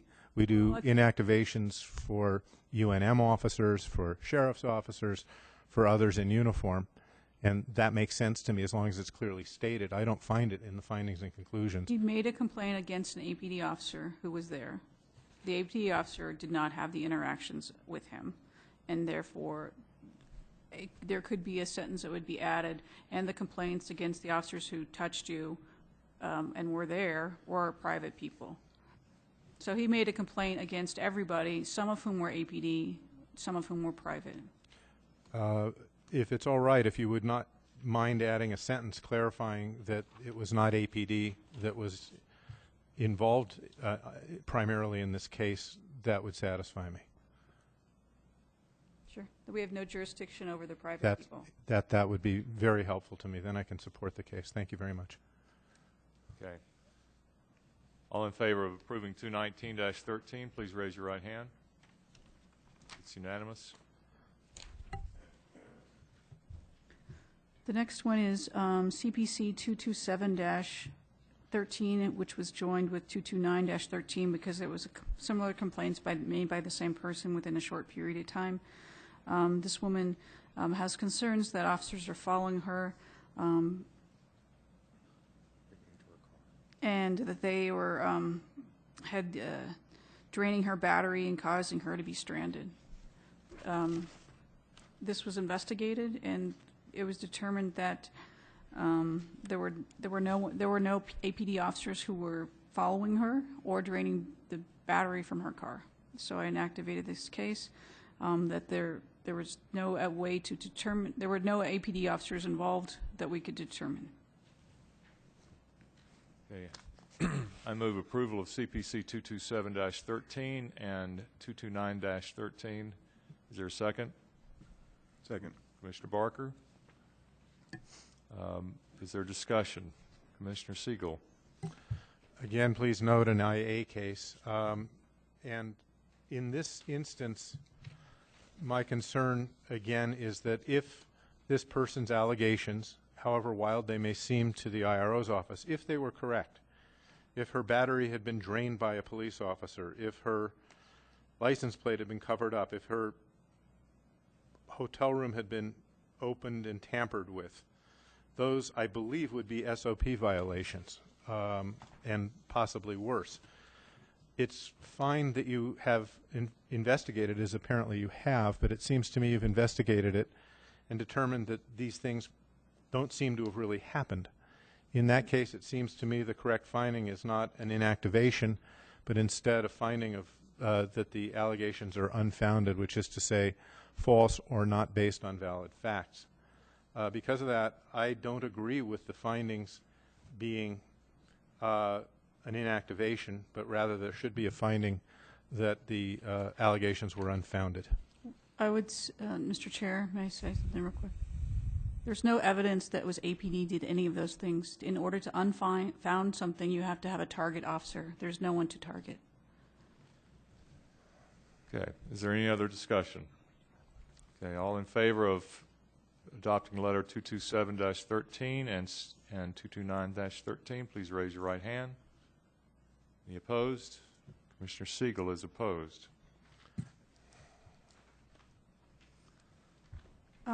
This is another case in which there was he was handcuffed, and there was an allegation that two other officers questioned him, and that he was eventually let go.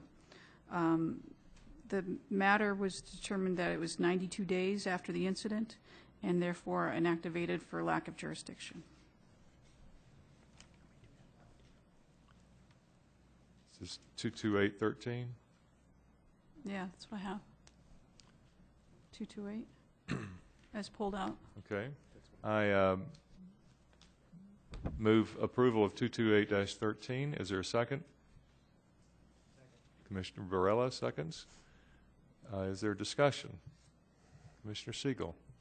My concern here was first of all, the inactivation is because the complaint is received 92 calendar days after the incident, and by law you can only investigate cases that go 90 calendar days.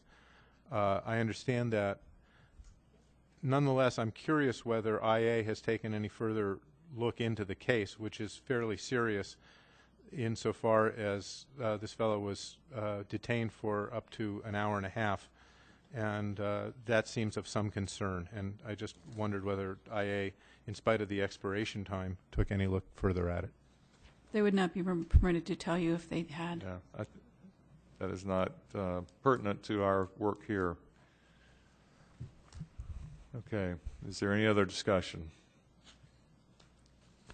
Yeah. All in favor of 228-13, please raise your right hand. It's unanimous.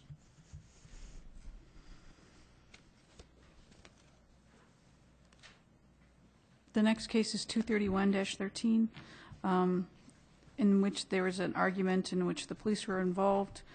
He made several allegations about the officer making his decisions, and it was determined that it was 92 days past the incident, and therefore we had no jurisdiction. I move approval of CPC 231-13. Is there a second? Commissioner Peterson, is there discussion? I'll withdraw any comment I had based on the IRO's response to me on the last case. Okay. And then the final one. We need to vote. I'm sorry. Jump. All in favor of 231-13, please raise your right hand. It is unanimous. I apologize. The next one is 233-13. This is a matter in which she loaned her car to her cousins, and then the cousins picked up a third person who was then associated with wanted persons. The Albuquerque Police Department had a description of the wanted persons. They matched the description of the cousins of the complainant and the third person, the friend of the cousins. In this case, this case was assigned to the Internal Affairs Division. The Internal Affairs Sergeant spoke with the complainant, and the complainant stated that she didn't have any complaints against the individual officers. She just wanted the department to pay for the damage to her car, and it has been referred to the risk management unit. I actually spoke with the adjuster assigned to this case, and it's being handled in an expedited manner at risk management. Because there are no allegations of SOP violations, I ask that you approve the letter as an inactivation. I move approval of CPC 233-13. Is there a second? Commissioner Barker, is there a discussion? Oh, yes, Commissioner Peterson. This is probably just as simple as a date being wrong, but I was curious. It said the IA investigator spoke with her on October 21st, but the incident didn't happen until November? I'll have to check that.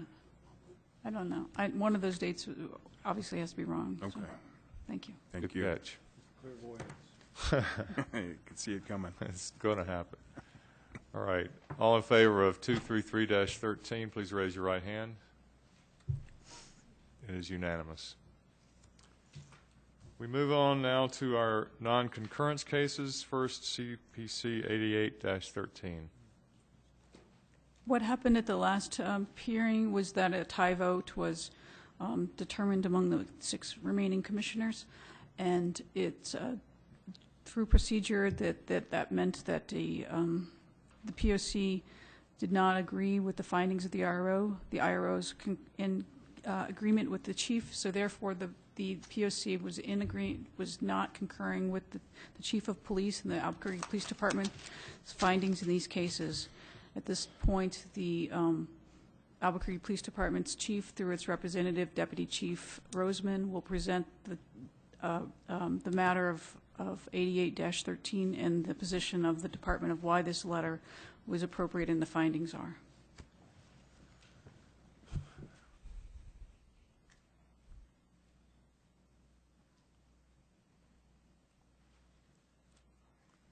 Welcome, Mr. Roseman. Good afternoon. Sorry, I had to make sure which case, because since there's two of them before we started. Okay, so let me start from scratch. Good evening. Deputy Chief William Roseman with the Albuquerque Police Department. I oversee Support Services Bureau and to include the Internal Affairs Division. With this case here, I listened to the audio tapes again today from the interviews from the investigators from the IRO office. With this case, without going into labored detail, it ends up being a he said, she said allegation between the officer's version of what transpired and what the complainant's version was that transpired. The other thing for the police department for you to consider is the mindset of the officer at the time. A short review of this, the officer is off duty with his family in his personally owned vehicle. When a vehicle comes up behind him, he thinks the vehicle is going to hit the back part of his vehicle. The officer states that he looks in his rearview mirrors and sees the guy giving him a gesture like to get out of the way to hurry up. The officer actually makes a U-turn to go to his street to turn down. The complainant makes a left-hand turn, and they come to another intersection. As they hit this other intersection, the officer believes that a gentleman is going to run this red light also, so the officer stops and waits because of the driving actions of this individual. The officer proceeds to go to his private residence. According to the officer's statement, he is tailgated all the way to his residence, and when he pulls into his driveway, the vehicle pulls into the driveway across the street from his house. The officer states that he opens his garage door and sends his wife and kid into the house because he doesn't know what is going on with this individual, why he's driving the way he is, and why he followed him to his house. So he goes to find out what's going on because the house across the street is in foreclosure, so no one lives there. At this point, when he opens up his garage door to allow his wife and kid to go in the house, that's the only time that he says that anything police-related could be seen because his patrol car was inside of his garage, and the only reason he opened it was to allow his family inside. He speaks to the individual, asking what he's doing there. They have a discussion about the driving, and the guy says that he was trying to say, "I'm sorry," and that was his gesturing, not get out of the way. So they have this discussion. The gentleman ends up calling his boss on the phone. The officer tells him to call whoever you want. That's fine. He ends up calling 911. He asks the officer for his name. He provides his name and his badge number to him, even though he was off duty and had never identified himself as a police officer. The complainant's version of this is similar, except for he says that he wasn't gesturing for him to hurry up. He says that when he came to the second stoplight, that he was looking at his computer trying to figure out what location he was going, and that's why he came to an abrupt stop at the stoplight. He says that he didn't tailgate the officer to the house, but was going to the same location, and then pulled across the street, and that's when the officer came up. The complaint says that he was apologetic to the officer, and he also says in his interview with the IRO investigator, at no time did the officer yell at him, scream at him, and he actually, I think the exact statement was the officer was very cool-headed about the confrontation and was never, his whole thing was he didn't like the officer coming up and approaching him, asking him what he's doing. He makes allegations. The officer tells him that he'll be looking out for him in the neighborhood and that other officers will stop him. The officer says, nope, I never said that other officers will stop him. I never even identified myself as a police officer. So the department's stance on this is based on there's no video recording, no audio recording of this incident. So it ends up being a he said, she said, and then looking at the mindset of the officer being off duty, going home with his family, thinking somebody that he had just been involved in a possible road rage incident had followed him to his house. He was trying to take care of his family by sending them in and then finding out what's going on with the neighborhood. So that's based on the department stance of what I reviewed of the incident. Okay. Are there questions? What is your title? I'm sorry. It's Deputy Chief Roseman. Deputy Chief Roseman. Yes, Commissioner Siegel. Thank you, Mr. Chairman. Although you characterize the complainant is saying that he thought the officer was cool-headed. The written complaint before us describes that the complainant says that the officer angrily approached him at this location. Right, and confronted him. And I mean, listen to the audio. He describes by the manner that the officer walked towards him. He says at no point did he verbally be aggressive towards him or anything. That he came walking towards him in a manner that he took as a posture that was aggressive towards him when he came up to him asking him what was he doing, why was he there. And then he goes on and says, he's alleging at least that the officer said he'd better not come back to the neighborhood. And then at some point he calls his boss, who becomes sort of a third witness, and that was a month ago of concern to me, because you say it's he said, she said, but in fact there were two boss he saids or whatever you want to. Right, and the boss didn't hear, and I'll have the RO correct me if I'm wrong on this, because I was trying to review all of this today. The boss overheard them talking, and the sternness of the officer telling him that he needed to quit driving so fast through the neighborhood, and told him, hey, you need to call the cops and call for a supervisor. At no point did the individual call for a supervisor. He did call 911, and then the appropriate other steps that the officer, if he was on duty, would have been required, name and his badge number were provided to him. Well, it says here in the write-up that the boss said, and I'll quote it, what he heard Officer T say was unprofessional and the officer's tone was threatening. That's what I'm reading as I'm reading the write-up of the case. So I've now got the complainant and this third party on some other phone, both overhearing kind of comparable stuff, at least as I first read the case. And those were the parts that were of concern to me. The write-up says without an uninterested third-party witness, there's no evidence. But I don't know when a party is uninterested. Maybe a tow truck driver is uninterested. But much of the time, another passenger in a car or something is going to have an interest one way or another. I think we'd both acknowledge that. And it just seemed to me the preponderance of the evidence in this case was not a 50-50 deal, but that there were two people complaining about the tone and demeanor of the officer, even though he was off duty, and only the one officer saying, no, I was really calm. I had my concerns about my family and so forth, which I understand. Right, and the complainant's comments to the RO investigator totally contradict that when he says the officer never yelled at him, never screamed at him, and was actually cool-headed as he spoke with him. I don't know if it's in the written portion, but it is in the audio portion that I listened to today. Well, that's new evidence to me, and it is not in this write-up in any part that I recall reading, either from a month ago or in today's version that we were given late last week. I'll yield the floor at this time. Mr. Chair? Yes, Commissioner Shine. I don't know where, maybe I'm looking at the wrong letter, but my letter doesn't say that the boss, Mr. M, it just says he heard Officer C say, what he heard Officer C say was unprofessional, but there's nothing about threatening. I don't know, is it in your version? Huh? Oh, in this latest draft? Sorry. And I believe, if I'm correct, that the part that the boss overheard was when the officer had turned to go back and was on his property, and he turned and told the gentleman not to come on his property, which is completely within the officer's constitutional rights of his own house, his own property, off duty. Is this the same letter we read last month? No, because of the cease and desist, the letter that needs to be adopted or not, right, is the letter that was sent last week, dated December the 13th. Okay, because I'd voted initially last month against this letter, and primarily it was because it sounded like in the initial letter that the officer had followed the complainant to the complainant's house. So that's not the case. That is not the case. Okay. It was the opposite, where the complainant was behind the officer to his private residence.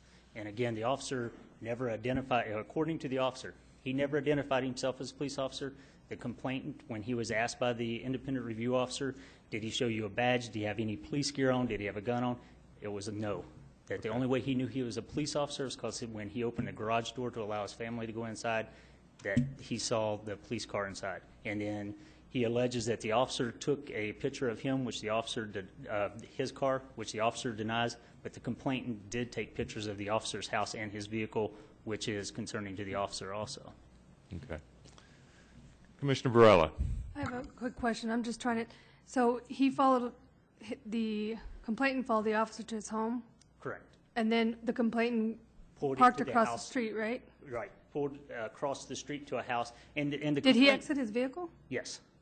Okay. Yes, and that's when they confronted each other, was the complainant exit his vehicle, and the complainant was there actually on official business, based on what he's telling us. On official business? Yeah, he's a house appraiser, and the house had been foreclosed, so he was going to do an appraisal on it. So the complainant side is, this is all pure coincidence. It was his bad driving that got the attention, and he just happened to be going to the same house, or right across the street from the officer's house, following him to it. The officer's viewpoint is, hey, this guy just about hit me, came up, almost ran this light, now he just followed me to my house. And did the officer cross the street to him, or where did The way it sounds to me, based on the interviews, is they met right at the street. And then once this was said, the officer turned to go back to his house, and the complainant went to follow the officer onto his property. That's when the boss overheard him telling him, don't come on my property. Okay.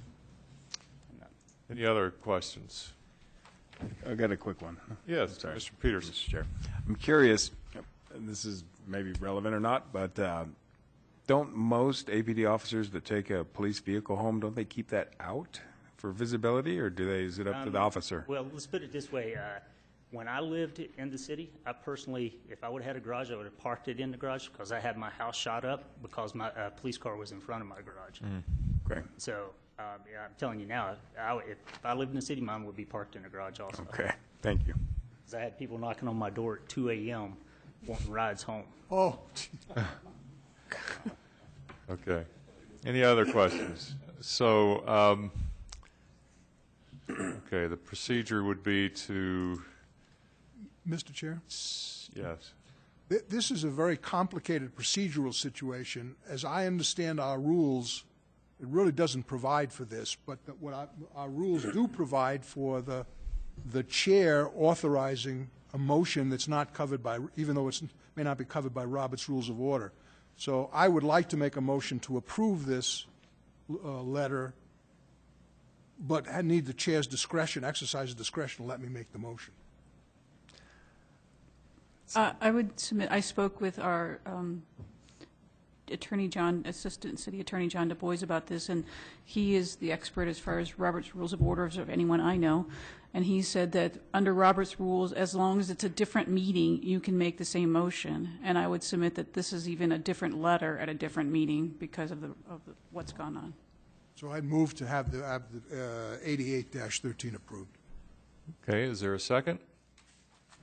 Second. Commissioner Peterson, second. Any further discussion? Commissioner Siegel. It is a complicated case, not just procedurally, but from me trying to wrap my head around what happened out there that day or evening. As best I understand, it was a very strange coincidence of two people headed to virtually the same destination by peculiar routes. And all of that seems obvious to me. The only parts that don't seem obvious is the tone of voice used and whether or not threats were made, and those were the subject at base of the complaint. And I understand what you've testified to us about today, but most of what you've said to us is not reflected in the write-up of this letter. And I'm puzzled, and I ask the favor of the rest of the commission to solve what else to do. If the letter reflected what you've said to us, I could support the letter, but I'm being asked to support not your oral testimony, but the letter itself. And a lot of what you're saying to us is not reflected here. The description that the guy says, oh, the officer was always warm, fuzzy, and kind, or whatever you've said to us, and pleasant at all times, this says the opposite. So to support this letter is to support the opposite of how you've described it. So I have a real problem at this point supporting it, and I don't know whether we're allowed to ask that the letter be rewritten to, once again, more closely track Deputy Chief Roseman's new version and new facts, or how to proceed. I'm puzzled, and Well, I think I would like to ask the IRO, but it seems like this letter now reflects our new reality of what can be included in the letter. That's correct. And so I would just direct Commissioner Siegel's attention to the letter dated December the 13th. And in that letter, it states what my conclusions were, a basis for my conclusions. And in a non-concurrence case, it is the appropriate procedure is what's gone on, is that oral testimony is taken from the department as to why they support the findings. And so what you're really looking at is a letter, the conclusion which this department supports, and the oral testimony from the department is permitted in a non-concurrence case. Commissioner Barella. Okay, so we're allowed to consider the oral testimony then? That's part of our decision? Okay. Yes. Okay. So we have a motion on the floor. It has been seconded that we approve CPC 88-13. All in favor, please raise your right hand. All opposed? Commissioner Siegel is opposed. The next case is also a non-concurrence case. That's CPC 170-13, and in which a woman complained that the officers, the way that she had come into her home and conveyed the fact that that the officers had been to her home, that a former public official had talked to her about that. I wrote the letter as an inactivation, and there is a tie vote as to whether or not it should be accepted. Deputy Chief Roseman is here to discuss the investigation and the department's position of their agreement that this case should be inactivated as no SOP violations. Okay. Again, on this case, what it was is officers were dispatched to this residence, and I'm trying to remember what it was in reference to, but it was a minor call that they were dispatched to this residence about. The concern of the complainant was she has a relationship with an individual, and I'm not going to say who this person is. I think you'll have it. So sometime later, 2 or 3 days later, this individual comes to her house and says, "Hey, I understand the police were at your house." So she was under the assumption the police officers had called this individual who used to work for the county and told him that they were there. I had Lieutenant Jordan call both of the officers and ask if they even knew who this individual was. Only, I think, one, correct, knew who he was. And both of them said that at no point had they ever had any contact. They didn't know what she was talking about with them contacting them. Based on these allegations, we didn't find anything that would sustain that they had any contact with him or would have any purpose of contacting him for their being there at that call, because no enforcement action was taken on the call or anything. Okay. Are there questions for Deputy Chief Roseman? Commissioner Peterson. Actually, my question is more towards the IRO, I think. Under the investigation, it says that IRO assigned Mr. Bada's complaint. I don't know where that came from, or if I've got the right version, or if anybody else saw that. I believe I corrected that for the December 13th. But Okay, thank you. Thanks. No, actually, this is the December 13th one still there. Okay, thanks. Thank you. Commissioner Siegel. If officers had contacted this third-party individual, would that be any violation of an SOP? Not that I can think of offhand, because all contacts are public information, such as you can go down and file any or find pretty much any of our police reports are public record. CADs, everything is public record. So I mean, the only time that they're withheld is if it's going to interfere with an investigation, and even then, once the investigation is done, they eventually get released anyway. So it's not there's no confidentiality here. This is not a HIPAA issue or a private issue that could be brought out of it. So I'm not really sure if there would have been. Now, I would have concern of wanting to know why they would, but I don't know if there would actually be an SOP violation with that, because all the time we'll have a third party who has a concerned interest asking if everything's okay at that house or something like that. Okay, so they're allowed to contact somebody else if they want to and say, you know, we went over to so-and-so's house. It depends, and it would be a case-by-case basis, and the best one would be to use a situation where mental illness or something like that could be of concern, It's not uncommon for, if we did a check on somebody, to contact that third party saying, we went to the house, we made contact with them, they're okay, or hey, we made contact with them, you need to check up on them, whatnot. I can't, I'm trying to go through my brain here, I can't think of a specific SOP that says that you won't divulge if you go to a house or something like that. I think that I've heard cases here where complaints were made that officers used their knowledge of the police record system and went and searched out who'd been contacted and told other third parties about that kind of contact, and that was not acceptable. I think the difference is you're talking about using a database to research material for another individual. Okay. And so, yeah, and there you do run into some issues now. And with those databases, what we're talking about is different databases, because if you go down to our records division right now and I wanted to pull up your reports on you, it's public record. I can pull it up. If you wanted to call the CADs on your address, that's public record. Okay, thank you. Lastly, I was curious whether you had attempted to contact the individual who ostensibly knew about these contacts. And just No, we did not. Based on the information we received at that point, we did not reach out to him. Okay, that would have been useful to me. I have to say it's now past time, and so we can't ask for that. But more important to me is the fact that you've said to me that there would really be no SOP violation to divulge this information to a third party. Thank you. Commissioner Shine. Just a quick question. This third individual, Mr. D, do I recall correctly, he used to be in law enforcement of some kind? Not law enforcement. He worked for the county. Okay. Well, I mean, could you not, just if you had a police scanner, oh, easily. pick up, yeah, pick up an address that somebody's going to? So you can go to Channel 4 and they have a police scanner app. Myriad ways you could find this address. Right. Neighbors, anything. Especially, and without going into the details of this, it sounds like there's a party who's involved who's a caretaker of this residence and stuff, which is also involved, which kind of complicates it, which is probably more likely where some of this came through.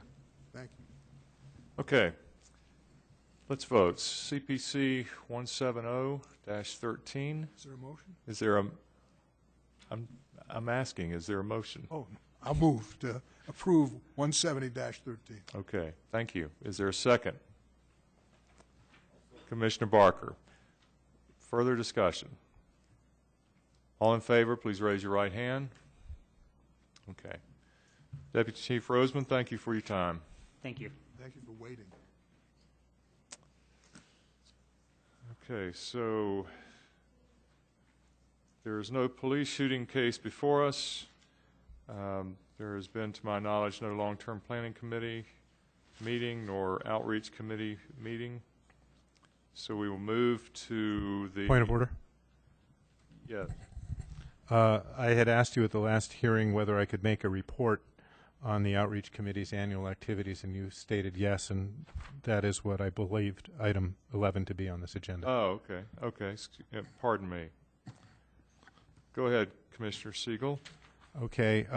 To what extent I need to read this into the record, I'm not sure. I have given to the IRO, and I believe she distributed to my fellow commissioners, a simple summary of the activities of the Public Outreach Committee, listing dates, attendance, and major matters undertaken for the year, which included development of and public dissemination of a brochure, of frequently asked questions, and of a PowerPoint presentation.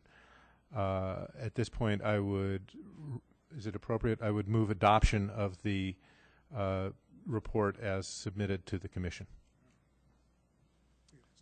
Okay. Is there a second? Mr. Chair?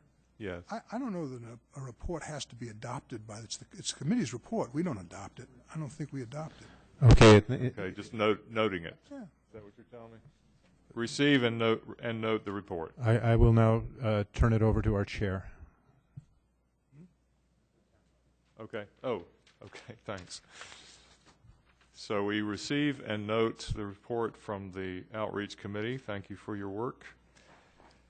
Move down to reports from city staff. Moving to the SOP update. Investigator Scotch DePole, are you still here? Yay, all right.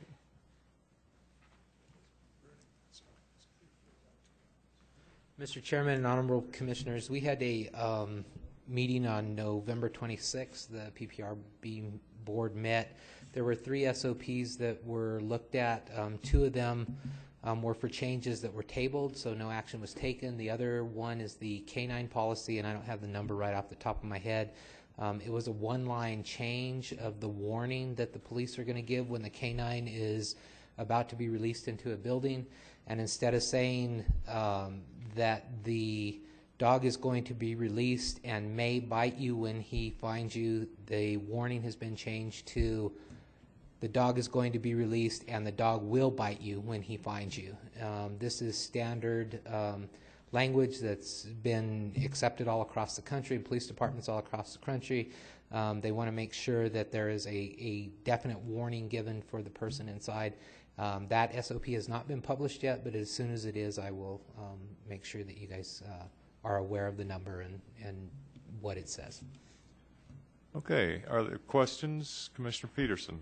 I'm curious, at your SOP meetings, do you have introduction of possible future consideration for other SOPs? I mean, is it Yes. set up that way? Yes, any member of the PPRB can bring that to the board's attention. So if there was a recommendation, let's say, that you wanted to carry forward to the PPRB through the representative that sits on the Police Policy and Procedures Review Board, we could do that through the IRO. The IRO can bring that forward. We can do it through the department, anything like that. Okay, 'cause, the reason I ask is the case earlier this evening, I asked the question if there was an SOP regarding e-insurance, electronic proof of insurance, because as far as I think I've heard this in more than one CPC, and it's always seemed to have been a point of contention. So I don't know if we move into the digital age, if it's better to have an SOP that says, yeah, yes or no, so there's no gray area. And I mean, if it's worthy of an SOP change. I think we can discuss that and see if there can be an SOP change. Clearly, a lot of people now carry them. We see it on the TV. Here's my proof of insurance officer. So doesn't hurt that I work for Geico. So I'm just kidding. I don't. I don't. I don't. Just, I saw the lawyer perk up over there. No, I don't. Thank you. All right. Any other questions? Thank you, Investigator Scott DePaul. Mayor, staff.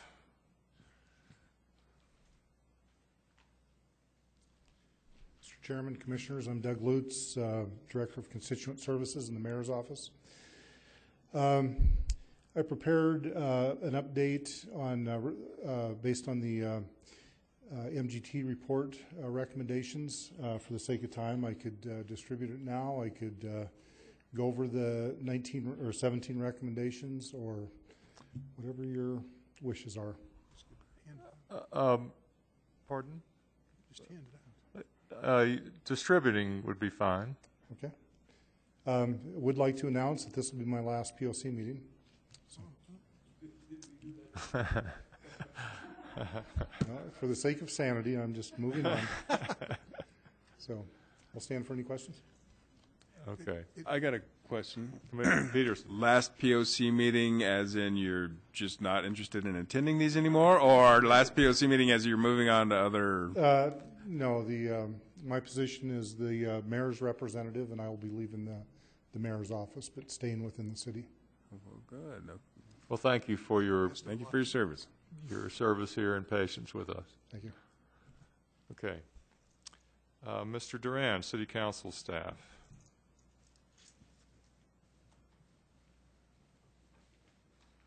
Mr. Chairman, members of the Commission, Tony Duran on behalf of the City Council staff. I have nothing to report. I'll stand for any questions.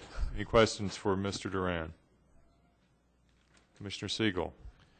Do you have any information on how the task force is doing, how they're going to do about meeting a deadline that last I knew was December of 31st or so? Mr. Chairman, Commissioner Siegel, I understand last night was the last meeting that the task force was going forward. No. No. I'm sorry. Like I said, I wasn't at the meeting last night, so I'm a little devoid of information as far as where the task force is at this point. But I believe that they're moving forward with the work that they've done thus far, and I believe that they're on target to meet the deadlines that they had established for themselves. Mr. Chair. Yes, Commissioner. If I could help, the City Council's already extended the deadline into January. The task force report is not due until, I believe, the end of January, the last day in January. And they have a series of meetings scheduled through the rest of, I think, one more in December and a couple more in January to try to get a report finalized by the middle of January, then review the final report to go to the City Council by the end of January. Okay, thank you. Any other questions for Mr. Duran? Thank you for being here. Thank you. Mr. Curran. Curran, that's correct. Mr. Chair, nothing to report. I'm happy to stand or sit for questions, as it were. Okay. Any questions for Mr. Curran? Thank you. Okay. The APD report. Lieutenant Jordan.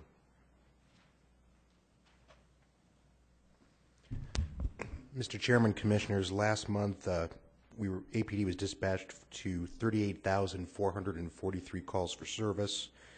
We received 15 cases in internal affairs, 2 were inactivated, 0 were mediated. Total internal cases completed for the month of November were 5. Internal sustained cases were 4. 1 verbal reprimand was issued, 1 letter of reprimand was issued, 1 40-hour suspension was initiated. There was 1 termination and an officer involved that was exonerated and justified. And pending cases for the month are 11 currently in internal affairs, and I'll stand for any questions. Any questions? Yes, Commissioner Peterson. Perhaps memory does not serve, but I thought for a while we were getting those stats written. I mean, they sound good, but you rattled through them, and I just don't know. I thought we were for a while, and then maybe it stopped. I'll make sure copies left with staff that you'll get the copy of these. Okay, great. Thank you. Okay. Anything else? Thank Commissioner Siegel. 2 things. First of all, it's even more helpful if we can get them 2 or 3 days in advance of the hearing so that we have a piece of paper in front of us and then can read and track and follow, and I would really appreciate that. Make that happen. Secondly, I read with some dismay the newspaper article several days ago having to do with the Mr. Wolf, who I believe is the Chief Training Officer for APD. I probably don't use the correct term. And I think these kinds of hearings are an important time for you to explain to us what's going on. The public sees one side of that through a newspaper article, and from my point of view at least, this is a useful forum for expressing Albuquerque Police Department's point of view and what's going on, so that there's not a shroud of confusion, but instead some clarity and explanation of these things. It's very difficult to read those, at least for me. I'm partway into this deal. I mentioned to you, right in the middle of the beginning of our ordinance, in fact, one of our purposes of meeting is to promote a spirit of accountability and communication between the citizens and APD while improving community relations and enhancing public confidence. And all of those things seem to me to converge on this is a great forum for better candor and better explanation. I don't imagine that you're prepared, maybe you are prepared to talk about that particular incident, but more broadly I would wish that you could come to us with some descriptions of matters of public concern so that we can better understand what's going on at APD through your lips, through your eyes, through your mind. Specifically with what you're referring to, I cannot and won't comment because it is an ongoing personnel matter, so it's not appropriate in this forum to make any type of comments. Regard to your other suggestions, Commissioner, many of the issues that you are bringing up are sometimes ongoing investigations, ongoing personnel matters, and are not appropriate or are even allowed to even discuss them in this forum.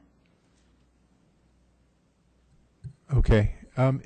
It strikes me, and I'm just one commissioner here, I would love to see the chief, call him the acting chief, but he's the chief, come down and talk to us for a while, open up, share with the community his point of view and what's going on at APD. And I think that the community would welcome his words, his dialogue with us, and his openness to dialogue with the community. I think it would be very helpful and positive for APD and for this community. I will pass on your request to him that you'd like to have him come to a meeting. That's certainly this individual's request. I don't know that's the sense of the entire commission, but it's certainly mine. Thank you. Thank you, sir. Any other questions? Thank you, Lieutenant Jordan.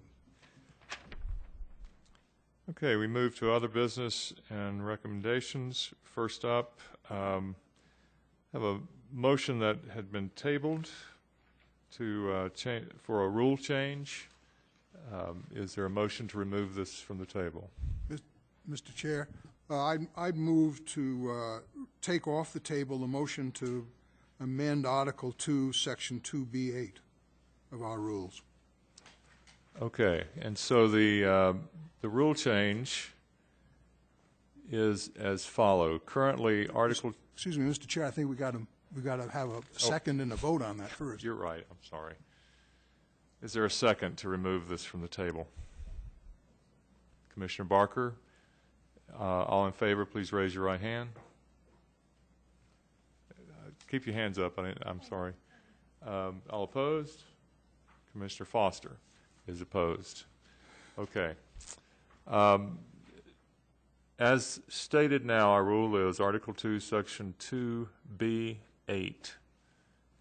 The chair shall possess the powers and perform the duties herein described. To wit, the chair shall appoint all committees, whether standing, joint, or special, subject to the approval of the POC. Committees shall consist of any number of commissioners less than a quorum.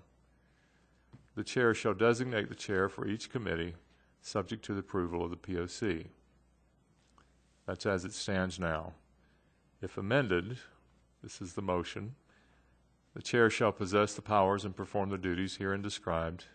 To wit, the chair may appoint committees, whether standing, joint, or special, subject to the approval of the POC.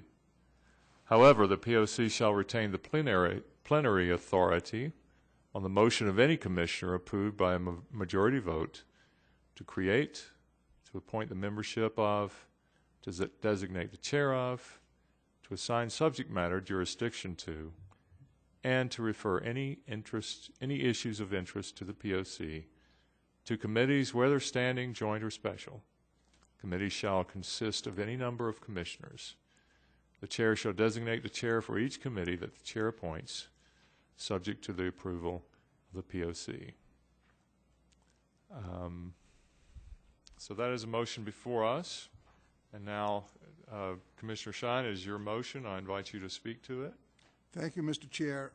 This is a motion that was made, if you recall, I guess 2 months ago, in response to Mr. Du Bois' opinion about the authority of the committees, the Long-Term Planning Committee, the Outreach Committee, and his conclusion that it was required by the rules as they then existed, which is what's printed at the top of this, the Article 2, Section 2B8, as the chair has just read, that the only way to have committees is if the chair appoints the committees, and that the plenary power of the commission to create committees by motion was not possible. And so I've made the motion to amend the rule, and the amendment of this, the point of this rule amendment is simply to make it clear that the commission, as well as the chair, has the power to create committees, and it can do everything about a committee can be done by motions,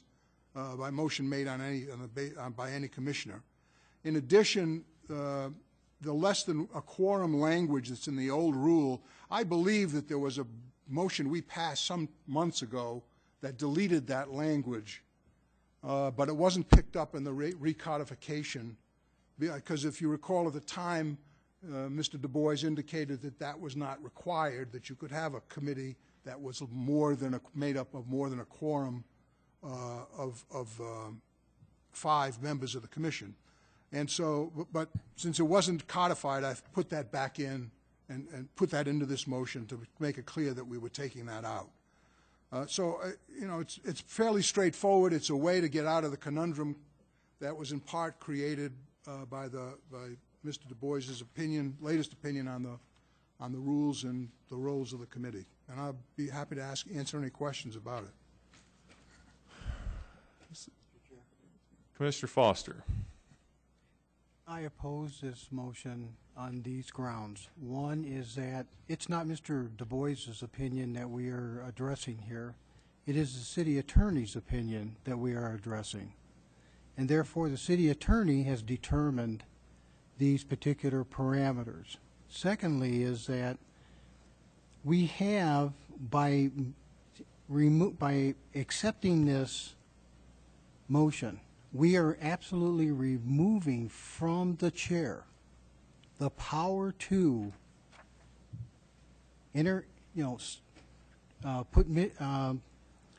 create committees, create chairs, and that power must stay within the chair of this commission. Thank you. Any other? Let's hear from others if there are others who would like to speak. Commissioner Siegel. I appreciate Commissioner Foster's remarks to a point. I believe the rules are ours to make and amend as we see fit, and I think our use and exercise of that authority is appropriate in this case. I would note especially that the proposal before us does not remove from the chair the power to designate a committee and make appointments to the committee. It only adds to the chair's ability to make committees the rest of the commission's parallel ability to make a committee of its own, whether or not the chair wants to do it. So I think this sort of makes us a more mobile and active and complete commission. It gives us a broader amount of power as a body and as a group. Commissioner Shine.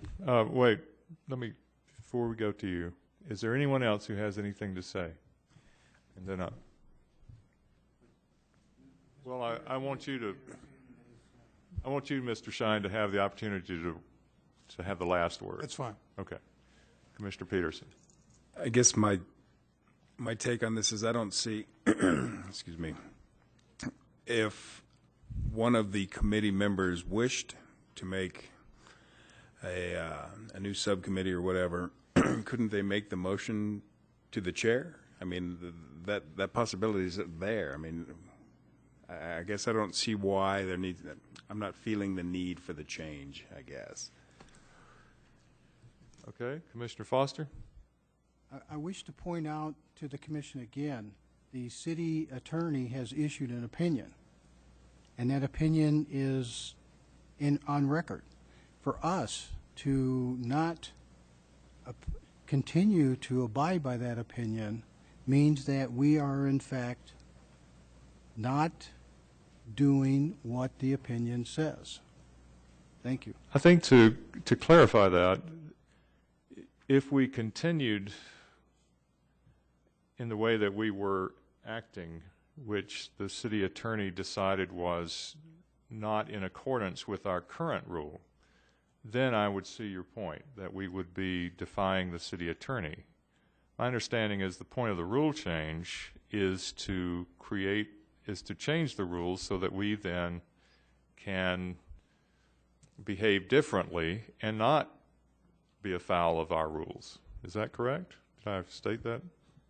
Okay. Anybody else have anything? Commissioner Barker?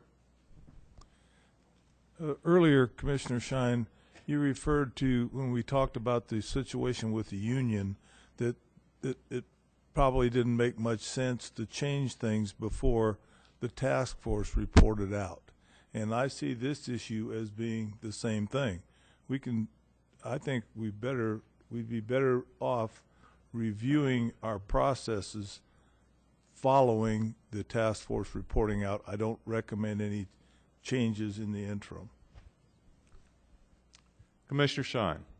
Let me say to the first suggestion that this is a violation of Mr. Du Bois's opinion is flatly wrong.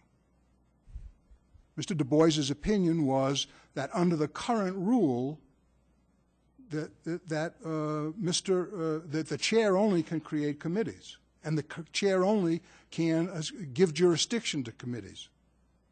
What this is doing is implementing Mr. Turick's or Mr. Du Bois's opinion by changing the rule and making it clear that the committee, that the full commission has the power to create a committee.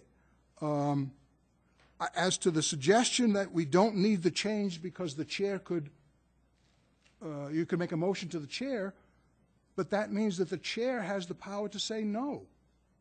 And if you ask the chair to do something, whether it be, obviously this is not focused on this chair or any particular individual. We're talking about a structural issue.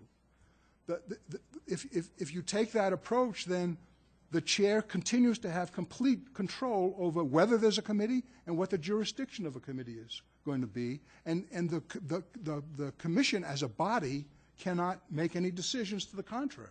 So that's why I think you need the rule change. As to the issue of delaying, I appreciate Commissioner Barker referring to my own words earlier, but I think it's somewhat different, with all due respect. Right now, we're crippled, if I can suggest that. We don't have an outreach committee. We don't have a long-term planning committee that's got any jurisdiction right now other than the budget, because that's, as Mr. Du Bois pointed out, that's in the rule.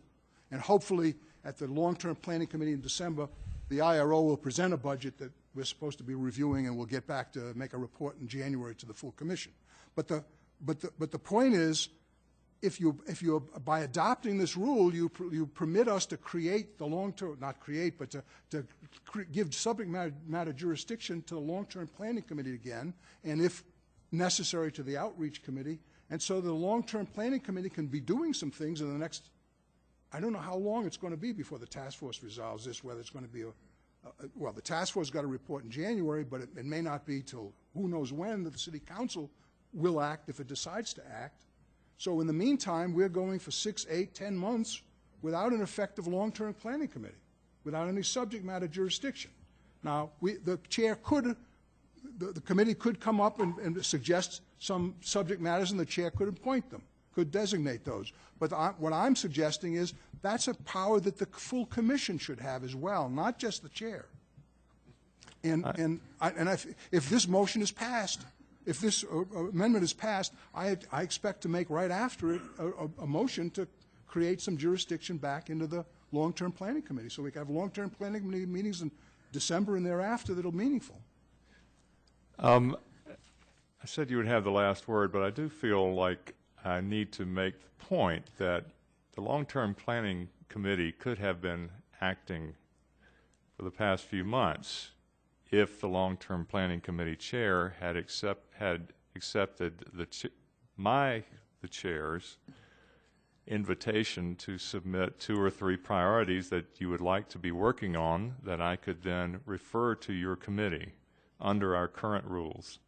And the long-term planning committee chose not to pursue that course. So I tend to concur with Commissioner Barker. Mr. Chair? May I say one thing in response to that? That is that that's exactly right, because I thought it was more important that this commission preserve its authority as a commission to create committees and to give those committees jurisdiction. And I'm trying to do that and avoid the problem by having this rules amendment. Okay. Do you have something new to say? Okay. Any other discussion? Okay, with the motion is before us. All in favor of the motion, please raise your right hand. 1, 2, 3. All opposed to the motion, same sign. 4 against, the motion fails. Now, I would invite the chair of the Long-Term Planning Commission, if there is a priority or 2 that you would like for me to assign, I would be happy to do that. For example, what was it that came up earlier? That was something you said you wanted to work on. Inactivation standards.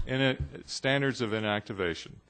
So as the chair, I would refer that task to as well as the budgeting to the long-term planning committee to begin to investigate standards for inactivation. All right. Mr. Chair? Yes, Commissioner Shine. I have a list here of subjects that I would suggest that the Long-Term Planning Committee be assigned. Many of these are the same subjects that I announced 6 months or 8 months ago to the full commission, when in fact with Mr. Du Bois here, and at that time we didn't know we needed a motion, so there was no motion made.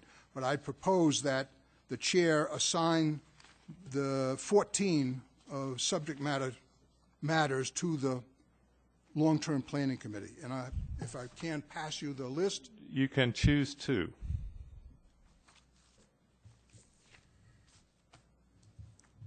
Thank you, Mr. Chair. Okay. So you have your task before you with the standards for inactivation and the budget. All right. Commissioner Siegel. I think we're under other business. Is that true? That's correct. Okay. Earlier in the hearing, I asked if I could ask a question on behalf of somebody who had written to our mailbox. That's correct. You asked that I not bring it up at that time. Is this an appropriate time to bring it up? It's one sentence. Can you pass it to me? Absolutely.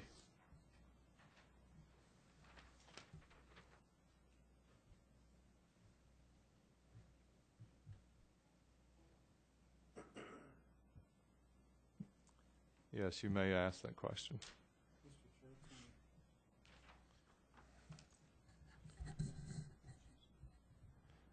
Go ahead. I'm not sure whether I have the floor or the gentleman to my right. The question was put to us this way. I would like to know if SOPs, policies, rules, procedures, and chief special orders trump New Mexico state statutes and/or Albuquerque city ordinances. That is the friend of a litigant who appears at meetings together, and it's a request of the POC to give legal advice. So that would be inappropriate. Yes. Okay. All right. I don't know who that Mr. is. Barker.